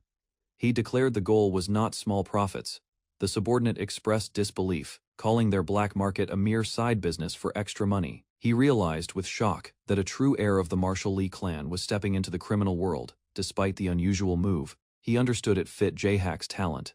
The man nervously asked if he had a choice in the matter. He knew refusal would trigger swift action from the clan's enforcement unit. The moment Lee Jae-hak's name was brought up, resistance became pointless. However, a single condition was offered: loyalty would change everything. By obeying, he would gain a public identity as a corporate leader with status and legitimacy. Behind the scenes, he'd rule a hidden empire, protected and backed entirely by Jae-hak's power. Torn between fear and ambition, he hesitated, unsure of the path laid before him. Questions filled his mind, but before he could dwell, the test was announced. No promises would be granted freely. His loyalty had to be earned through action. Seated with Director Jeong, the man reviewed recent events, still unsure if they could trust the stranger. Baekjeol, said to be retrieved from the Northern Sea by Jae-hak, lay before them, its glow unsettling. Unwilling to take risks, he instructed Jeong to inspect it himself for verification. Jeong hesitated, recalling how they had long avoided involvement with the Marshall Lee clan. As he stared at the spear, doubt lingered, unsure if this was a calculated trap. His superior stated the logic: if real, they gain; if fake, they earn the clan's gratitude for exposing it. With a sigh, the man warned Jeong to act discreetly, should anything unusual happen. Jeong nodded, accepting the task without further hesitation. Rising, he left silently, knowing what this investigation could cost. In a well-furnished suite, the subordinate observed the arrangements with quiet amusement. He assumed their leaders were already growing anxious over his demands. The spear's sale, a deliberate challenge, was the first of 3 tests he planned. He wasn't genuine. It was a fake forged by Mujin. The real Baekjeol, sealed by his 7th brother, remained hidden. Even with advanced tools, they wouldn't uncover the truth. He confirmed the weapon couldn't be used by others. Only he had bonded with it using blood. Even if control over Mujin was lost, his mastery power allowed remote retrieval from any distance. With mana already embedded, the sword would return to his hand whenever summoned. The second test required them to present the organization's ledger for inspection. Though Baekjeol hesitated, he would be forced to hand it over. The final demand, the full client list, was essential to complete the takeover. As conditions took effect, he noted Cheolsu's reluctance, but also his cautious intelligence. Meanwhile, Jeong stared, trying to recall where he had seen the young man before. Recognition struck suddenly, but doubt clouded his mind before he could confirm it. A modern high-rise stood tall against the sky, marking the location of a critical meeting. A sharply dressed man approached with confidence as the host welcomed him warmly. Inside the suite, the host inquired if everything was satisfactory. The 3 men sat in the lounge, and the guest confirmed his readiness to proceed. With a nod, the host gestured to his subordinate, signaling him to begin the explanation. The assistant was introduced as the key figure managing various operations, identifying himself as Director Jeong Jin-soo. The assistant presented the year's financial summary. As the document was shown, the guest's expression changed, recognizing a name from his past. Memories of a previous life returned. Jeong Jin-soo, nicknamed Tongue Sword. Jin-soo had built his reputation as a strategist behind Lee Gun-song. During the clan's succession war, he had emerged as a powerful figure for the 3rd brother. He operated openly in the public eye, managing influence during a turbulent leadership contest. Even the eldest brother had found it difficult to counter Jin-soo's tactics during the power struggle. Though his features appeared altered, the guest confirmed Jin-soo's identity through subtle physical cues. The resurgence of the Baekjeol gang was no mystery now. Baekjeol had long controlled underground operations. The protagonist, aware of Jin-soo's strategic role, tapped the table in thought. Facing Cheolsu directly, he asked about the direction of Baekjeol's future. Cheolsu calmly revealed plans to auction Baekjeol on the upcoming Black Market Day. He assured that only verified clients would attend, claiming tight security and no room for concern. Upon asking for the date, Cheolsu confirmed the market would open in just 3 days. The guest declared his intention to participate personally in the auction event. He insisted on inspecting the goods beforehand, prompting Cheolsu's surprised reaction.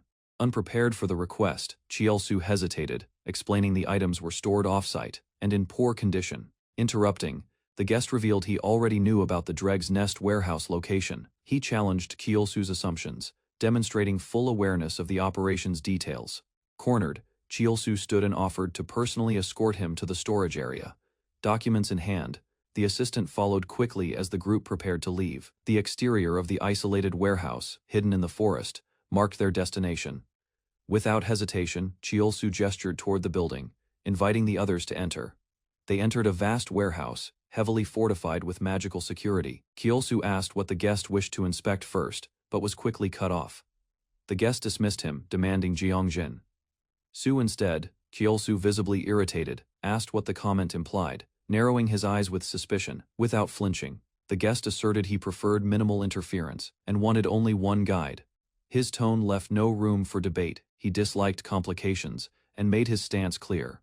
Acknowledging the demand, Kyeolsu stepped back, allowing Jin-Soo to take the lead. As they walked, Jin-Soo explained the organization of the items stored throughout the warehouse. The first floor contained herbs, rare art pieces, and mystical artifacts of varying origin. The guest's eyes narrowed, sensing illegal materials hidden among the shelves. Banned herbs, monster byproducts, and experimental potions were stored openly within reach. He asked for access to more obscure documents, specifically old manuals and stone relics. Jin-Soo confirmed their location on the second floor and offered to show the way. The guest climbed the steps purposefully, eyes scanning the area with intent. He halted as his gaze locked on a particular shelf he had found what he came for. He examined a corroded tablet, surprised by its sudden appearance at such a critical time. Grasping it carefully, he knew no other item in the warehouse came close in value. The artifact was etched with star paths and celestial symbols. Despite the urge to secure it immediately, he restrained himself.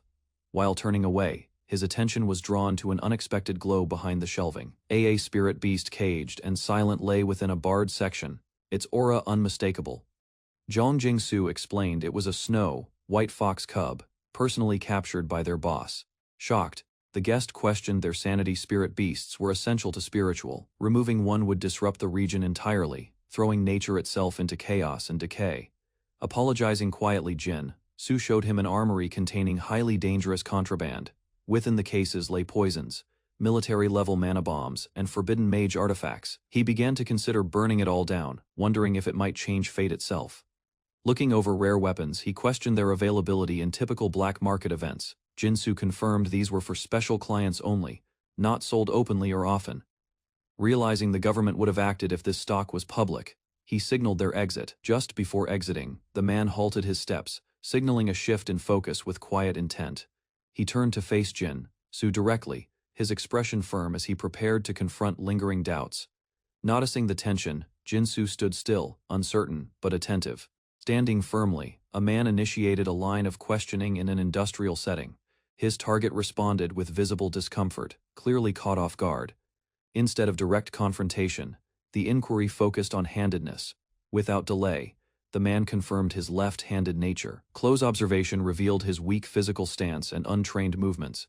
Due to a lifelong condition, he lacked the ability to use mana. Memories aligned. The questioner recognized him from the past. Suspicion turned toward his current alliance with a powerful figure. Motives were probed, especially regarding his decision to remain under that leadership. Pressed further, the man revealed the existence of a sick daughter. Treatment options were scarce, and the only helpful medicine had been outlawed. Through business channels, he had been introduced to a new employer. In desperation, he agreed to cooperate in return for treatment access. What began as a trade gradually turned into entrapment. Now bound by obligation, he remained under control with no way out. Accusations surfaced, pointing to hidden intentions of betrayal against Baek Kyeolsu. Shock crossed the man's face, unable to immediately respond. Evidence was brought up. The documents he had compiled were too precise to ignore.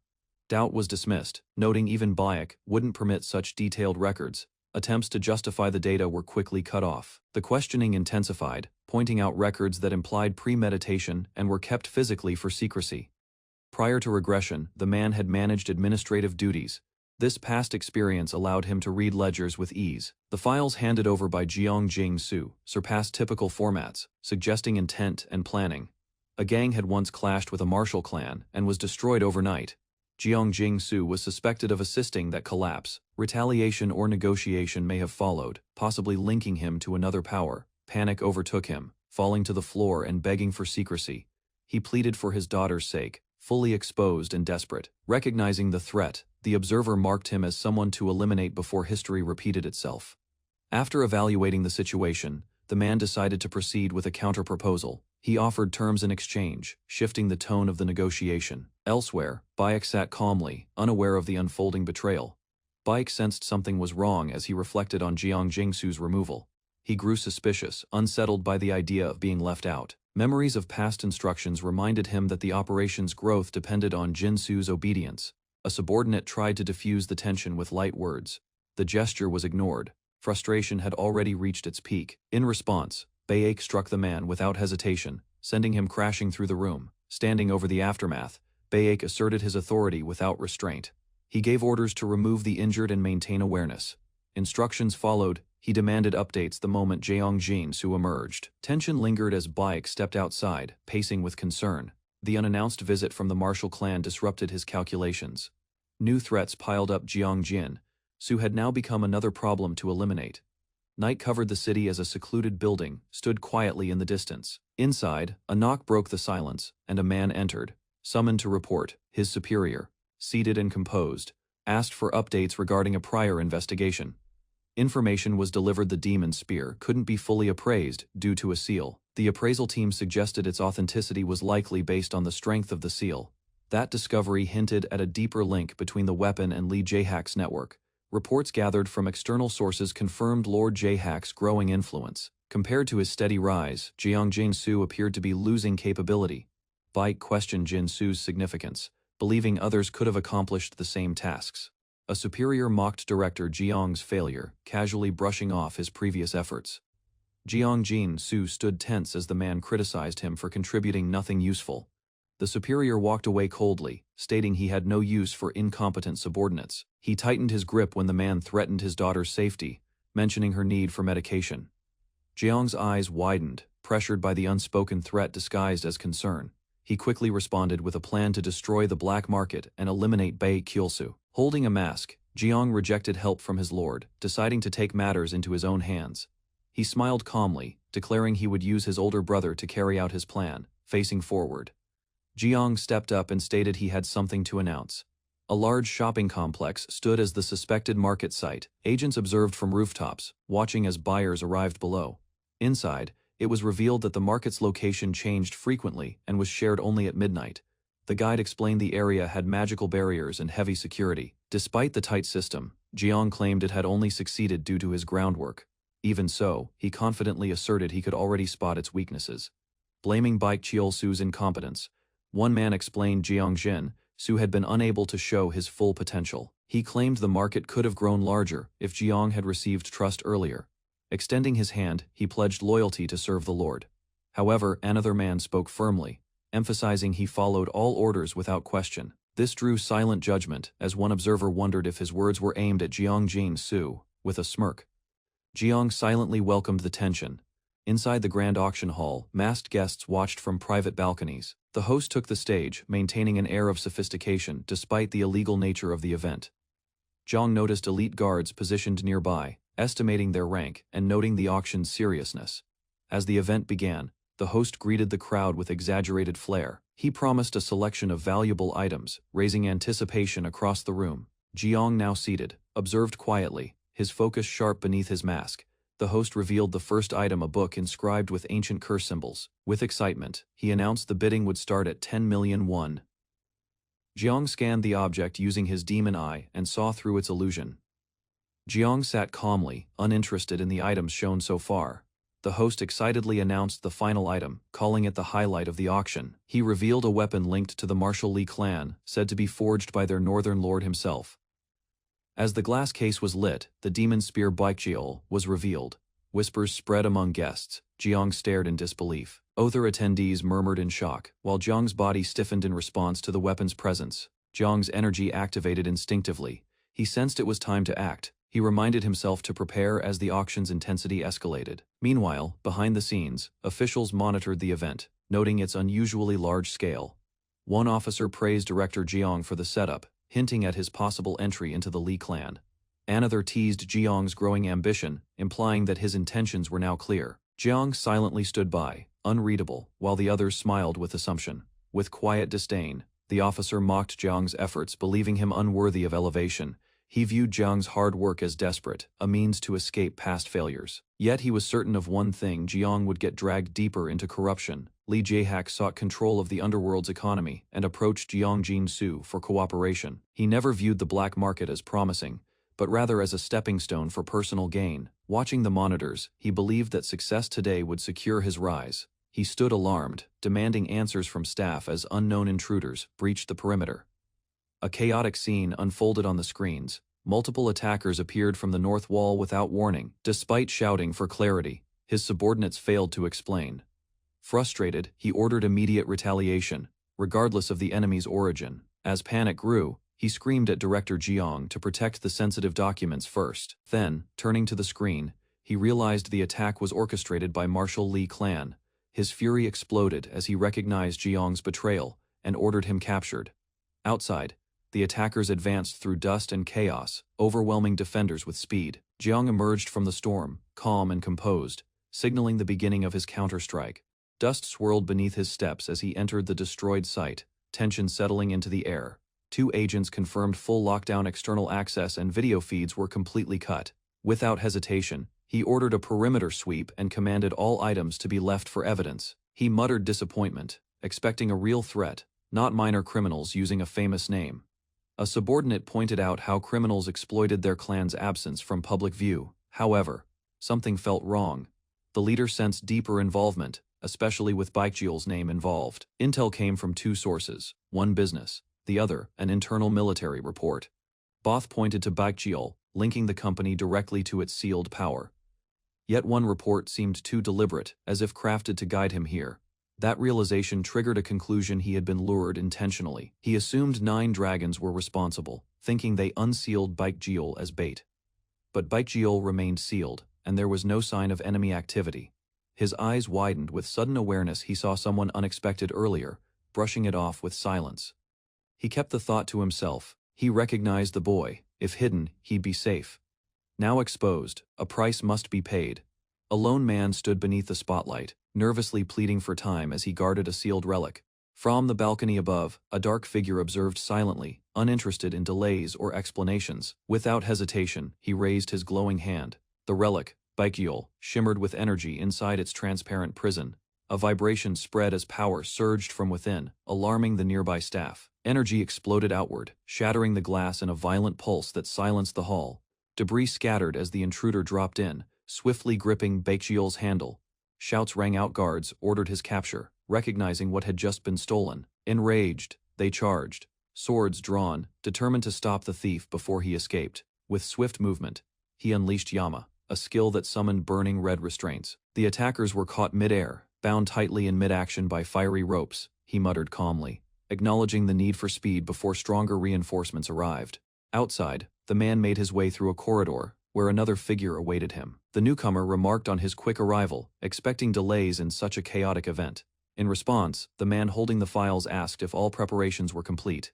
Inside the weapons facility, a quiet declaration shook the air. The listener froze in disbelief. The mention of a direct heir from the Li clan caught him off guard. Realization struck. Li Jae-hak had a younger brother. That brother was Li Chul, the 9th son of the Marshal Li clan, now rising in power. Regardless of acceptance, the threat was clear. The Golden Sword Division likely knew already.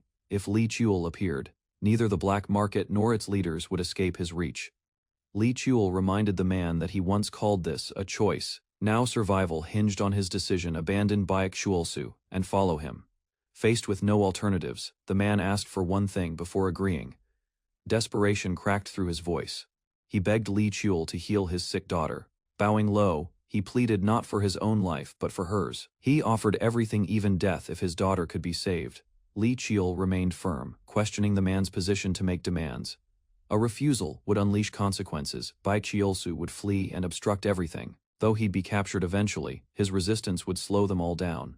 Li Chul acknowledged that Baekjeolsu would become a major obstacle, driven by revenge. A rare smile formed as he approved the request, assuring the man that healing the daughter posed no difficulty. However, he warned that one crucial point must be clarified before proceeding further. He explained that Baekjeolsu's capture by the clan was inevitable, only a matter of timing. With indifference, Li Chul extended his hand. Staring at the offer, Jin Su hesitated, unsure of what decision would be right. Eventually, the mission was set. Jin Su was to leak information to the 7th brother. He was also instructed to mislead Baekjeolsu into believing Li Chul served his brother, carrying the documents. Jinsu confirmed his compliance, but felt uneasy about the implications. He questioned what his fate would have been had he chosen betrayal.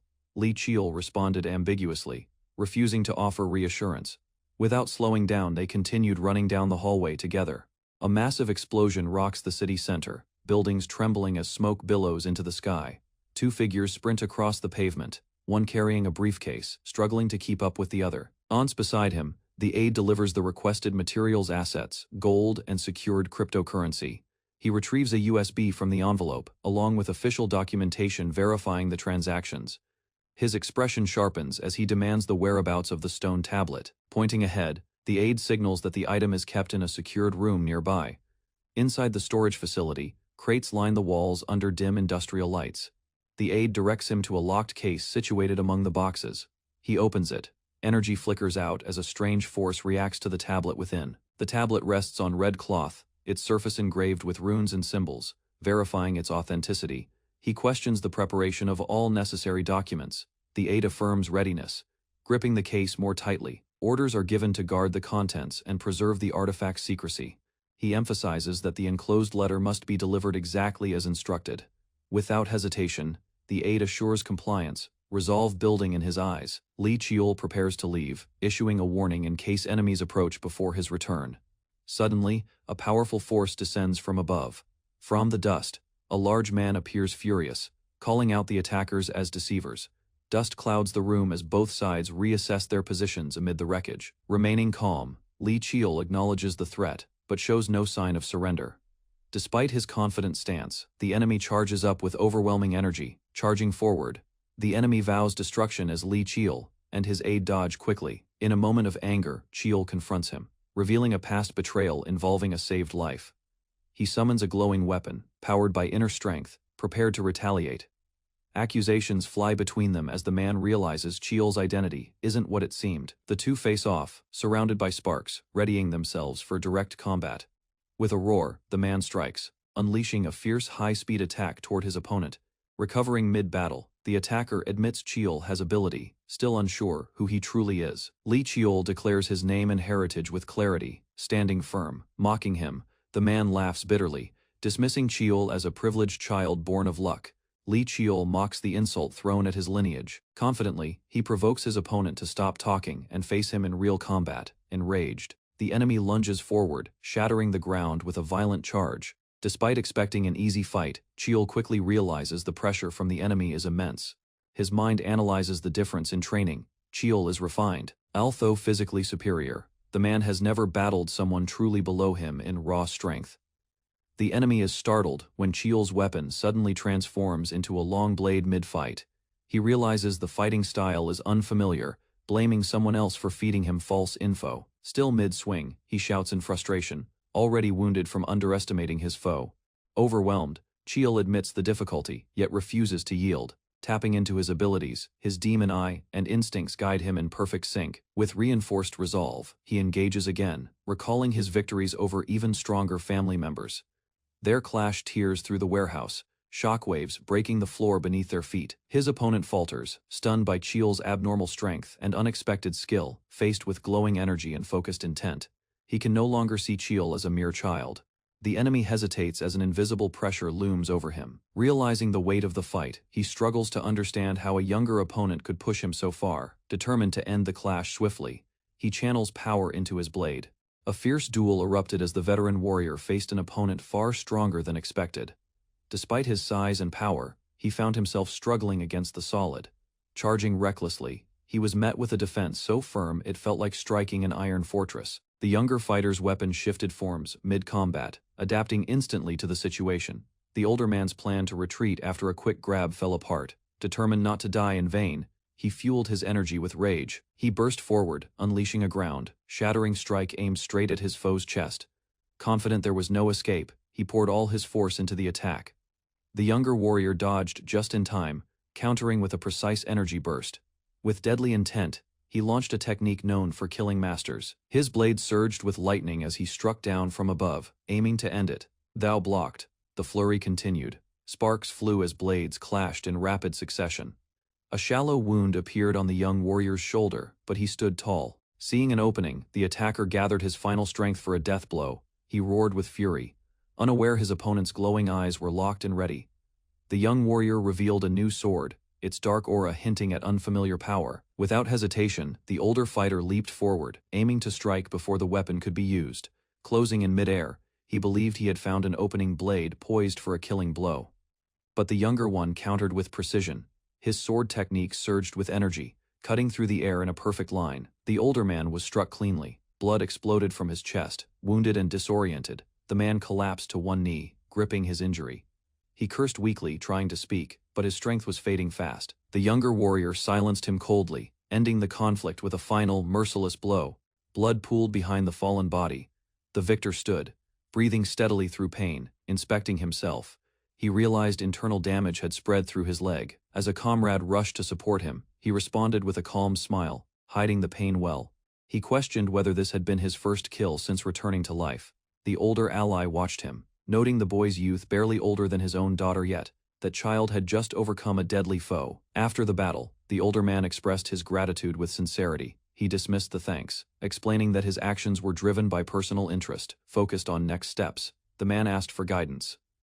The older man nodded, remembering their prior arrangement involving his daughter. While watching the young warrior, he sensed something unusual. He silently vowed that if the boy reached out again.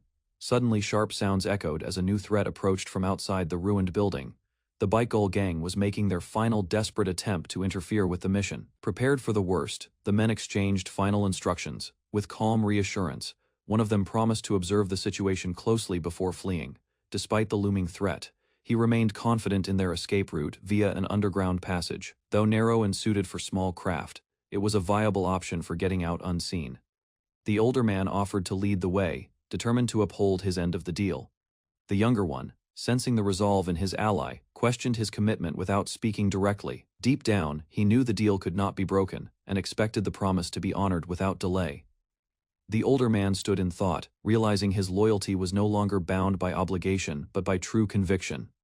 The younger warrior recalled a past victory before regression. Without hesitation, the two moved quickly down the hallway. Smoke rose from a towering building as the operation concluded. A subordinate reported the success. All known members had been restrained. Their superior gave blunt orders: neutralize resistance, and silence complaints through force if needed. Another officer raised the issue of black market attendees who were resisting arrest with arrogance. Despite hearing the Marshall Lee clan's name, they continued to challenge the situation. The young officer stated the authority to act came from the state, but was reserved for special force units. The commander noted the offenders seemed unaware their situation could worsen in court. He emphasized the legal strength behind the clan, able to dismantle opposition even without full deployment. Bound captives awaited judgment, facing a legal wall too strong to overcome. Captured fugitives were returned, along with confiscated black market goods. But among the paperwork, no transactional records were found. The absence of ledgers suggested the true data was hidden at another location. One officer hesitated to destroy the nest, fearing the resulting chaos among scattered drifters. News arrived: the Golden Sword Division had captured a key operator in the area. This person had managed operations and handed over a crucial item for investigation. A subordinate presented a leather bag to Lee Jahak, claiming the detainee insisted it be seen. Opening it cautiously, Jahak's eyes widened as he scanned a document filled with sensitive financial data. The pages revealed fund routes, alias accounts, visitor logs, and smuggling origins far more than expected. Soon after, footsteps echoed as a suited man approached the scene without hesitation. He introduced himself as Jiang Jing-su, expressing respect toward the Marshall Lee clan. One officer scoffed at his prideful posture, but Jahak ordered silence. Jahak silently observed Jin-su, sensing composure and clarity in his demeanor. Though mana was absent, his steady posture suggested inner control and discipline. Identifying himself as the clan's seventh, Jahak prepared to question him. Jin-su agreed willingly. Jahak questioned the reason behind preserving, not destroying, such incriminating records. Jin-su referred him to a letter hidden in the pouch of the bag. He explained that showing it would clarify everything. The letter, typed without handwriting, was cryptic but intentional. It requested help for a sick daughter in exchange for valuable documents. Though bold, the materials were useful enough to expose Byaxiolsu's network and weaken rich clients. Jahak reviewed the letter's final remarks, realizing it subtly claimed credit for dismantling the black market. Though the operation's success was built on solid groundwork, he flipped the paper, discovering additional text written on the back. The postscript boldly hinted at expectations of silence, laced with indirect manipulation. Reading in silence, Jaehack noted how unusually long the postscript was compared to the letter itself. Despite its arrogance, it amused him. Rarely had anyone launched a martial journey with such flair. Jaehack mused that the man never contacted him. Still, the deal benefited both sides. The boldness, though irritating, was effective. Elsewhere, another man reflected on past battles. With the matter settled, Jaehack gave the order to conclude the mission. He reminded his team to carefully manage the evidence. Before leaving, he advised Jin-soo to remember who had granted him that opportunity. Far from the scene, a shirtless young man focused in deep meditation as Mujin energy circled his body.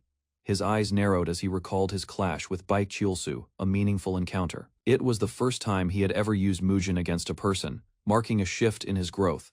While recalling the battle, he analyzed the moment he activated Mujin.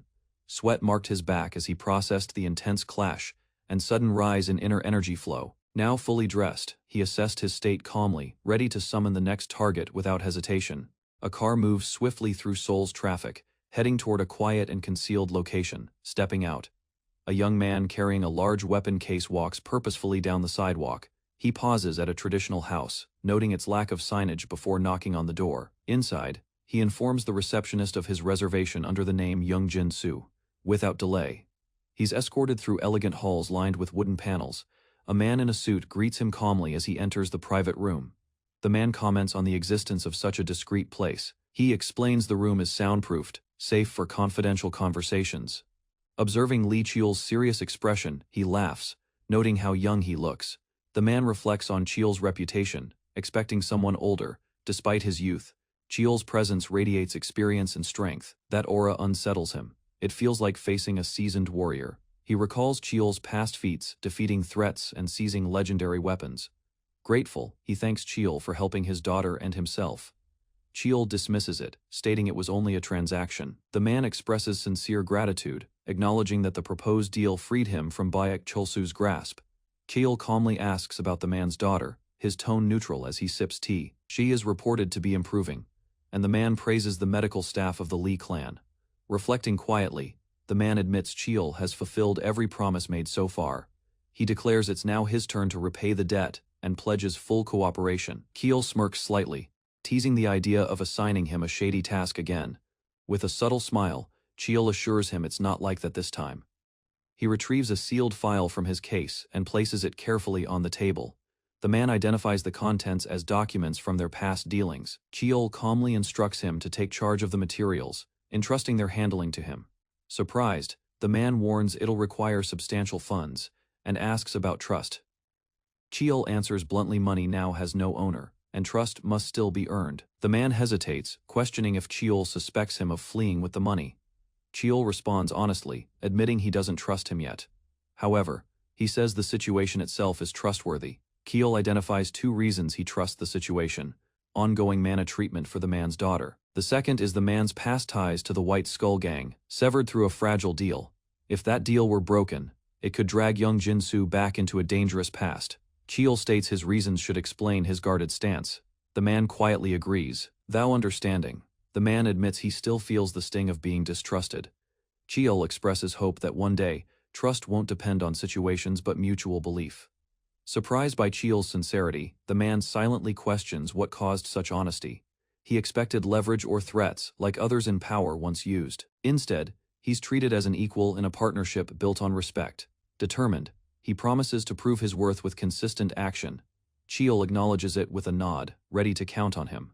With new purpose, the man appears reborn like the speech swordsman he once was. As they part, he asks where Cheol is headed next. Cheol replies simply, "Sooth," and leaves with his weapon slung behind. A child points out the warrior in awe, watching as Cheol walks into the sunset.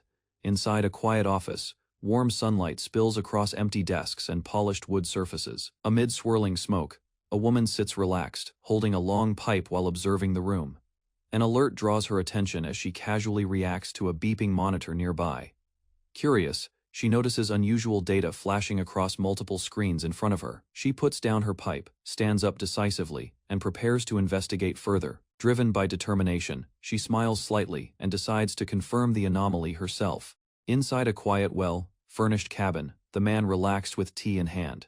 He examined a financial card carefully, confirming a balance of 100 million won, comforted by Young Su's preparations.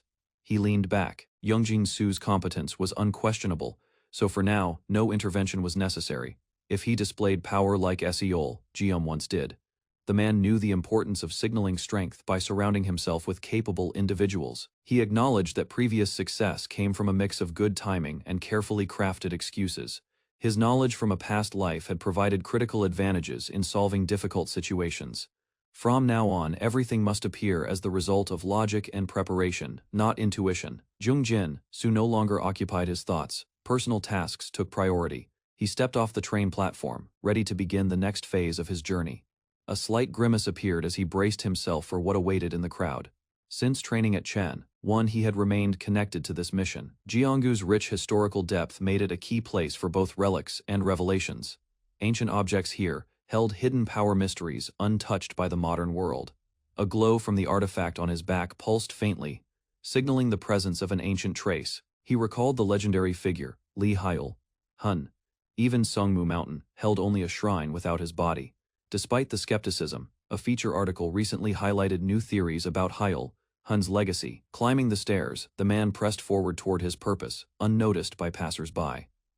As he approached his destination, an unknown woman suddenly blocked his path. She immediately sensed something unusual and found his presence interesting. Noticing strange readings from her detector, she had come to investigate the source herself. She quickly identified a similarity in their eyes, hinting at shared mystic traits. Few possessed mystic eyes, but fate placed another like her in Korea. Valfairi de Bell, once a grand mage from France's Eiffel Magic Tower, held the same gift. Her interpretive eye enabled her to extract deep information from any object she examined. He hadn't expected to meet such a figure under these conditions, though he had planned to. Their meeting began awkwardly as she teased him, curious about his reaction and origin. When he confirmed he was Korean, she relaxed, admitting she only spoke Korean herself. Li Cheol silently acknowledged Valfairi's unpredictability. Her eccentric nature earned her 2 titles in the future, the eccentric of the Magic Tower and the tower's lunatic. Without permission, she had left the tower, chasing curiosity to Korea in pursuit of shamanism. Her motivations were baffling, even joking about acquiring Korean citizenship for fried chicken. She casually questioned Cheol's identity, despite initiating the conversation herself, introducing herself properly. Valfairi stated her name and origin. Cheol returned the courtesy, revealing his name and family ties to the Sungmu clan. She immediately connected his surname to the clan, recognizing its importance in Korea. While she saw it as royalty, Cheol clarified that their influence was strong, yet not monarchical. She playfully questioned why someone from such a clan would hide behind a mask. Unfazed by his reaction, she deduced his secret with ease, attributing it to his mystic eye. Her calm assessment suggested familiarity with similar powers and early awakening signs. Cheol admitted noticing her eye's similarity to his own, confirming his suspicion. Valfairi expressed surprise, never having heard of mystic eyes within the Sungmu clan. Revealing her own ability, she explained that her eye interpreted phenomena into readable data. Cheol hesitated when pressed about his ability, unsure how to respond under pressure. Frustrated, Valfairi activated her eye, deciding to uncover the truth herself through force. Electric energy surged violently around them, as her mystic power flared. Cheol swiftly retreated, demanding to know what she was doing with her sudden outburst. Valfairi admitted she couldn't read anything from him, even with her powerful eye activated. Attempting to lighten the mood, she offered him useful information. At dusk, the pair arrived at a quiet urban corner. The man walked with purpose. They halted in front of an old sealed gate. Cracks marked the stone walls. The woman questioned the location, noting its abandoned look. As they approached, the man suddenly paused, sensing a strange magical pressure in the air. He compared it to a goblin spell. The woman, surprised, asked if he used detection magic. He hadn't. She was puzzled. He noticed it at all without formal training. She explained that only those at her master's level could detect such spells. He realized she meant Michael Gerrel of the Eiffel Magic Tower. That level of power made sense, though he'd felt similar energy before. She insisted this was far more advanced. He admitted to a lingering sense of déjà vu since arriving. A sudden memory of his eccentric aunt made him uneasy. He grabbed the handle, unsure if it involved teleportation magic. He dismissed the idea. She called it a tunnel formed by mana and inner energy, without hesitation. She entered, gesturing for him to follow. He stepped through and found himself in a warm, hidden cafe. Inside the cafe, the young man stared at the barista. Something about him felt off unnatural. He quickly deduced the truth. It wasn't human. Though it radiated mana, it lacked life. She explained that the figure was a golem, animated by a mana core. They took their seats. He requested hot tea, and she ordered an espresso without hesitation. Curious, he asked if combining a cafe with a workshop was even allowed. As the golem served their drinks, she asked where he wanted to begin. He wondered aloud why she'd even answer any questions. She teased him for being reserved. She proposed a method, a structured question exchange, 3 for each. Her fingers raised 3 questions, 1 answer at a time, under a magical agreement. The 3-question festival was no ordinary deal. It was an old mage ritual, adding her own twist. She wanted to turn it into a game using magic. He declined her idea, which visibly surprised her. She pushed again, hinting at his curiosity. He replied with sarcasm. However, a new offer intrigued him, a simple game with 1 granted request. Accepting the terms, he leaned in. A quiet challenge had just begun. She asked what request he would make if he had no questions. She reminded him such opportunities were rare. He acknowledged it. With a calm gesture, she stated the rules would be simple. Activating the spell. She declared each person would ask 3 questions and give 3 answers. The questions could cover any topic. Lies or truth were allowed, but each had to guess if the answer was true. The one with more correct guesses would win, and the loser must fully answer all 3 questions. Obvious questions like names or gender were disallowed. They had to be meaningful. He asked how truth or lies would be judged. She explained that the spell interpreted mental waves, revealing honesty or deception. Even a refusal to speak wouldn't protect the loser. The spell forced answers. To seal the pact, she invoked the name of Valerie de Belle. With glowing energy, she swore not to cheat and to fulfill her words. A burst of red light sealed her oath in place. She promised fairness, assuring him it was bound by magic. With confidence, she asked if he trusted her now. He nodded once. Yes, the game commenced as she tapped her finger. Flames of mana ignited above them, symbolizing the active spell as both participants locked eyes. She asked him to go first. He agreed and chose a simple starting point. He acknowledged her interest and answered that the ability held traits similar to her own. His response triggered magical energy in the air, confirming it counted as a formal reply. She pressed for clarity, but he dismissed the attempt and prompted her to proceed with her turn. She asked why he was so interested in her eye, probing for motive. With a calm tone, she claimed it was natural curiosity, a desire for magical knowledge. He noted the answer's vagueness. He reflected that the game's core was uncovering truths behind chosen questions. If he succeeded, the reward would be full, detailed answers, his real objective. What truly mattered was winning, because victory meant the chance to make a powerful request. The game room ignited with magical energy as Cheel sat across from his opponent. Rather than rushing, he analyzed the purpose of each question. Focused on the reward promised to the victor, he sharpened his thoughts. He lifted his chopsticks, quietly signifying the start of his second move. Without emotion, he declared this would be his final question. His eyes locked on hers. He demanded to know exactly how much she had learned about him. Calmly, she claimed ignorance, insisting she had never known or heard of him since birth. Though her expression stayed neutral, her flinch exposed the subtle truth he had hoped for. Recognizing her slip, he confidently stated it was time for his final and decisive question. He asked her directly, did she believe he had won or lost? She paused, surprised at the simplicity, then challenged him with a smirk. Choosing to answer anyway, she encouraged him to proceed with confidence. She claimed victory, stating he had lost because she believed she had won. An explosion erupted, flinging her backward as the truth shattered her assumption. Shocked by the reversal, she questioned her own judgment as Cheel stood.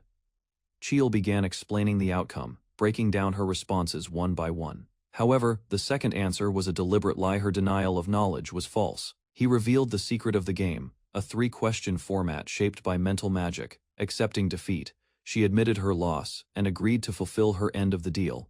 She explained she too possessed a magic eye. Gathering resources had proven difficult, and cooperation from others had been rare. When asked about the second answer, she hesitated, unsure whether to reveal the truth. Cheel gave her permission to skip the question. Relieved, she made one request in return, but her vague tone raised suspicion. Cheel tensed, worried she might ask something unreasonable or dangerous. She quickly clarified it was a joke, offering a nervous smile to ease the tension. With no real reason to refuse, he agreed, accepting whatever followed next without resistance. She declared the game officially over, keeping her expression calm and composed. Inviting him into her workshop, she said they would now discuss his request in detail. As she led the way, she warned him not to touch anything and simply follow her. She led him deeper into her facility, revealing a sealed room she called the core of her workshop. Unlike the outer rooms, this chamber resembled a wizard's lair. She warned him not to touch anything, noting careless move, unseated. She asked him to state his request directly, her tone curious but steady. He revealed an ancient stone tablet and asked her to decipher it, stressing the need for secrecy. Examining the artifact, she acknowledged the challenge but agreed to try. As magical energy flowed into the artifact, glowing patterns began to react violently. She gasped. Realizing the tablet's origin was far older than expected, centuries old at minimum, Kishul noted how quickly she recognized it, impressed by her swift identification. The realization struck her: if the tablet was that ancient, it could have destabilized her entire lab. Frustrated, she scolded him for not warning her about its age. Despite the chaos, she laughed nervously. Composing herself, she offered to re-examine the artifact, this time more cautiously. With enhanced focus, she stared deeply into the tablet, tracing its arcane patterns again. Even with her magic eye, the inscriptions remained elusive, and doubt crept into her mind. She focused intently, channeling her magic eye.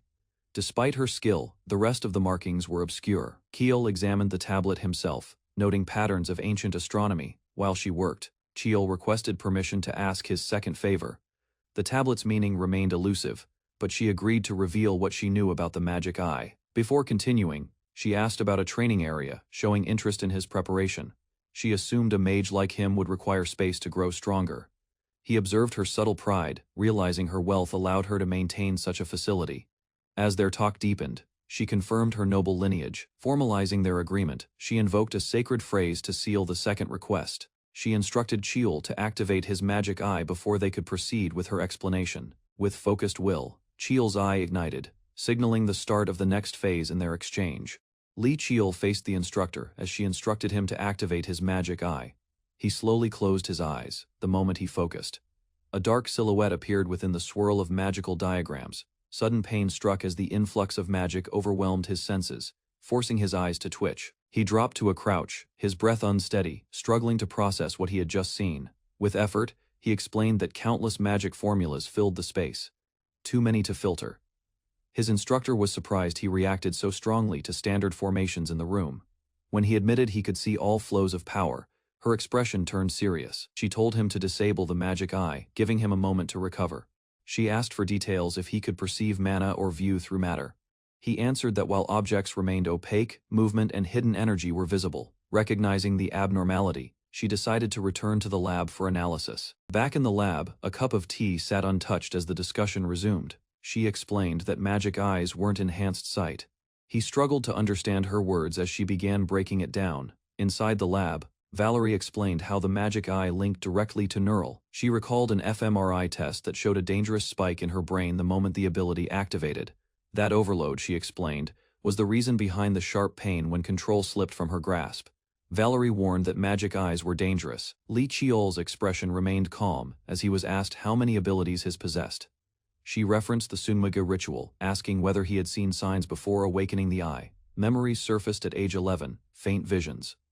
Back in the lab, Li confirmed no one else awakened a magic eye like his. Acknowledging the danger, Valerie admitted he'd likely lose control during real combat situations.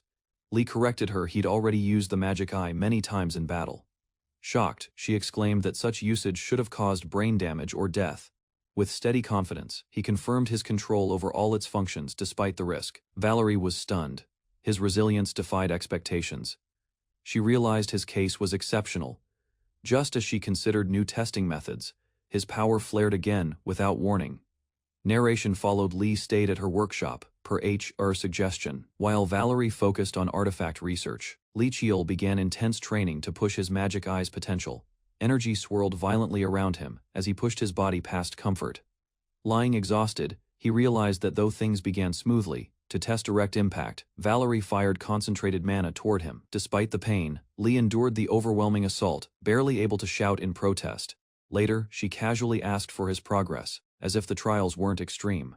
Valerie reassured him that the device halts before damage occurs. He couldn't believe her enthusiasm, silently labeling her as insane for such experiments. Still, she insisted they were gathering critical data and improving the magic eye's efficiency. With a cheerful tone, she reviewed experimental cooperation, hiding her intent behind playful speech. Confused by her language shift, Lee watched as she approached the monitoring station. Staring at the data, Valerie questioned what she was witnessing, unsure it was accurate. The machine showed Lee's stats adapting in real time, adjusting difficulty automatically to match his output. His rapid improvement stunned her. This wasn't growth, it was something more instinctive. Realization dawned.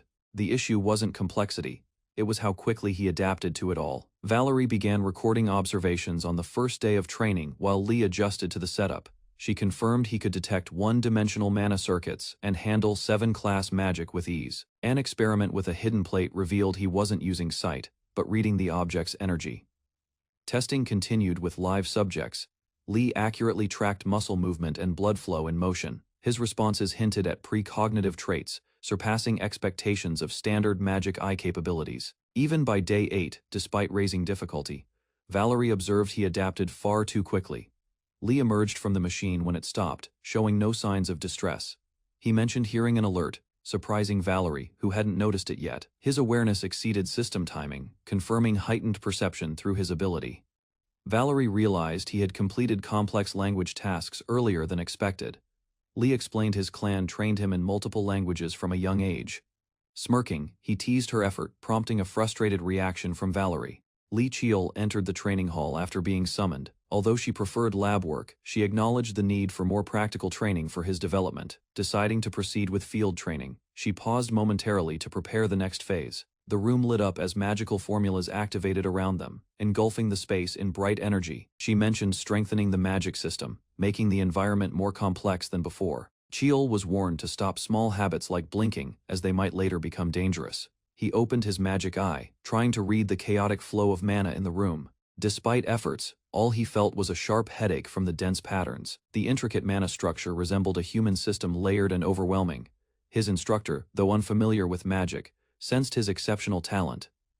She gave him a sensor tool to help detect mana flows during live testing. Keel asked about the training method, prompting a confident grin in response. She launched a massive fireball, stating the goal was clear. He dodged instinctively, caught off guard by the sudden intensity. She reminded him to rely only on his magic eye during the test. Keel hurled himself aside as a blazing projectile tore past him. He realized that if this had happened at the beginning of his training, before he could breathe, another fireball launched toward him.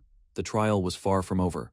Dodging swiftly, he listened as his instructor spoke mid-assault. She claimed to have identified the type of magic eye he possessed.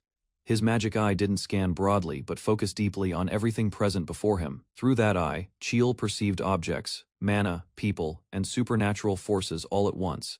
It read the current state of everything around him instantly, without delay. His instructor called it the phenomenon, reading present eye. He silently criticized the naming. She continued explaining, the eye could deduce the past and forecast the future from the present. While launching spells, she paused, struggling to recall the technical term for such analysis. Snapping her fingers mid-cast, she shouted the answer. Causality. Despite his progress, she warned that using the eye would severely drain his stamina. Even with better control, the power could overwhelm and consume him in seconds. Smiling mischievously, she declared it was all for his benefit, then triggered another massive explosion. Keel sat on the floor, bruised and covered in soot. His instructor laughed. She reminded him of the effort she put into researching his magic eye. Curious, she questioned whether his rare ability came from the Sungamuga ritual, or if he was just born exceptional. Keel remained silent, uncertain about the origin of his power. The truth eluded him. She admitted that determining the answer was beyond her, at least for now. With a smirk, she joked about cutting him open for answers. Without pause, she resumed casting spells, declaring training would continue immediately. Keel braced himself amid a barrage of explosions. Despite the chaos, he began adapting. He realized his projection and reflex control had become sharper than ever. She noticed it was getting late and stopped the training abruptly, amused. She noted he no longer looked like a walking ash pile, ordering him to the lab. She mentioned training was done for the day. Inside the lab, she revealed the deciphering process had finally been completed. Keel was surprised how much the room had changed in such a short time. She explained the clutter was all research, related with that task over. While walking through the lab, the instructor reflected on how she used to rely on students at the Magic Tower. Ancient records wasn't difficult due to their good preservation in the Korean peninsula. Keel inspected the tablet and noticed differences, mentioning he had reconstructed the missing characters and constellations. The instructor took over the explanation, showing Keel a star chart and asking about a specific constellation. Keel admitted he hadn't seen it before, and she confirmed it was because the original form had been altered. She pointed out that the stars were falsely connected, hinting at something hidden beneath the surface. They discovered that the deception involved the order of steps. Keel realized the pattern resembled energy lines, prompting him to investigate further. Unfolding a hidden layer, they revealed a map of the Korean peninsula, marked with ancient mana channels. Lee Cheol faced the instructor as she instructed him to activate his magic eye. He slowly closed his eyes, the moment he focused.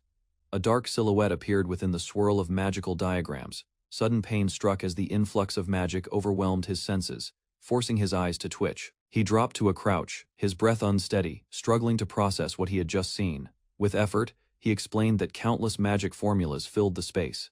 Too many to filter. His instructor was surprised he reacted so strongly to standard formations in the room. When he admitted he could see all flows of power, her expression turned serious. She told him to disable the magic eye, giving him a moment to recover. She asked for details if he could perceive mana or view through matter. He answered that while objects remained opaque, movement and hidden energy were visible. Recognizing the abnormality, she decided to return to the lab for analysis. Back in the lab, a cup of tea sat untouched as the discussion resumed. She explained that magic eyes weren't enhanced sight. He struggled to understand her words as she began breaking it down. Inside the lab, Valerie explained how the magic eye linked directly to neural. She recalled an fMRI test that showed a dangerous spike in her brain the moment the ability activated. That overload, she explained, was the reason behind the sharp pain when control slipped from her grasp. Valerie warned that magic eyes were dangerous. Lee Cheol's expression remained calm as he was asked how many abilities his possessed. She referenced the Sunmaga ritual, asking whether he had seen signs before awakening the eye. Memories surfaced at age 11, faint visions. Back in the lab, Lee confirmed no one else awakened a magic eye like his. Acknowledging the danger, Valerie admitted he'd likely lose control during real combat situations. Lee corrected her he'd already used the magic eye many times in battle. Shocked, she exclaimed that such usage should have caused brain damage or death. With steady confidence, he confirmed his control over all its functions despite the risk. Valerie was stunned. His resilience defied expectations. She realized his case was exceptional. Just as she considered new testing methods, his power flared again without warning. Narration followed. Lee stayed at her workshop, per HR suggestion. While Valerie focused on artifact research, Lee Cheol began intense training to push his magic eye's potential. Energy swirled violently around him as he pushed his body past comfort. Lying exhausted, he realized that though things began smoothly, to test direct impact, Valerie fired concentrated mana toward him. Despite the pain, Lee endured the overwhelming assault, barely able to shout in protest. Later, she casually asked for his progress, as if the trials weren't extreme. Valerie reassured him that the device halts before damage occurs. He couldn't believe her enthusiasm, silently labeling her as insane for such experiments. Still, she insisted they were gathering critical data and improving the magic eye's efficiency. With a cheerful tone, she reviewed experimental cooperation, hiding her intent behind playful speech. Confused by her language shift, Lee watched as she approached the monitoring station. Staring at the data, Valerie questioned what she was witnessing, unsure it was accurate. The machine showed Lee's stats adapting in real time, adjusting difficulty automatically to match his output. His rapid improvement stunned her. This wasn't growth, it was something more instinctive. Realization dawned. The issue wasn't complexity, it was how quickly he adapted to it all. Valerie began recording observations on the first day of training while Lee adjusted to the setup. She confirmed he could detect one-dimensional mana circuits and handle 7-class magic with ease. An experiment with a hidden plate revealed he wasn't using sight, but reading the object's energy. Testing continued with live subjects. Lee accurately tracked muscle movement and blood flow in motion. His responses hinted at precognitive traits, surpassing expectations of standard magic eye capabilities. Even by day 8, despite raising difficulty, Valerie observed he adapted far too quickly. Lee emerged from the machine when it stopped, showing no signs of distress. He mentioned hearing an alert, surprising Valerie, who hadn't noticed it yet. His awareness exceeded system timing, confirming heightened perception through his ability. Valerie realized he had completed complex language tasks earlier than expected. Lee explained his clan trained him in multiple languages from a young age. Smirking, he teased her effort, prompting a frustrated reaction from Valerie. Two massive guardians appear from the fire, standing in formation with stone bodies and lifeless faces. Kiel observes closely. There's no mana signature, no presence, that suggests a living opponent. Despite that, one moves toward him. It shouldn't be possible, yet it is acting independently. He notices a faint light embedded in the guardian's chest. A hidden activation point. The guardian crashes down, shaking the ground as debris flies. Kiel dodges quickly. Another fighter realizes he's running out of mana and can't afford a long battle. Kiel rolls away from a wide attack, landing behind a crumbling wall. He sprints around the enemy, avoiding direct hits by reading its rhythm. Recognizing sloppy movements, he prepares to counterattack with precision. Kiel channels energy and strikes with his sword's form, aiming high. Lightning flows through the blade, piercing the guardian's chest. He stays in close, refusing to let the enemy recover distance. Leaping forward, Kiel charges his blade with force. His attack lands hard, cracking the guardian's armor. He evades swiftly and prepares to strike again. Eyes locked. The guardian falls with a heavy crash, its body collapsing after Kiel's final strike lands. He staggers, leaning on his sword for support as exhaustion takes over. Though his mana is fully drained, he confirms the environment is still stable. Kiel's eyes widen as a low rumble vibrates through the ground, signaling danger. The fallen guardians begin reactivating, their cores glowing once more beneath cracked chests. Realizing his mana isn't fully recovered, Kiel prepares for another battle he knows he can't win yet. Focusing his eyes, Kiel enhances his perception. Sensing the faint energy trails inside the statues, glowing patterns reappear on their bodies, multiple cores exposed in unison. He concludes these nodes must be destroyed directly. A clean internal strike is his only option. Before he acts, golden lights swirl around him, catching him off guard. Mischievous fairy-like beings float in the air, laughing and circling the battlefield. They apologize quickly, revealing themselves as mystics. Kiel scolds them, mid-battle, questioning their timing as they flit around. Panicked, they agree to heal him as a form of apology, surrounding him with light. His body begins recovering rapidly, though their reason for being there remains a mystery.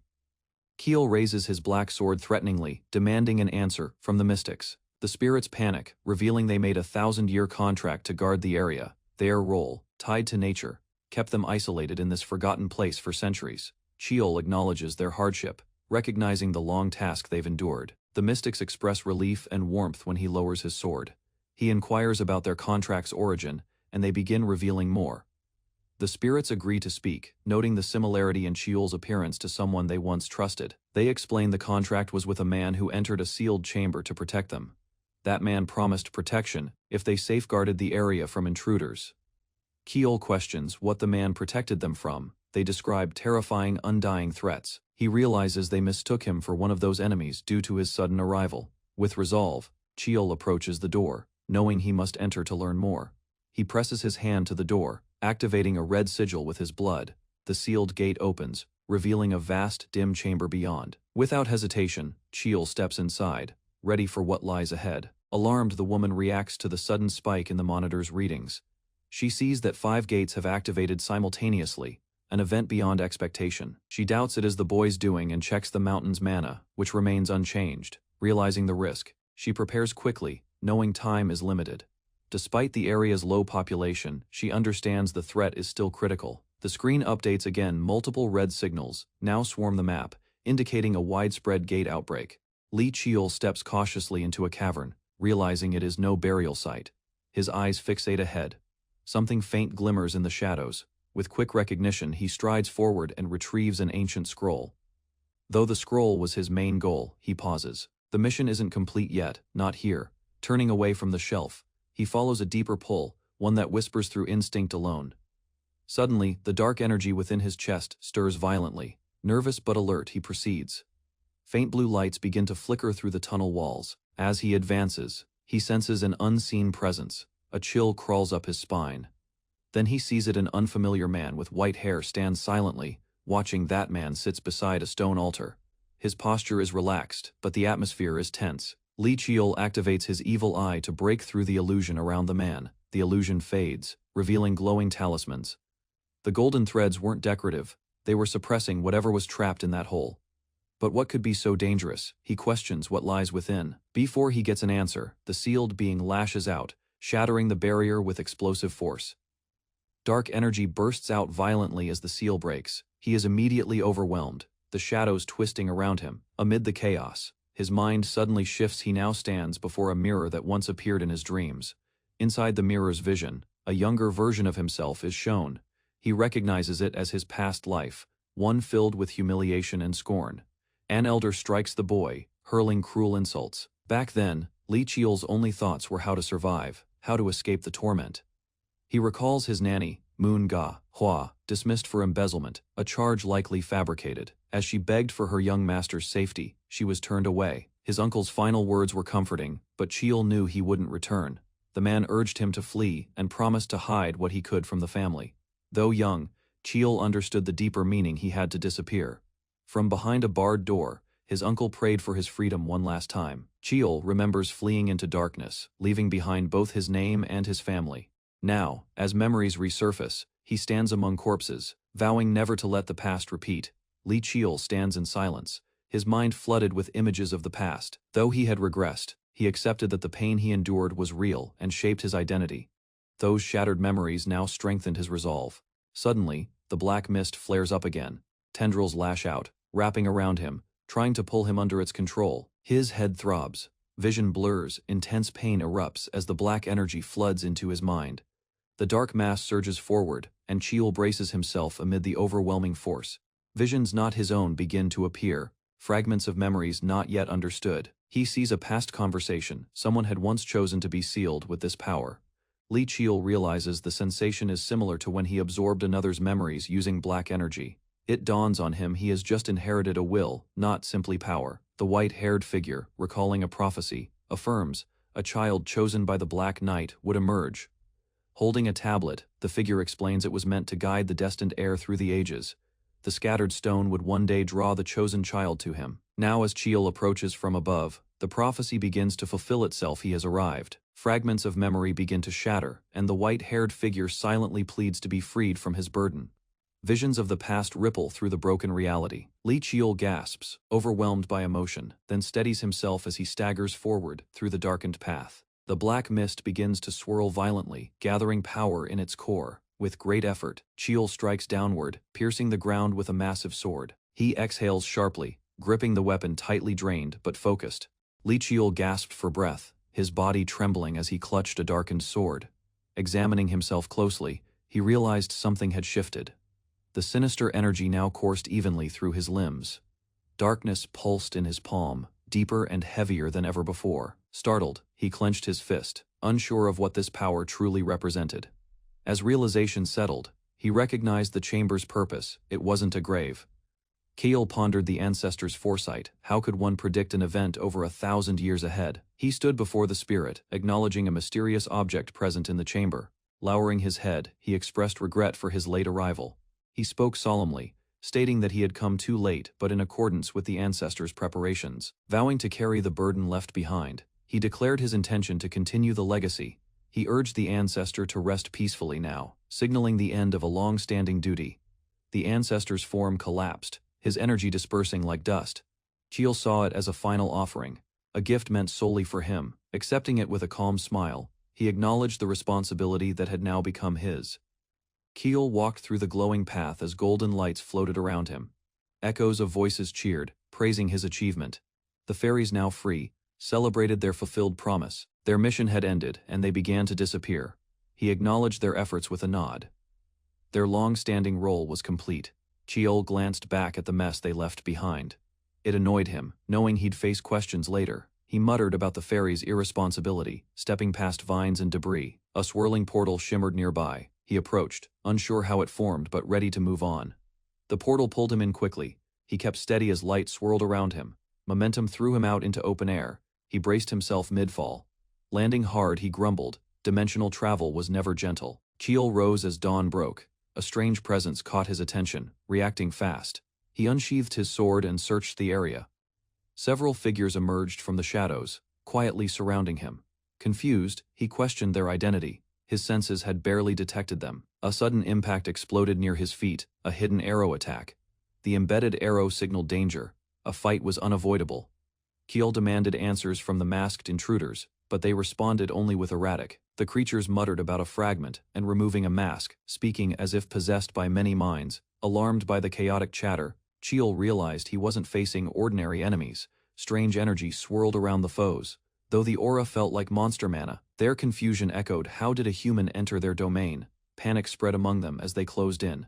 One lunged forward, shouting for freedom through the mask, revealing desperation in their assault. Chiel countered immediately, unleashing a powerful swing to stop the attacker's advance. A hidden observer watched, stunned that a human could wield such force.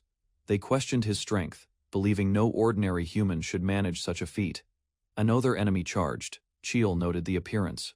A dull green skin. Looking closer, he realized it was a human in disguise, cloaked in orc remains. Suddenly, a glowing projectile launched from the bushes, rushing toward him. With sharp reflexes, Chiel deflected a poisoned needle mid-air. Spotting the shooter, he prepared to respond, unsure who or what they truly were. He gripped his blade tightly, knowing this area was a poor place to face so many enemies at once. Chiel activated his enhanced energy art, sending a surge of lightning crashing into the ground with force. Debris flew in all directions as he created an opening in the chaos. Using the moment, he dashed out of sight. Elsewhere, a masked figure arrived silently beneath the stars. She observed Chiel from a distance, noting his black hair and golden eyes with suspicion. Recognizing his clan, she questioned his presence at the sealed grave and grew tense. Her thoughts raced as she identified the grave's disturbance and confirmed the door had opened. Believing Chiel had claimed the forbidden item, she raised her voice, declaring her intentions. Dark energy surged behind her as the masked figure prepared to retrieve the last remaining mask. Chiel steps cautiously into a cavern, realizing it is no burial site. His eyes fixate ahead. Something faint glimmers in the shadows. With quick recognition, he strides forward and retrieves an ancient scroll. Though the scroll was his main goal, he pauses. The mission isn't complete yet, not here. Turning away from the shelf, he follows a deeper pull, one that whispers through instinct alone. Suddenly, the dark energy within his chest stirs violently. Nervous but alert, he proceeds.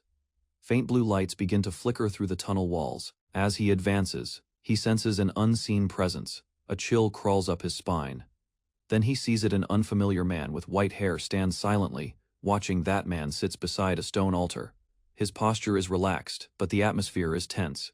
Chiel activates his evil eye to break through the illusion around the man. The illusion fades, revealing glowing talismans. The golden threads weren't decorative, they were suppressing whatever was trapped in that hole. But what could be so dangerous? He questions what lies within. Before he gets an answer, the sealed being lashes out, shattering the barrier with explosive force. Dark energy bursts out violently as the seal breaks. He is immediately overwhelmed, the shadows twisting around him. Amid the chaos, his mind suddenly shifts. He now stands before a mirror that once appeared in his dreams. Inside the mirror's vision, a younger version of himself is shown. He recognizes it as his past life, one filled with humiliation and scorn. An elder strikes the boy, hurling cruel insults. Back then, Chiel's only thoughts were how to survive, how to escape the torment. He recalls his nanny, Manhwa, dismissed for embezzlement, a charge likely fabricated. As she begged for her young master's safety, she was turned away. His uncle's final words were comforting, but Chiel knew he wouldn't return. The man urged him to flee and promised to hide what he could from the family. Though young, Chiel understood the deeper meaning. He had to disappear.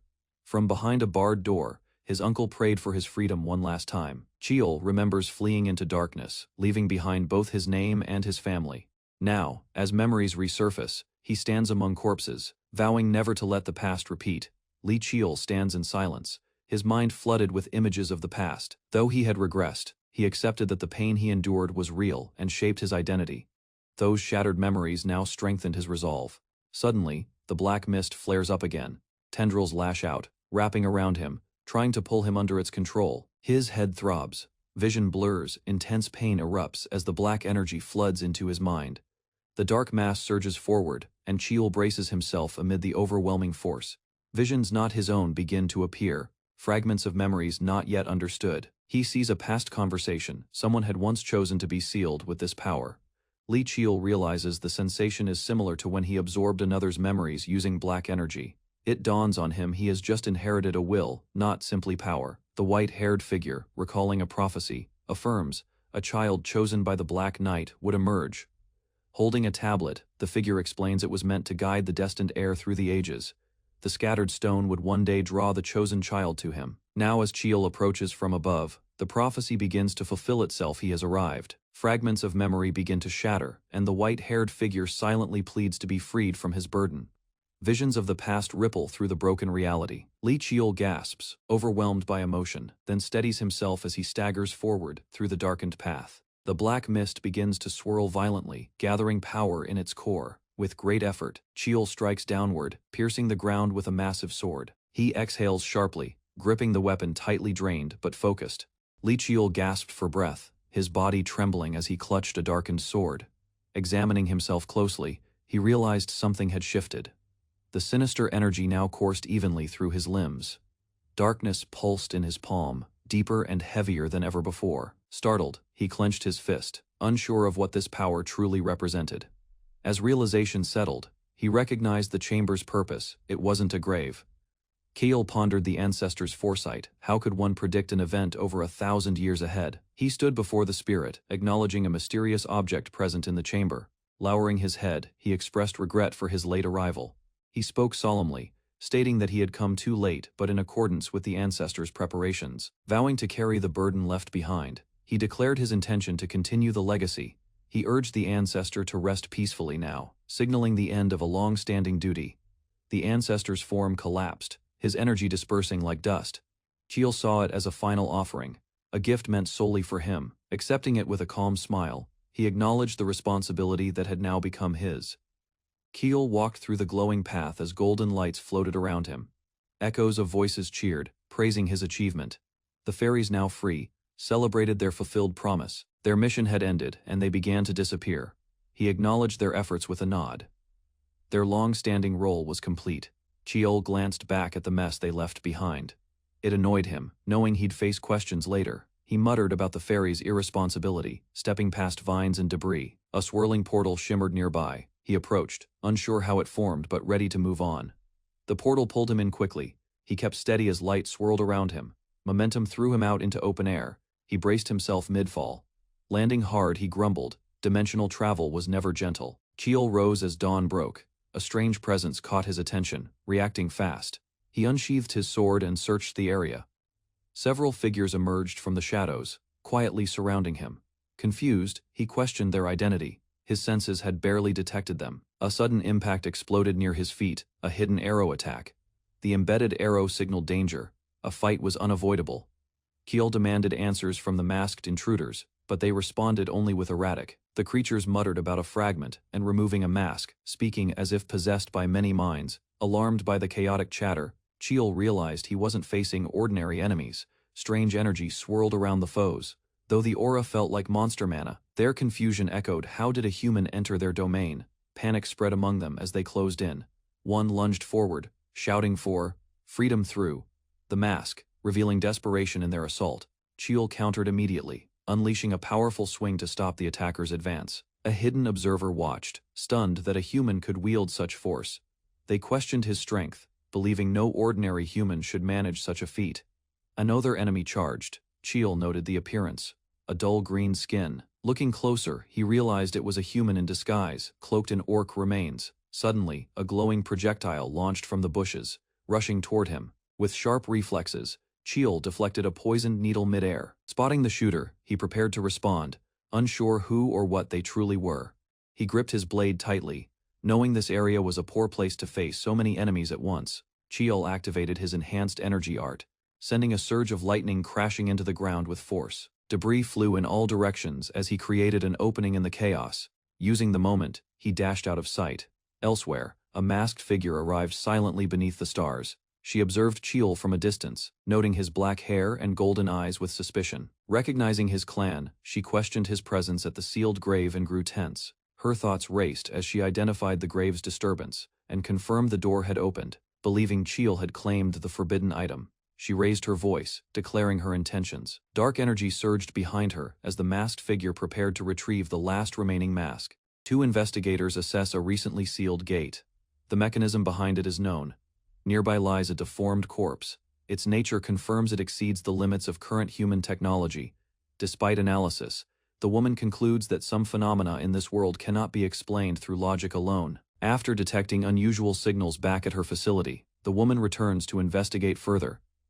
The man attributes the signals to mutated beings, formerly human. Determined to validate the claim, he asks her to inspect the defeated entity herself. She proposes analyzing the lizard-shaped corpse for verification. He prepares the scene as she activates a detection spell to confirm its properties. The scan indicates it is indeed a monster, possessing unusual traits, but retaining a basic monster form. She clarifies that some monsters mimic humans, but this specimen remains fully non-human. He recalls exceptions cases where monster characteristics remained within seemingly human bodies. They proceed deeper into the forest to inspect another site linked to the same phenomenon. Another corpse is found ahead. The man shows signs of recognition. She identifies it as a goblin. He recalls it previously taking human shape. Detection magic reveals something abnormal. While inspecting a corpse, the woman notices a human shoe still intact on the creature's foot. Human-shaped footprints and intact clothing provide further clues.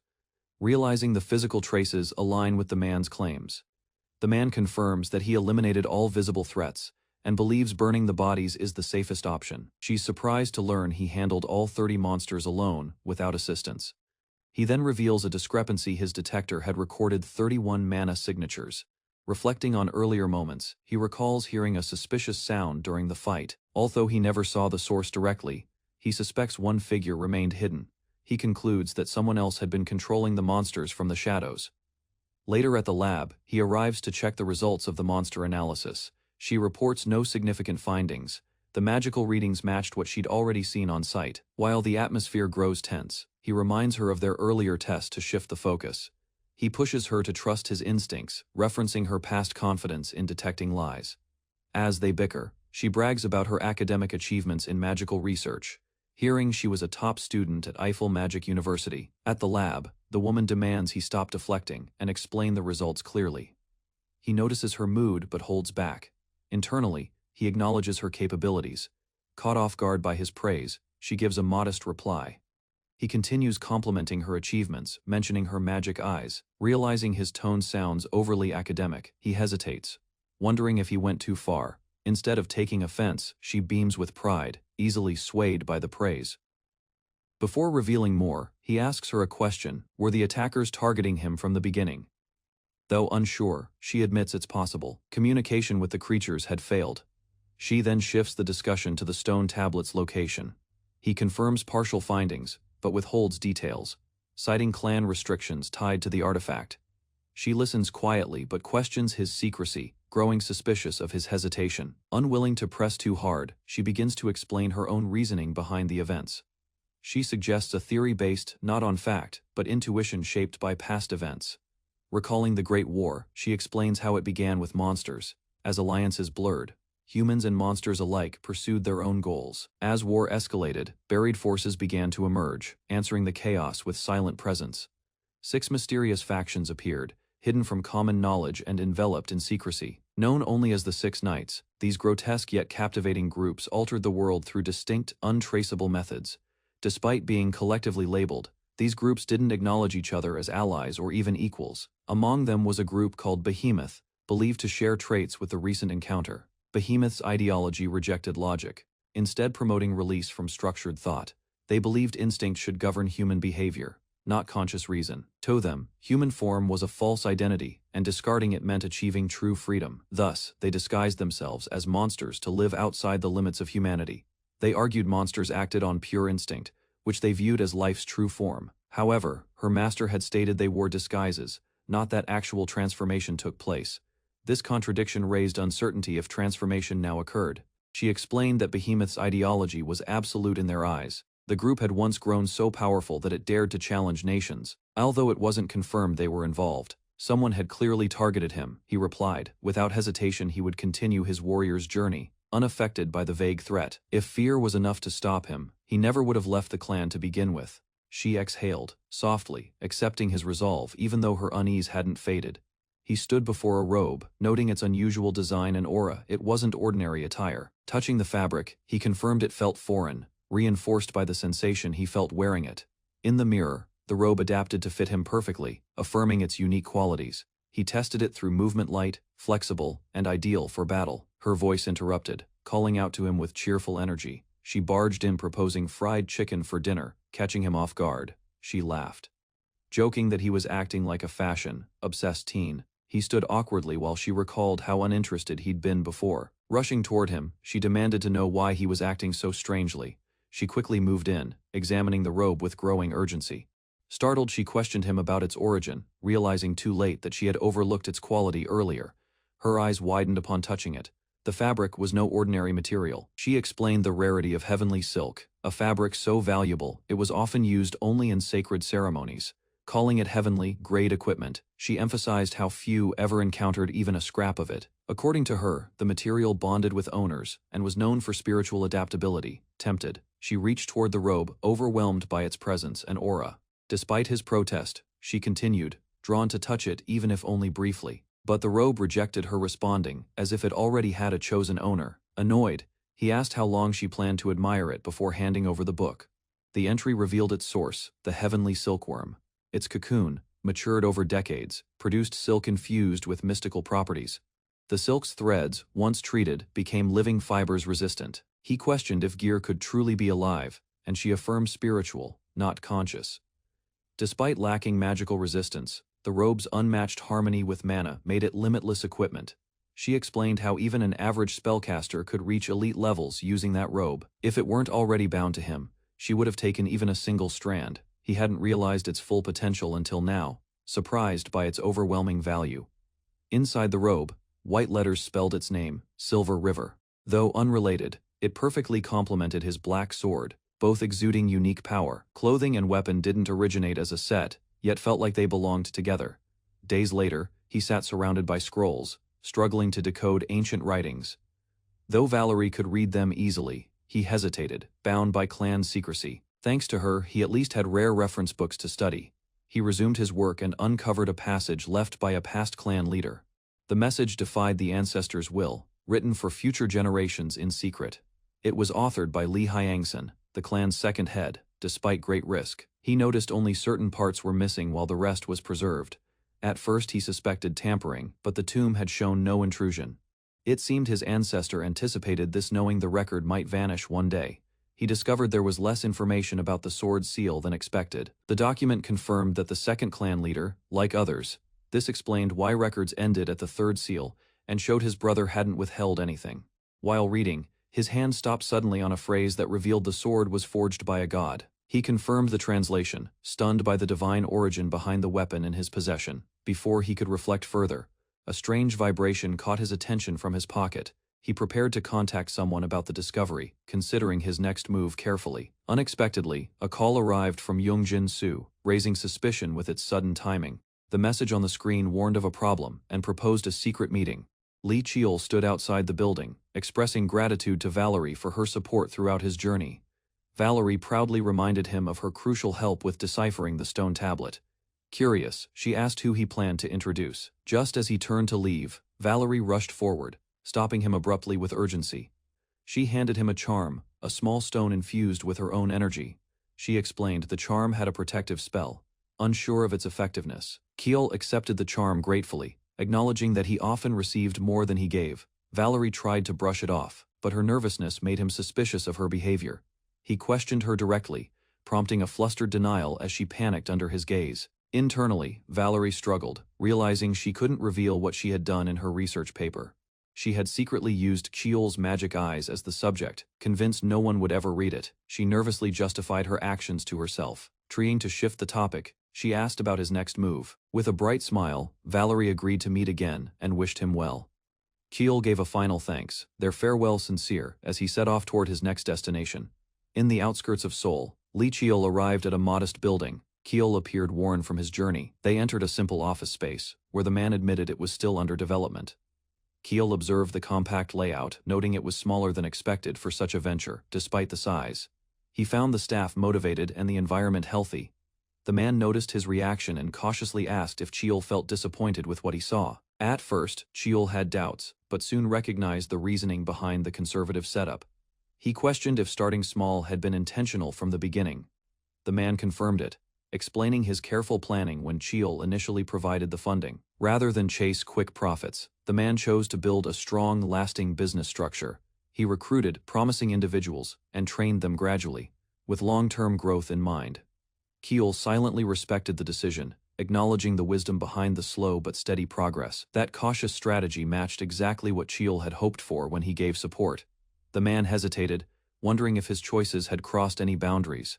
Keel reassured him to continue confidently, encouraging him to trust his own judgment moving forward. Jung Jin-soo hesitated to praise the strategy outright, fearing it might restrict future decisions.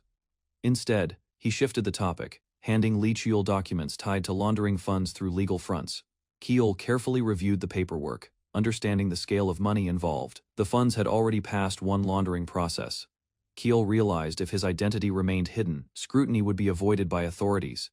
Jin-soo confirmed he was only acting as a proxy and intended to use all available resources. Keel understood that Jin-soo's formality was a way to define loyalty and chain of command. Accepting the arrangement, he signed the papers without hesitation. He then asked directly if the real reason for his summons was the Nine-Dragon stronghold. Jin-soo confirmed the group had taken unexpected action, raising suspicion through black market activity. They discovered the stronghold's backing of Baek Chulsu. Explaining the sudden movement, Keel recognized the Nine-Dragon stronghold's power and noted their darker operational methods. After identifying the stronghold's presence, Jin-soo began monitoring them closely. Due to territorial limitations and public awareness, they were forced to act discreetly in Korea. Keel immediately deduced the target, Jung Jin-soo, the man managing these affairs. A thunderstorm raged over the Nine-Dragon stronghold as a lone figure approached the gates in the dark. The cloaked visitor was greeted with a stern, "You're late from a master, waiting under the storm." He explained his delay came from fulfilling an elder's request. The master, sipping calmly, remarked there had never been official orders from the main group. Still, he acknowledged the elder's involvement. Despite his harsh upbringing, the young man showed curiosity about the power held above him. The master criticized him for becoming a pawn in political schemes instead of sharpening his swordsmanship. Yet he tossed a sealed envelope, entrusting him with a mission that would support his ambition. As the disciple accepted the task, he recognized it as another test under his master's guidance. It was revealed that the order came directly from the main group. The Martial Li clan's involvement shifted the dynamics. Formally presenting himself, Jang Han showed gratitude. The master warned him not to underestimate the Martial Li clan's influence or reputation. Even so, Jang Han moved forward with determination.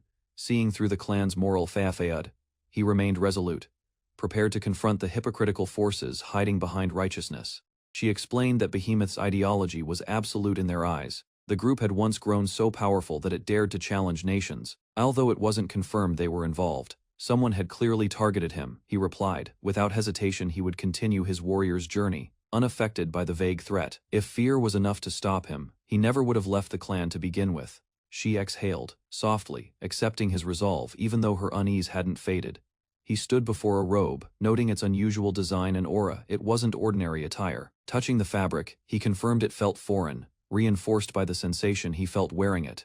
In the mirror, the robe adapted to fit him perfectly, affirming its unique qualities. He tested it through movement, light, flexible, and ideal for battle. Her voice interrupted, calling out to him with cheerful energy. She barged in proposing fried chicken for dinner, catching him off guard. She laughed, joking that he was acting like a fashion-obsessed teen. He stood awkwardly while she recalled how uninterested he'd been before. Rushing toward him, she demanded to know why he was acting so strangely. She quickly moved in, examining the robe with growing urgency. Startled, she questioned him about its origin, realizing too late that she had overlooked its quality earlier. Her eyes widened upon touching it.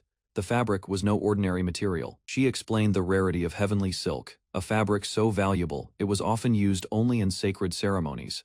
Calling it heavenly grade equipment, she emphasized how few ever encountered even a scrap of it. According to her, the material bonded with owners and was known for spiritual adaptability. Tempted, she reached toward the robe, overwhelmed by its presence and aura. Despite his protest, she continued, drawn to touch it even if only briefly. But the robe rejected her, responding, as if it already had a chosen owner. Annoyed, he asked how long she planned to admire it before handing over the book.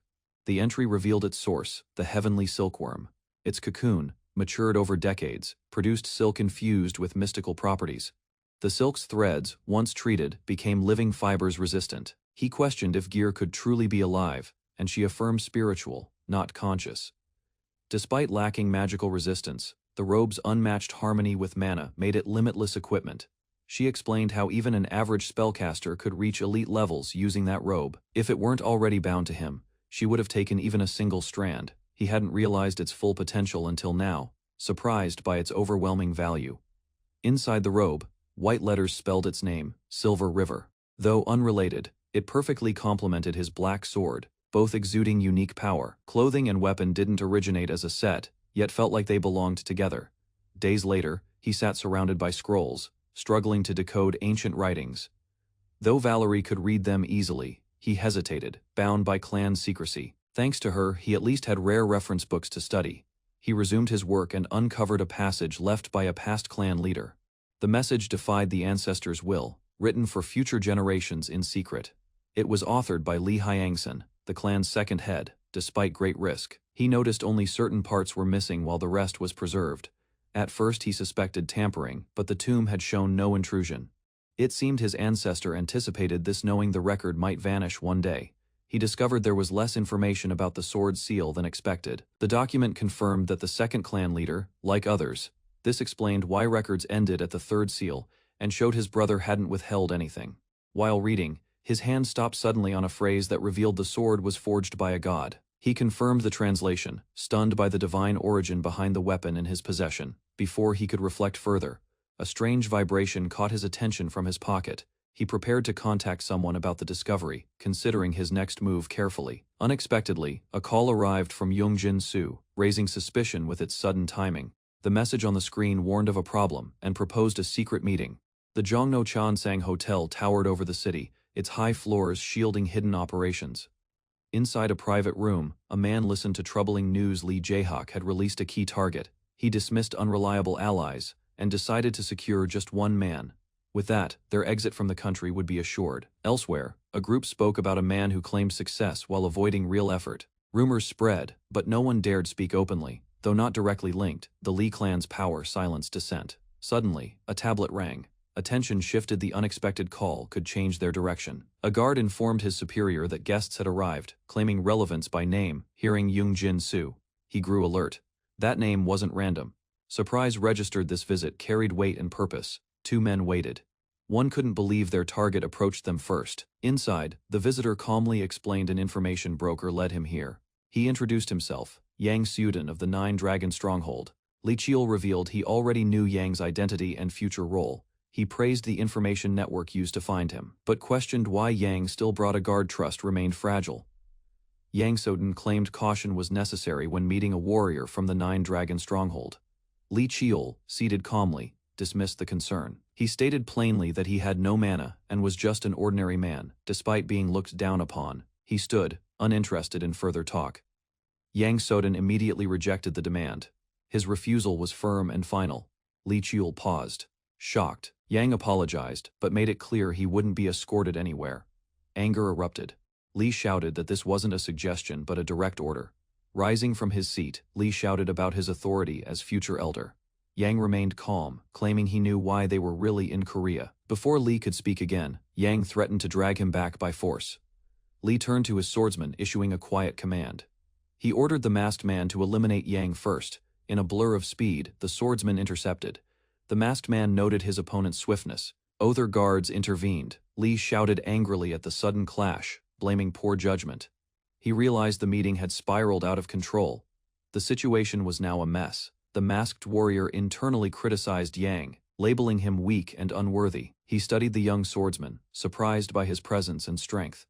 Despite appearing only 17 or so, the swordsman radiated killing intent. Recognizing an unfamiliar aura, the masked man gripped his ornate weapon tighter. The swordsman admitted he'd aimed for the neck, but his enemy reacted instantly. He noted that the masked man might be his age, yet clearly more skilled. The tight space gave no advantage, though he preferred 10 steps distance. With no time to hesitate, the swordsman charged. The mission took priority. Hesitation could mean failure. As he closed in, the masked man panicked internally, overwhelmed by fear rushing to his head and chest. He couldn't reveal his identity or use magic. Relying solely on instinct, he defended with desperation. Clashing steel filled the room as blows landed. The swordsman struck without hesitation. Their violent exchange shattered the surroundings. Realizing each strike aimed precisely for vital points, he grew alarmed. Green energy surged from the masked man's blade. He activated enhanced energy art, shouting his technique, Razor Wind. He launched himself with full force to end the fight, but before his power could land, the swordsman countered mid-air. his body twisted unnaturally as he endured the enemy's enhanced energy. Despite the strain, he held his sword firm, fully aware it was nearing its breaking point. Assessing the situation, he realized reinforcements wouldn't help. With focus, he channeled deadly energy into his blade, glowing red from the gathered force. The air trembled as he activated the heavenly Slaughterblade's first form, readying his decisive attack. His overwhelming power stunned his opponent, who questioned how such strength could exist. The masked man responded by unleashing his own art-boundless first form, Demon Slayer. Both warriors rushed forward, weapons drawn, clashing with full force under opposing energy. Their blades collided in a blinding explosion, power surging outward in a violent shockwave. A heavy sword crashes into the ground, scattering debris and marking the battle's end. Jang Han coughs blood, pain etched across his face as he clutches his chest. Collapsed beside his blade, he reflects on his failure. Despite relentless training, he couldn't defeat the masked man. The masked figure approaches, asking for Jang Han's name without hostility. Lowering his head, Jang Han mutters his name, tense and uncertain. Nearby observers whisper in surprise, one recalling how he had dismissed Jang Han as weak. Another man concludes that if Jang Han was that strong, the victor must be even more dangerous. He claps once, then announces they should end matters for today. Before leaving, he notes the distant noise, likely caused by a recent explosion. Passing by, he promises Jang Han they will meet again. The masked warrior reassures a companion that his injuries are minor. Outside, he explains that stepping in prevented further complications. Another man reflects that the situation worked out, and they still hold control. He repeats Jang Han's name quietly, intrigued. Looking at the building, he admits he always knew they'd cross paths, just not this soon. Jang Han, once a feared assassin from the garbage slums, stands engulfed in power. His exceptional skills caught the attention of the Nine Dragon Stronghold's chief. Over time, he became a figure of quiet authority, respected yet enigmatic. In a calm meeting, Jang Han requests entry into the Nine Dragon Stronghold.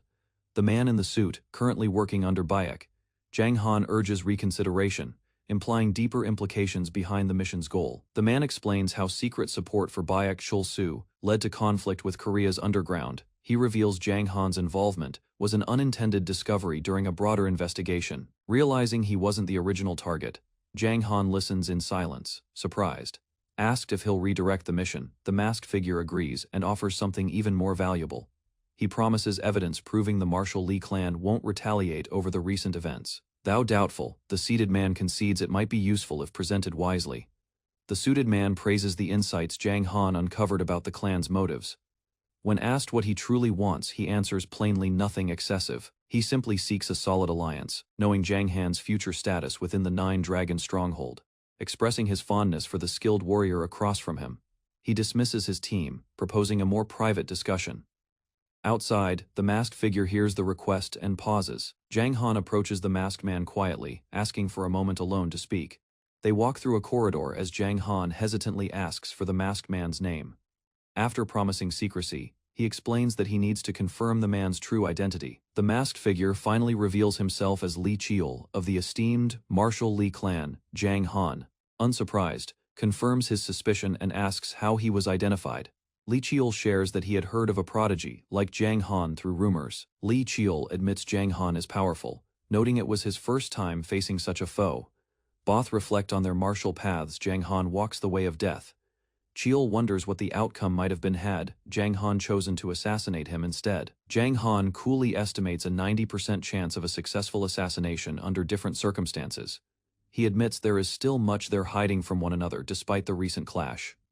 Cheol acknowledges this, realizing Jang Han had seen through far more than expected. Lee Cheol mentions an upcoming international competition in Germany. Jang Han responds with uncertainty, expressing doubt about attending. Lee Cheol calmly admits mutual disapproval, while the masked man silently vows to show his full strength next time. As they exit, Jang Han criticizes the man who lost to him. Later, the suited man expresses relief after the tense conversation. He acknowledges that despite everything, Jang Seohan had a meaningful dialogue with them. Curious, a man asks how Jang Seohan managed to reach someone like Jang Han. He laughs, brushing it off, and credits it to his experience as an office worker. Although modest, the man is reminded not to downplay his actions and strategic role. A folder is handed over, summarizing underground activity and information for future use. The man reflects on how the data aligns with Jang Han's expectations and past tendencies. When asked about his destination, he rejects a visit to the sponsored zones. A sword falls violently into the ground as a young man kneels injured, coughing blood and losing strength rapidly. He recalls repeated battles and countless weapon uses, realizing, despite effort, he still failed to defeat opponent. Stands before the injured young man, Li Chiol symbolizing an overwhelming and unreachable existence. Li Chiol approaches calmly, observing the injured man while demanding identification, maintaining control over the tense situation. The injured man identifies himself as Zhang Han, visibly shaken as several armed men arrive behind him cautiously. The group watches Li Chiol's swift movement, realizing his strength far surpasses their expectations and assumptions. One man concludes Li Chiol is the true threat, acknowledging his dominance after witnessing the overwhelming encounter. A suited man intervenes, clapping to stop further conflict, deciding the situation should end and everyone should withdraw. The group leaves cautiously, while the leader promises future contact, indicating unresolved tensions and interest in Li Chiol. Li Chiol walks away with the suited man through a quiet hallway, leaving the tense confrontation behind them. The suited man checks Li Chiol's condition, noting injuries. While Li Chiol remains composed, they exit the building, acknowledging intervention prevented escalation while maintaining awareness. The suited man reflects that controlling the situation now benefits them, suggesting events unfolded favorably under their authority. Li Chiol reacts upon hearing Zhang Han's name again, recognizing him and recalling a destined encounter from past knowledge. Standing outside, Li Chiol observes surroundings calmly, realizing their meeting occurred earlier than expected within unfolding future events. Zhang Han's background is revealed, showing his rise from harsh beginnings to becoming a powerful fighter within Dragon Stronghold. Li Chiol remembers Zhang Han as a unique warrior, different from others, yet still connected to familiar patterns. A request is made to visit Dragon Stronghold, signaling the next move involving Zhang Han and future confrontations ahead. The suited man explains his separation from Bai Chulsu, clarifying his position while discussing interest in 9 Dragon Stronghold. He questions returning empty-handed, prompting reconsideration of the true purpose behind the mission. The man reveals intentions to secretly support Baek Chulsu while influencing Korea's underground, involving the esteemed Marshal Lee clan, explains investigation orders, stating Li Chiol discovered his identity, revealing hidden motives behind the underground operation. The man realizes the mission differed from initial expectations, understanding deeper schemes were already in motion before his involvement. The suited man proposes preparing results tied to the incident, while Li Chiol acknowledges the plan and listens carefully.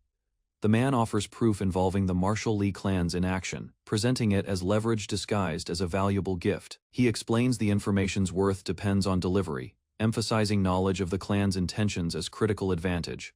The man requests a relationship with Li Chiol, anticipating his rise within 9 Dragon Stronghold and future influence there. The suited man expresses interest in Li Chiol, recognizing his value and deciding to continue. The room is cleared as others leave, creating isolation while Li Chiol remains. Observing the sudden change carefully, Zhang Han approaches Li Chiol directly, requesting a brief moment alone, questions Li Chiol's identity, Zhang Han seeking confirmation while maintaining a composed stance during their private encounter inside. Li Chiol considers briefly, then removes his mask, revealing his face and declaring his true identity without hesitation. Zhang Han reacts to the revelation, recognizing Li Chiol as a member of the esteemed Marshal Lee clan, confirms his assumption. Zhang Han explaining recognition came from rumors, describing a young yet exceptional swordsman within the clan. He reflects on their clash, noting Li Chiol's strength exceeded expectations, proving his identity through undeniable combat ability. Zhang Han acknowledges the encounter as unique, admitting it was his first time facing someone of such caliber. Zhang Han demonstrates his killing intent, showing mastery in lethal combat, while Li Chiol recalls choosing a different path. Li Chiol reflects that their encounter was inevitable, comparing it to fate rather than coincidence within their shared battlefield. Evaluates their fight, Zhang Han concluding he could succeed most times, yet acknowledges unseen variables influencing their outcome.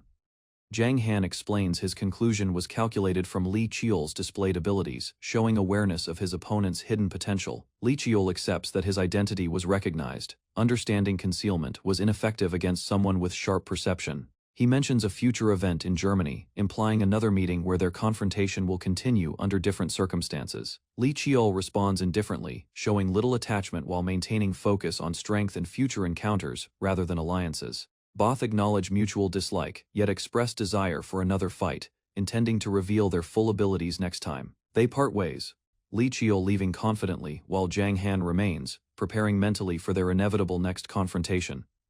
The suited man relaxes after tension, discussing the encounter, evaluates everything carefully. They share a meal, reviewing the masked figure's strength, realizing the opponent's abilities far exceeded their expectations. The suited man praises Li Qiu's handling, while Li Qiu downplays it. A document is handed over, explaining it contains compensation and resources, ensuring cooperation and covering operational expenses. The suited man warns about Bai Chulsu, advising caution, while acknowledging Li Qiu's independence and likely future absence. Li Qiu declines returning to unresolved matters, deciding instead to travel toward Jeju Island. At the Marshall Li clan headquarters, officials gather as reports confirm unusual movements linked to demonic cult activity. A masked subordinate explains dimensional gates appeared in Thompson, with relic traces confirming involvement of demonic faction forces. Clan leaders dismiss relics as insignificant, noting gate intruders included ordinary ranks. The subordinate reports tracking results, confirming elimination of lower-ranked enemies. A leader reacts seriously after learning Li Qiu was present in Jianggu during the demonic cult incident. They deduce the cult targeted the youngest, despite exposure risks, indicating intentional focus on Li Qiu specifically. The clan head questions Li Qiu's presence, while subordinates explain he was following orders and avoiding unnecessary attention. Concern rises as leaders suspect patterns repeating, suggesting larger schemes involving Li Qiu and demonic cult actions. Orders are given to shadow Li Qiu, monitor movements, and investigate why the demonic cult specifically targeted him. The clan head declares zero tolerance toward interference, expressing anger at threats targeting the Marshall Li clan's bloodline. He orders subordinates to eliminate intruders immediately if they appear. After hearing Li Qiu defeated enemies alone, the clan head shows interest, recognizing his growing strength and potential. Li Qiu arrives at Jeju International Airport, observing the environment while noting unusual demonic energy spreading across the area. He realizes the demonic presence already reached the airport, indicating a serious situation developing faster than expected. A taxi driver approaches Li Qiu, attempting conversation and offering transport. Li Qiu reacts coldly, sensing something unusual about the driver, showing immediate suspicion toward his behavior. The driver reveals knowledge about hidden forces, suggesting connections to the Black Crow Order while testing Li Qiu's awareness. Li Qiu dismisses the driver, concluding the enemy underestimated him while remaining cautious. A man introduces himself as Im Yongmuk, the Black Crow Order leader, apologizing while evaluating Li Qiu's condition. He observes Li Qiu's unchanged appearance, acknowledging his outstanding abilities. Im Yongmuk suggests relocating for privacy, offering transport while Li Qiu remains cautious and silently agrees to proceed. Li Qiu accepts transport, directing destination toward Halasan foothills, showing intent to control the meeting's location and conditions. Inside the vehicle, Im Yongmuk attempts to ease tension, but Li Qiu remains focused, prioritizing purpose over casual interaction. Im Yongmuk proposes a formal agreement, recognizing Li Qiu's direct approach and expressing interest in forming a structured partnership. The Black Crow Order is described as a powerful intelligence group with hidden influence across regions. They propose exchanging information, offering valuable intelligence while requesting cooperation in return. Im Yongmuk explains their interest comes from Li Qiu's actions, identifying him as a valuable figure worth engaging strategically. He lists Li Qiu's achievements, highlighting his rapid rise, influence, and connections that drew the organization's attention. Multiple reasons forced their approach, emphasizing Li Qiu's intelligence and actions made ignoring him impossible. Li Qiu observes calmly, recognizing the manipulation attempt, while Im Yongmuk subtly reveals intent to exploit information control. The vehicle stops as Li Qiu rejecting the offer and preparing to leave without further negotiation. Im Yongmuk insists cooperation is necessary for Li Qiu's goals, but Li Qiu remains unmoved. Li Qiu walks away from the car, reaffirming his refusal while maintaining independence. Im Yongmuk warns of regret, attempting intimidation, but Li Qiu dismisses the threat without hesitation or concern. Li Qiu reveals he considered helping before, but changed his decision after assessing the organization's true intentions. He leaves confidently, instructing Im Yongmuk to report back, while exposing awareness of their identity. Li Qiu, revealing he only tested Im Yongmuk for information while maintaining control of situation. Im Yongmuk reacts with frustration, realizing Li Qiu judged his abilities as insufficient and became disappointed by performance. Angered by humiliation, Im Yongmuk attempts retaliation as he punching a post to calm down. He struggles to recover, acknowledging Li Qiu's arrogance while recognizing the gap in their strength difference. Reflects on failure, he realizing personal involvement backfired, damaging his reputation as Black Crow Order's Southern Branch leader. Still confused, he questions Li Qiu's motives, considering why direct contact and negotiation were personally initiated earlier. Yongmuk reports to superiors, explaining Li Qiu misunderstood circumstances and confirming that the proposed contract ultimately failed. He ends the call, stating nothing further occurred, attempting to minimize the situation. Hesitantly, he mentions Li Qiu left a message, suggesting lingering uncertainty about its truth and implications ahead. Yongmuk receives urgent orders, learning Li Qiu is moving through Halasan. Superiors command full mobilization, demanding no mistakes, while pressuring Yongmuk to prepare for consequences. Yongmuk reacts with shock, realizing Li Qiu's knowledge threatens them. Li Qiu arrives at the restricted gate, calmly facing guards while maintaining composure, despite entering a high-risk zone. After identity verification, guards acknowledge his status, allowing entry while noting the area's unusual danger compared to others. The gate opens as Li Qiu proceeds forward, entering deeper into Halasan. Inside, Li Qiu senses extreme environmental changes, recognizing the area differs greatly from previously encountered locations. Despite harsh conditions, he continues advancing, refusing retreat, while maintaining focus on his objective within the mountain. Li Qiu recalls a powerful entity tied to Halasan, confirming his destination involves confronting a godlike presence ahead. Jeju Island is introduced as a sacred land filled with spiritual energy, known for dangerous sea monsters nearby. Li Qiu, recognizing the difficulty of control due to constant threats and unstable conditions, he identifies the jungle as a dangerous spreading zone, sensing abnormal energy concentrated. Li Qiu moves through the forest cautiously, realizing the environment changes suddenly. He recognizes the phenomenon as spirit play, where terrain shifts instantly without magic circles or visible activation. Li Qiu recalls limited knowledge about Halasan, understanding that only records of Black Twilight provide useful information. Ancient knowledge describes mysterious beings existing in the region, differing from known creatures and misunderstood by people. These beings, called dokibi, possess craftsmanship abilities, creating weapons and armor using unique supernatural methods. Li Qiu connects Black Twilight events to dokebi presence, realizing their influence shaped the region's hidden dangers.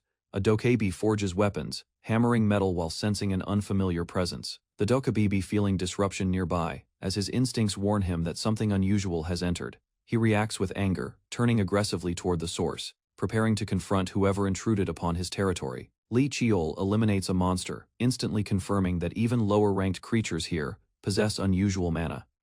He analyzes the environment, realizing the mountain's mana saturation strengthens all creatures. Li Qiu prepares his weapon, acknowledging the region's abnormality and understanding why it is considered a demonic realm.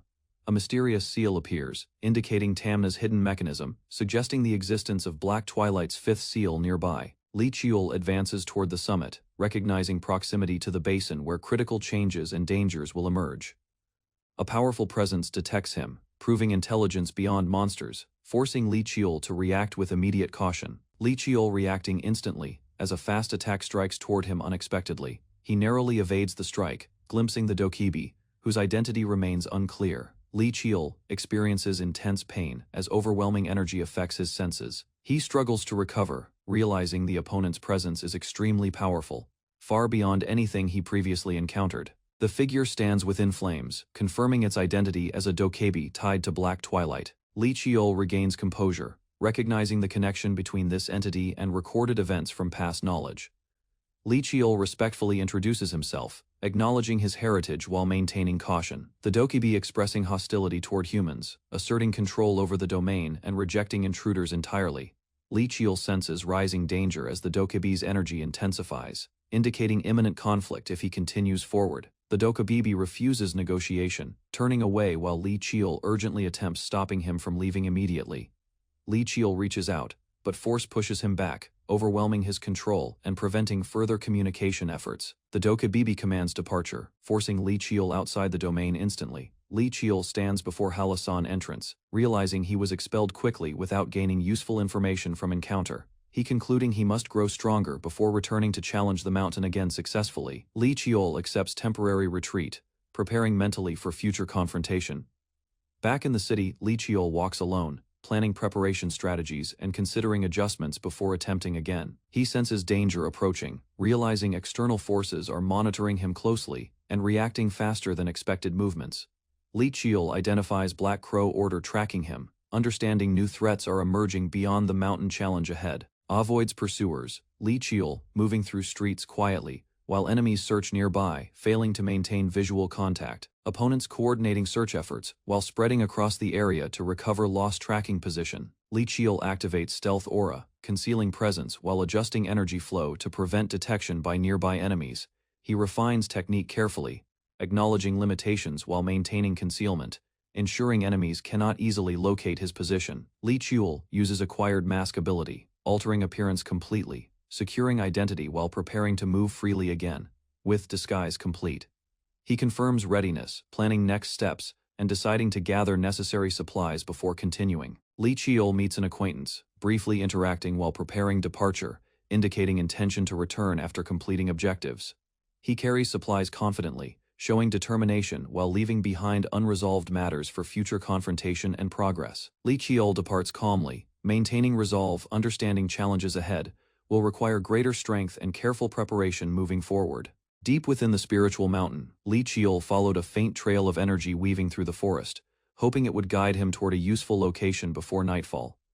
Hours of travel left him tired, yet he continued advancing between the trees, while carefully tracking the unusual current flowing ahead. Soon, a slight change in the energy pattern drew his attention, causing him to move faster toward whatever was hidden at the end of the trail. At the edge of the forest, a small lake finally came into view, marking the destination connected to the mysterious flow he had been tracking. After crouching beside the water, he examined its condition and sensed only a weak concentration of spiritual energy beneath the surface. Since the area provided a reliable water source despite its low energy density, he chose it as a temporary place to rest for the night. Not long afterward, strange blue lights flickered between distant trees while the quiet lakeside remained covered in darkness. Weariness from a long journey and repeated use of magic gradually overcame him, leading him to lie down inside his camp for a short rest. Without warning, a sharp scream broke the silence, forcing him awake as his hand immediately reached for his weapon. Guided by the unsettling noise, Li Qiul slipped through the forest and eventually discovered several demonic creatures moving between the shadows. From their horns, wings, and physical appearance, he quickly assessed their threat level, while noting that their behavior seemed unusually violent. Another desperate cry echoed through the woods moments later, revealing that the demons were actively hunting nearby children. Ahead of the monsters, a frightened group of children sprinted through the forest while desperately trying to escape their pursuers. Just before the demons could catch them, several blue spirit flames suddenly appeared and surged across the path with great speed. Meanwhile, the leading demon lunged forward to continue the chase, only to have its advance interrupted by the unexpected attack, creating a chance for Li Qiul to step in and help the children. Before the demons could reach the fleeing children, several blue spirit flames burst forward and struck the ground around them. Shock spread among the children as a massive surge of energy erupted nearby, forcing the demons to halt while the unexpected attack shook the surrounding forest. Behind the confusion, a powerful force descended from above and crashed into the area, drawing every creature's attention toward the source of the disturbance. Turning toward the battlefield, Li Qiul immediately assessed the situation and decided to eliminate the threat before the children were caught again. Rather than charging recklessly, he unleashed dark energy to pressure the demons and disrupt their movements while maintaining control of the battlefield. At the same time, he activated a masterwork-grade protective charm, knowing its sacred energy would greatly weaken the influence of unclean demonic power. Confusion appeared on a demon's face as the sacred energy spread across the area and interfered with the monster's natural strength. Using the opening he created, Li Qiul rushed forward and delivered a swift attack that forced the nearest demon backward. Confidence filled his expression as the protective charm continued to function, proving that his final piece of equipment had been the correct choice. Without wasting time, he handed the protective item to the frightened children and instructed them to keep it close while staying together. After learning the name of the boy leading the group, Li Qiul entrusted him with protecting the charm and ensuring the others remained safe. Suddenly, a demon slipped behind him and prepared to strike, but his sharp senses detected the danger before the attack could land. Reacting instantly, Li Qiul formed a sacred barrier around himself and launched a counterattack that sent a demon flying away from the children. As the battle intensified, strange voices echoed from the monsters, while additional demons gathered around him from every direction. Purple energy began swirling around the creatures as they spoke of delivering sacrifices to their king, revealing that a far greater threat was waiting beyond the forest. Facing a new group of stronger demons, Li Qiul quickly noticed that these creatures were different from the ones he had encountered earlier, as their presence carried far greater power. Blue energy gathered around his body, while he calmly evaluated the battlefield, determining that the enemies were dangerous but still within his ability to handle. Without showing hesitation, he released his strength and launched himself forward, preparing to strike before the demons could organize an attack. A bolt of lightning suddenly descended from the sky and crashed into the forest, unleashing a violent wave of energy that shook the surrounding area. Amid the fading light, Li Qiul spotted an elderly warrior whose arrival explained the overwhelming power that had interrupted the battle. Relief spread among the rescued children as they rushed toward the elder, recognizing the person who had come searching for them. After confirming the children's safety, the elder scolded them for wandering into danger while keeping a close watch on the remaining demons. Meanwhile, the monsters lingered nearby despite suffering losses, revealing an unusual persistence that caught both warriors' attention. Stepping forward with confidence, the elder declared that he would handle the situation personally and prevent the creatures from escaping. Crackling lightning surged around the elder's body as he prepared a technique powerful enough to overwhelm every demon in the area. Rather than aiming to kill them immediately, he focused on suppressing and controlling the battlefield while protecting the children from further harm. Moments later, countless streams of lightning erupted across the forest, engulfing the demons in a massive attack and bringing the chaotic pursuit to a sudden halt. Beneath the dark forest canopy, Li Qiul traveled alongside several tribal members while quietly observing their leader. Ahead of the group, the guide walked confidently through the narrow path. His unusual clothing immediately caught Li Qiul's attention because it differed greatly from the styles worn in human settlements. As the journey continued, information about the tribe gradually emerged. Rarely interacting with outsiders, the tribe seemed willing to accept Li Qiul only because of a special connection he had unknowingly formed. Reaching a secluded area, the guide halted and signaled everyone to gather nearby. A strange energy soon gathered around the weapon in his hand. Without hesitation, he unleashed a powerful strike against an invisible barrier.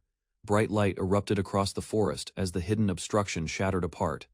Beyond the opening appeared a breathtaking settlement concealed deep within nature. Wonder filled Li Qiul's eyes when he stepped inside the village. Countless lights drifted through the air while magical creatures moved freely between the towering trees.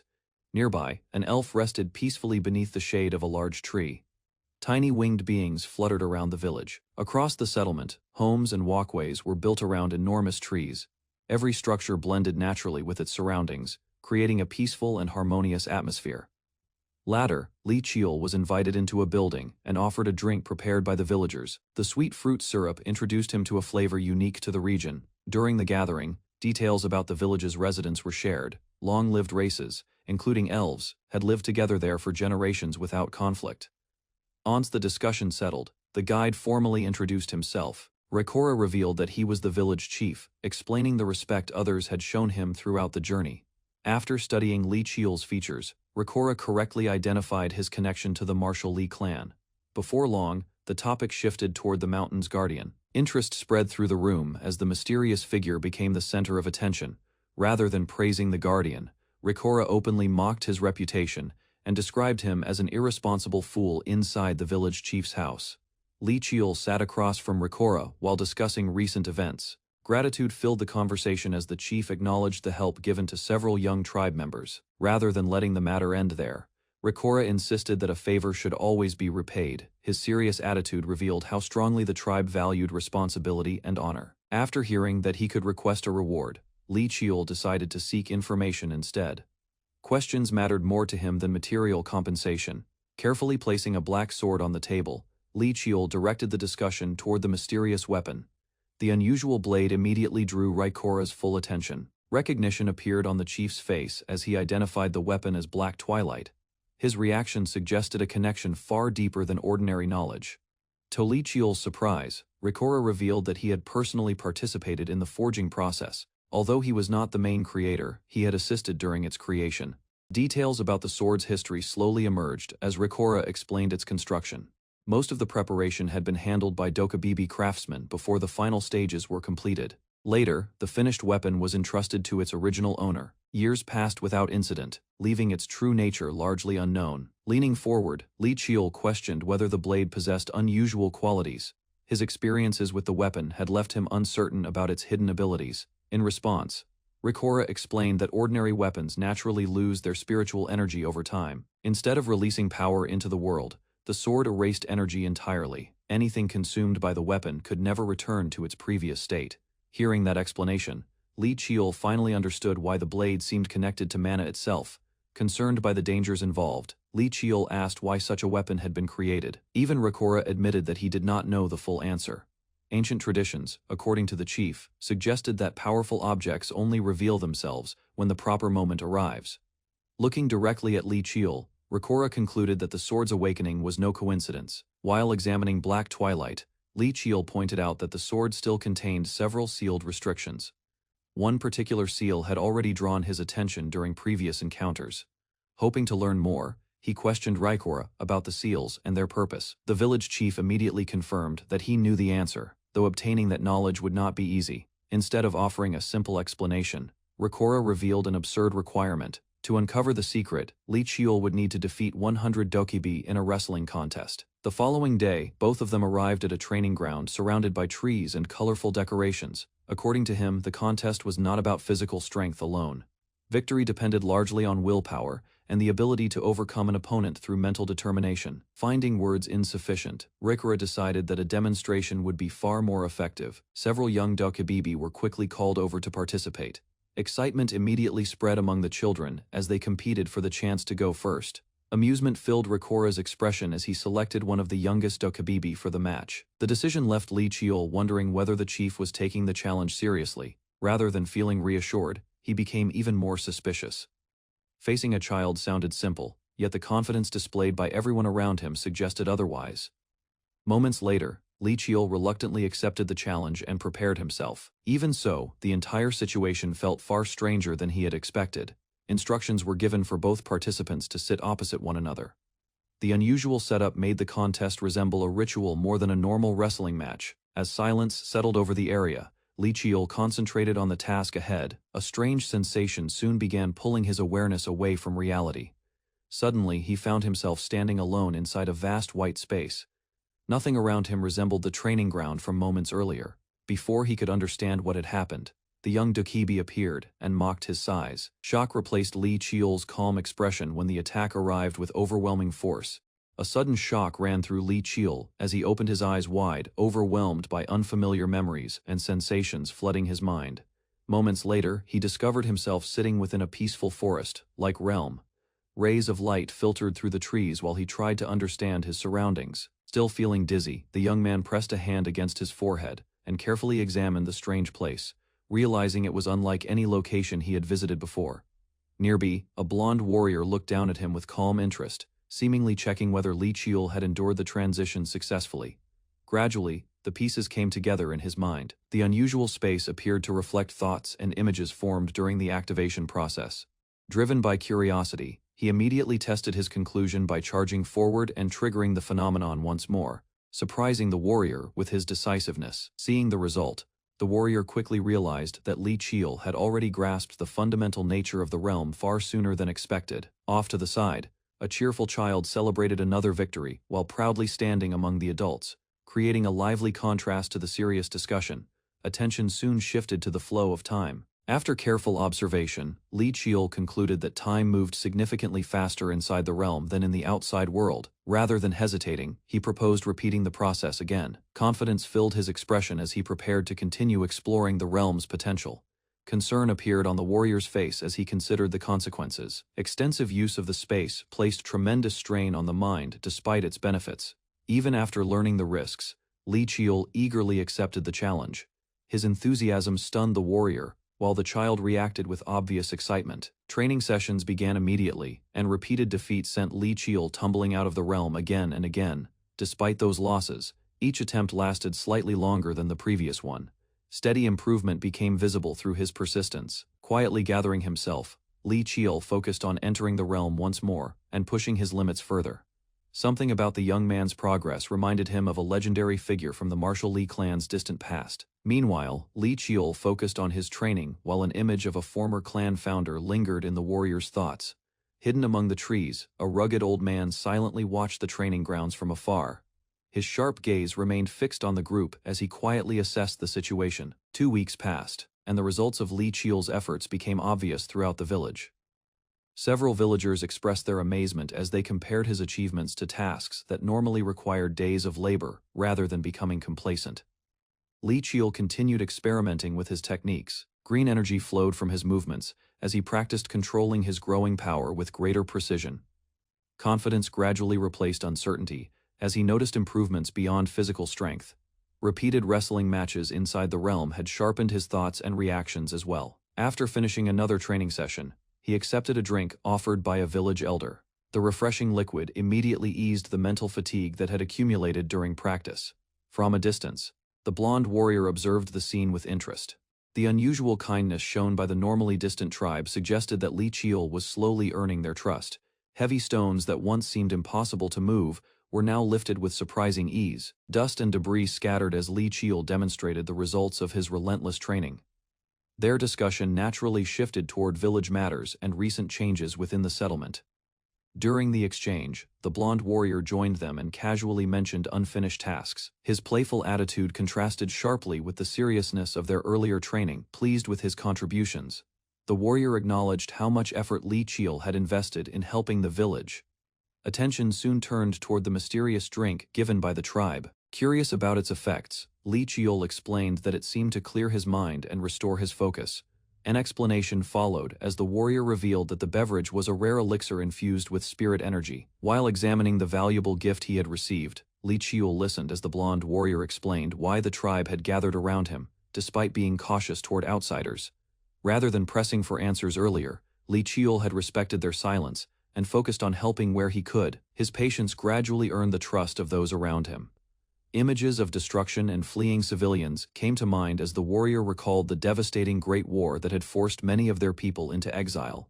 As the discussion continued, the warrior explained that those tragic events had happened long before either of them was born. Beyond the village, the thriving settlement showed how the tribe had rebuilt its life over time. A sudden thought crossed the warrior's mind, prompting him to leave Li Qiul with the children while he attended to another matter. Before he could go far, an elder emerged from the forest and approached him directly. The elder's serious expression suggested that an important issue needed immediate attention. Without wasting time, the elder questioned the warrior about why the human visitor was still being allowed to remain within the tribe's territory. Meanwhile, Li Qiul continued spending time with the village children and assisting the residents. Turning away, the elder revealed that his opposition came from an old promise made many years ago. Refusing to back down, the warrior challenged the elder's reasoning and pointed toward the children.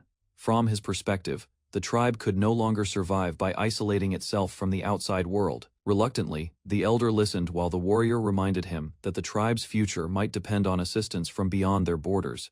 The mood suddenly changed when the warrior revealed that a protective seal connected to the tribe had begun weakening. Even after hearing the warning, the elder insisted that humans would abandon the tribe once danger arrived, and argued that they could not be trusted in times of crisis. Seated within the training grounds, Li Qiul unknowingly stood at the center of a growing conflict between distrust and necessity. Emerging within a cloud-filled training space, Li Qiul walked forward with a focused expression.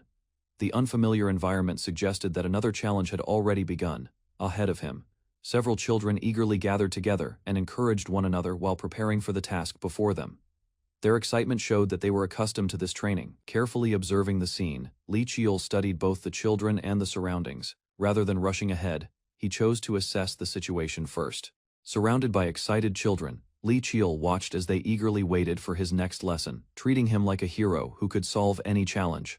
A calm expression crossed his face while he recalled the techniques he had learned, carefully preparing to demonstrate another skill to the group. Moments later, streams of water and fire twisted together above the clearing, forming a spectacular display that amazed the children and marked the year 1972. After the demonstration ended, Li Qiul smiled awkwardly as exhaustion caught up to him from repeatedly entertaining the energetic youngsters. Nearby, a village hunter observed the scene and realized the children had become completely fascinated by the unusual abilities Li Qiul displayed. Rather than simply teaching tricks, he used knowledge taken from weapon memories to recreate impressive effects, making the children admire him even more. The hunter silently watched the growing bond between Li Qiul and the children, before deciding it was time to move on to something more important.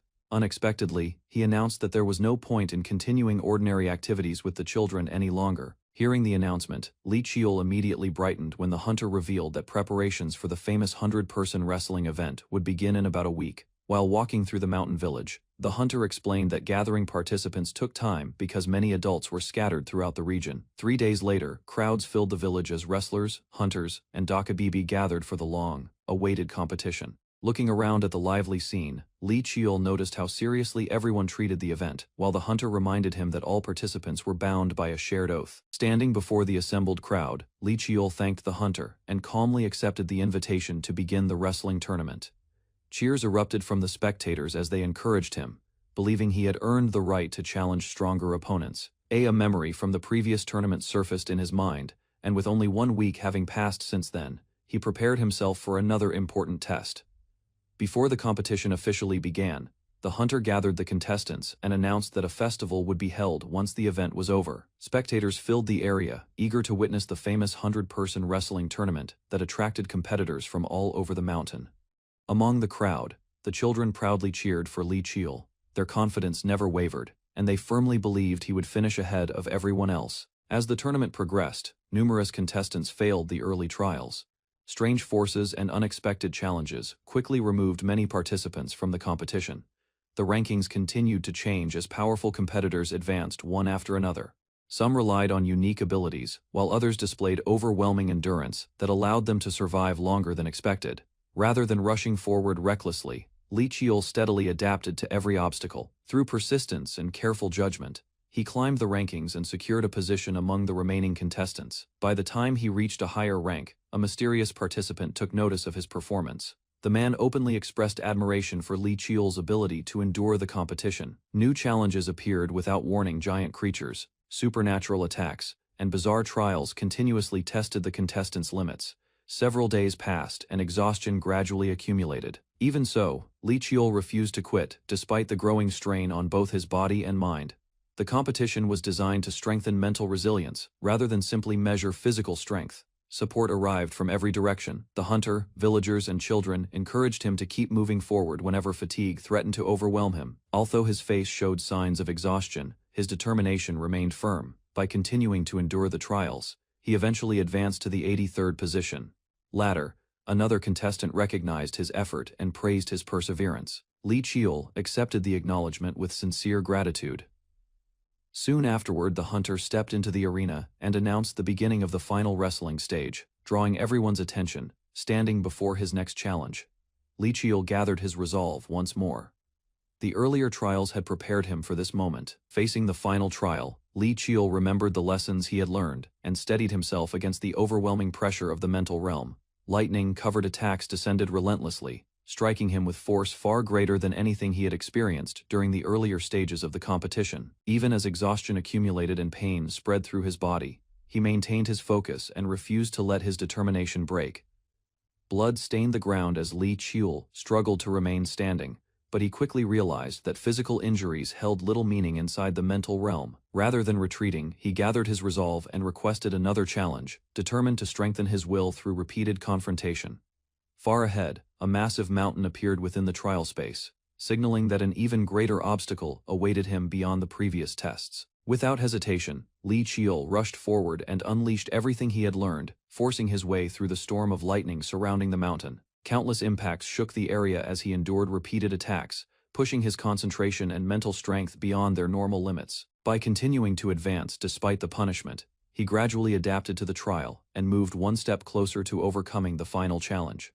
A burst of energy erupted around Li Qiul as he endured another round of the brutal mental training while his body remained seated in the training ground. Moments later, his eyes opened again. The spectators watched from around the arena, realizing he had regained consciousness after collapsing once more. Concern spread among the crowd as they noted that he had already challenged the trial dozens of times, yet he continued forcing himself back into it without rest. Shock flashed across Li Qiul's face as he tried to understand how much time had passed while he was unconscious. doubt lingered in his mind. Even after waking, the experiences inside the trial felt so vivid that reality itself seemed uncertain. After receiving confirmation that only a short time had passed, he clenched his fist and pushed aside every distraction, refusing to stop regardless of the outcome. Determination hardened his expression as he resolved to continue challenging the trial whether it was real or merely a mental world. The attendant beside him stared in disbelief, unable to understand how someone could repeatedly endure such torment.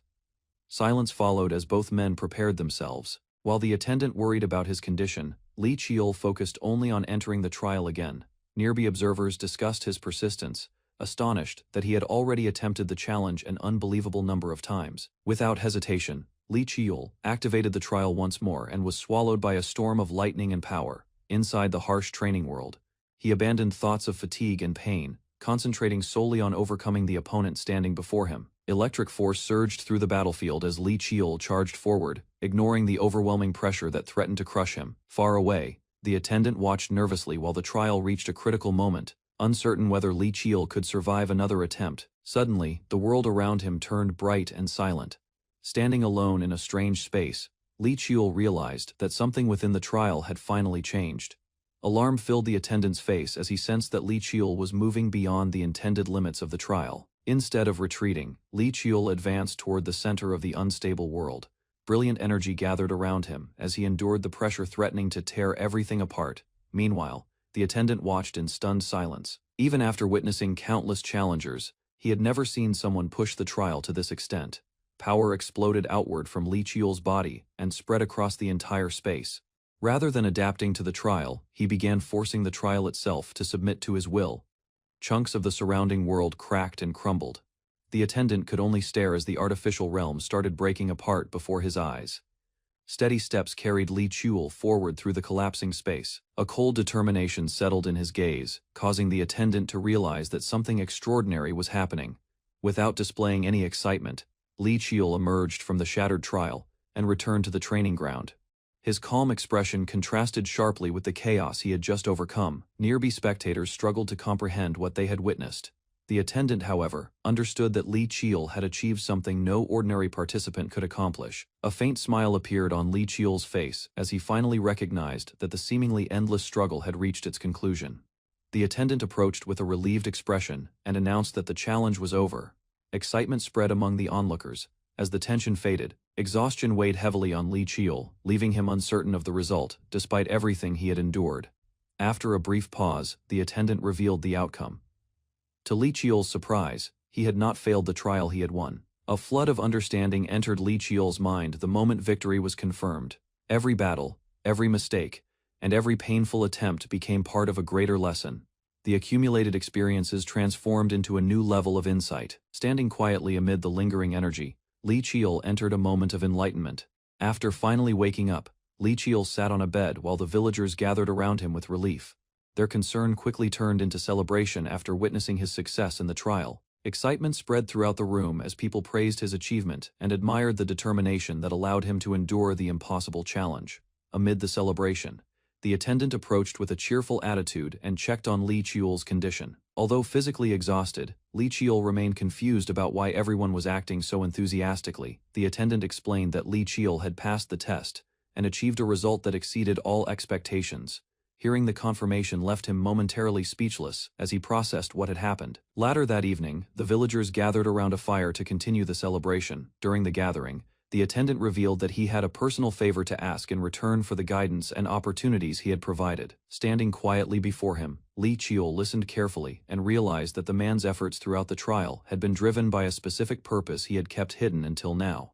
Lee Cheol explained that the Silver River originally belonged to his ancestor, but the valuable inheritance had never been taken away because it was intentionally preserved for him. Carefully reviewing several ancient documents, the scholar noticed numerous sections had been erased instead of fading naturally with age. Comparing the surviving records with books preserved inside the library, both men concluded the missing passages likely described Black Twilight's creation together with another mysterious existence. Although uncertain about the exact meaning, the scholar remembered an ancient folk song describing a distant sea containing an enormous abyss connected to terrifying legends from forgotten times. The old lyrics described dreadful creatures emerging from deep caves before the heavens changed forever. transforming the entire world while erasing almost every memory connected with that forgotten age. Reflecting upon childhood memories, the scholar realized older villagers had used the frightening song to warn children about dangerous beasts. After gathering the remaining scrolls, the scholar proposed tracing the mysterious seal, because following its origin might eventually reveal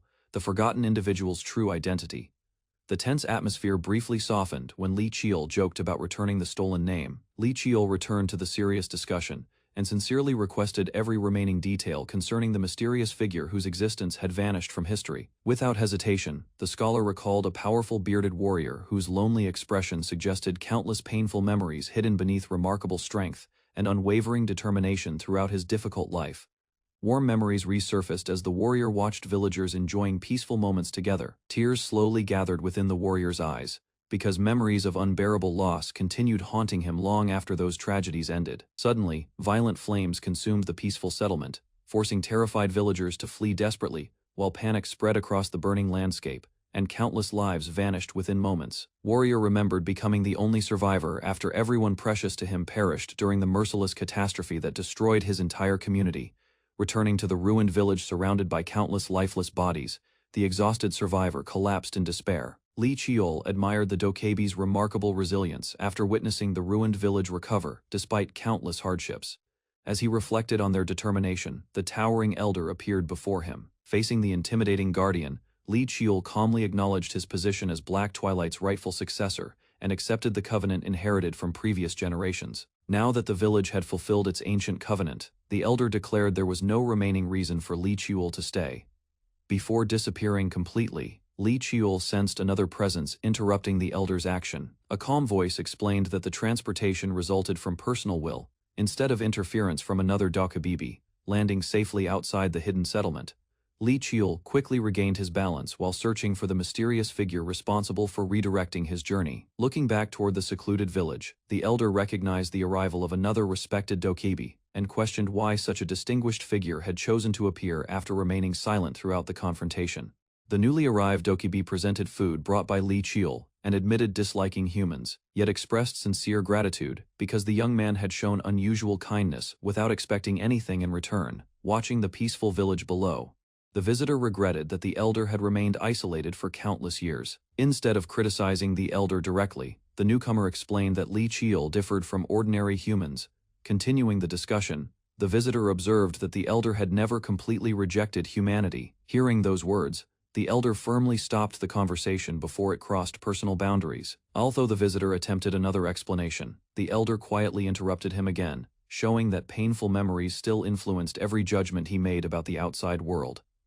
Silence settled between both dokebi as the night breeze passed through the forest, emphasizing the weight of their unresolved disagreement. Neither guardian abandoned personal beliefs, yet both understood Li Qiul's appearance had disturbed the peaceful balance preserved for countless years. Far beyond the hidden village, Li Qiul unknowingly continued his journey, while leaving the elders to confront emotions they had concealed for generations. A sudden disturbance spread across the hidden village, causing both dokebi to sense an unfamiliar presence approaching from beyond their protected territory. Moments later, the earth trembled violently as blazing cracks opened across the landscape, releasing intense heat that rapidly spread beneath their feet. Watching the expanding destruction, the elder calmly raised one hand and unleashed a powerful blue vortex that swallowed the unstable energy before it could consume the surrounding area. After stabilizing the situation, the elder created a secure passage leading toward the source of the disturbance and instructed the younger dokebi to return home and report everything, refusing to remain behind.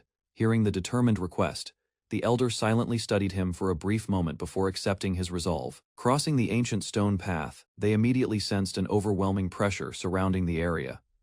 Continuing deeper into the corrupted region, the younger guardian learned the surrounding energy had flowed continuously from the distant north for several years. Although he had expected dangerous conditions, the younger dokebi never imagined that the silent energy had accumulated into such an enormous threat. The elder quietly denied the accusation, explaining his long effort had ultimately failed despite years of persistence. Advancing toward the disturbance, both guardians entered a massive cavern where rivers of molten lava surrounded broken pathways carved into the ancient underground ruins. Towering flames illuminated the enormous chamber, while unstable energy continued surging through the fractured landscape. Standing before the ruined passage, the elder prepared himself to confront whatever remained hidden beneath the burning depths as the younger dokebi watched with growing determination, carefully observing every change within the unstable environment, while searching for the true source behind the spreading corruption. Each step revealed greater destruction, strengthening their belief that an ancient force had awakened beneath the earth, after remaining dormant for countless years. Their investigation continued toward the heart of the underground ruins, where the truth behind the mysterious disaster awaited both Dokabibi guardians. Deep beneath the world, a floating stone platform hovered above an endless sea of molten rock.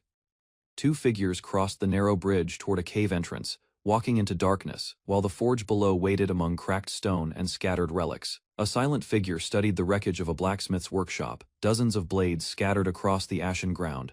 Someone confirmed the truth quietly. The underdwellers had lent their aid in forging something meant to replace the ancient seal. The bearded man admitted defeat once more, his broad shoulders slumped before the fire. Behind him, a young woman in fur watched in silence. Moments later, the molten sea cracked and surged, drawing startled gasps from them both. The woman's eyes widened as heat rippled around her, a sensation stirring something buried deep in memory. Beside her, the bearded man's expression darkened, recognizing the same pull building within the flames. A young man's face twisted with dread as sweat rolled down his skin. Memories surfaced of the Great War, of blood spilled across Mount Hala by a being that hunted Dokababy and countless spirits alike. From the fire, a shape formed and a name emerged, the Archdemon. When that creature first tore its way into the world, no one foresaw the devastation that would follow. Even the wisest reader of celestial signs admitted he could not see beyond the next moment, as warriors charged forward and the line between light and darkness dissolved into chaos. Under a blood-red sky, three figures stood with their backs turned, staring upward as a desperate plea rang out above them. Please help us. The situation further inland had grown dire. One of the three, a woman with piercing eyes, listened as a companion promised that reinforcements would come once their ranks were rebuilt, urging the group to hold their ground until then. Three guardians made a vow beneath that crimson sky. Convinced that humanity would one day return, they chose to protect Jeju Island themselves, standing watch over the land, its young Dokabi, and the people who called it home.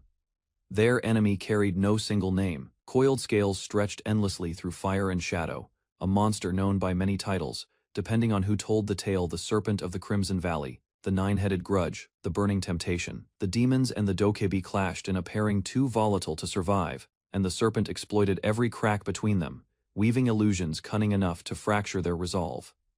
After enduring that long and agonizing struggle, the three guardians reached their breaking point. One set of eyes burned with fury and grief, fixed on a truth too painful to accept. They had believed in humanity's promise and waited through it all, only for that faith to hang now on the edge of ruin. A blade drove downward without hesitation, blood springing from torn flesh. The bearded elder's eyes flared violet as he absorbed the wound, jaw clenched against the pain tearing through him. The young woman lashed out again, her braid whipping through the smoke as she struck at the figure before her. A pained groan answered each blow, swallowed by the roar of the fire surrounding them. Tears streamed down her face as she cried out, reaching forward in desperation. The elder caught her attention sharply, warning her that the path ahead was forbidden, pleading with her to come back to her senses. Another blade found its mark, drawing a fresh cry of agony. The wounded figure's face contorted in anguish, caught between the pain of the strike and something deeper clawing at him from within. The young man's voice cracked as he called out to his elder in alarm. The older figure's gaze turned distant and resolute, murmuring that the moment they had long dreaded had finally arrived. The two stood together at the crumbling edge of the platform, watching flames roar and consume the ground beneath them, the fire spreading wider with every passing second. The elder ordered him to flee at once with the villagers, but the young man refused to move, demanding to know what would become of his mentor if he left him behind. His violet eyes narrowed with quiet resolve. He declared himself a Dokibi from a bygone age already, and settling that ancient grudge once and for all was a debt he alone had to pay. A younger Dokibi's cry rang out through the smoke as she screamed for the elder to run. Behind her, a dark-haired figure stood watching, urging him forward instead of retreating. Flames swallowed the battlefield whole, eyes and shapes twisting within the fire itself. Gritting through the pain, the elder told himself he had to endure, certain that the humans would arrive at any moment. Denial crossed his bearded face as the truth settled in. No matter how long he searched the horizon, the humans were not coming. Kneeling amid the wreckage, he clung to the memory of a promise made long ago, insisting they would honor it no matter how delayed their arrival might be. Yet as the fire raged on, only silence answered him, and the humans never came. Grief hardened into disbelief as he addressed the absent allies who had abandoned him. A voice within corrected him coldly. insisting that they hadn't betrayed anyone. They themselves had been nothing more than sacrifices from the start. Elsewhere, a blade cut through the air in a fierce exchange, fire and frost clashing in a violent arc of steel. A sharp-eyed man spoke of claiming the evil spirit as body for himself, but a companion dismissed the idea, noting calmly that the creature could not truly die. A woman with dark hair vowed to become the mist that would linger over the mountain forever. Regret colored her words as she admitted they should have fled this cursed land long before it came to this. Two purple-eyed figures exchanged a tense, wordless glance, their faces framed in close panels heavy with unspoken meaning. Amid swirling flame and shadow, one figure entrusted her remaining power to a man named Seop, instructing him to seal it within his flames and uphold the covenant between them. Hope had once lived in that promise that someday humans would come, but after endless waiting, that hope collapsed into a single bitter truth: humans never came. Bitterness spilled from him as he raged against the memory of those who had used him, insisting that humans were nothing like the Dokebi, since they had only exploited a loyalty they knew would protect them. A furious voice cut through the flames, commanding the demon to silence itself. Another answered flatly, confirming what he already feared: humans would never come. Despite his anger, he found a strange peace in one thing: his covenant with Lee Hyun, his final attachment to this world, had at last been honored. Calling it fate, he accepted the shape his ending had taken. Steeling himself, he charged forward into the wall of fire, declaring that he would soon join the others who had already fallen. Elsewhere in the forest, monstrous figures shrieked into the night, their eyes burning red as chaos erupted beneath the trees. Warriors rushed through the woods in alarm, one shouting for his mother to protect the sacred tree, while another gasped in disbelief at the scene unfolding before them. Swords rose against the creatures as confusion spread through the ranks, one fighter crying out over why the beasts had suddenly turned feral, while another searched desperately for his missing grandmother. A young man's jaw clenched with tension as he weighed his choices, recognizing that the elder's situation demanded urgency, yet knowing the ground beneath him offered no safety either. Orders rang out across the battlefield, directing the wounded toward the healing waters, while every Dokebi still able to fight was called to defend the surrounding ground. Blades tore through the misty field as shadowy figures collided in the dark, blue arc slicing past fleeing shapes. Below, a fur-clad woman and her companions braced themselves as fresh cries erupted around them. Sweat traced down a young man's face as his eyes narrowed with dread, certain that whatever loomed ahead was almost upon them. A creature's jaw stretched wide in a monstrous roar as chaos spread through the ranks. Panic gripped the swordsmen below, one crying out that the beasts were spiraling deeper into frenzy, another shouting for someone to act before it was too late. Realization struck the young man as he pieced together the cause behind the madness. The archdemon's dark energy was warping the creatures around them.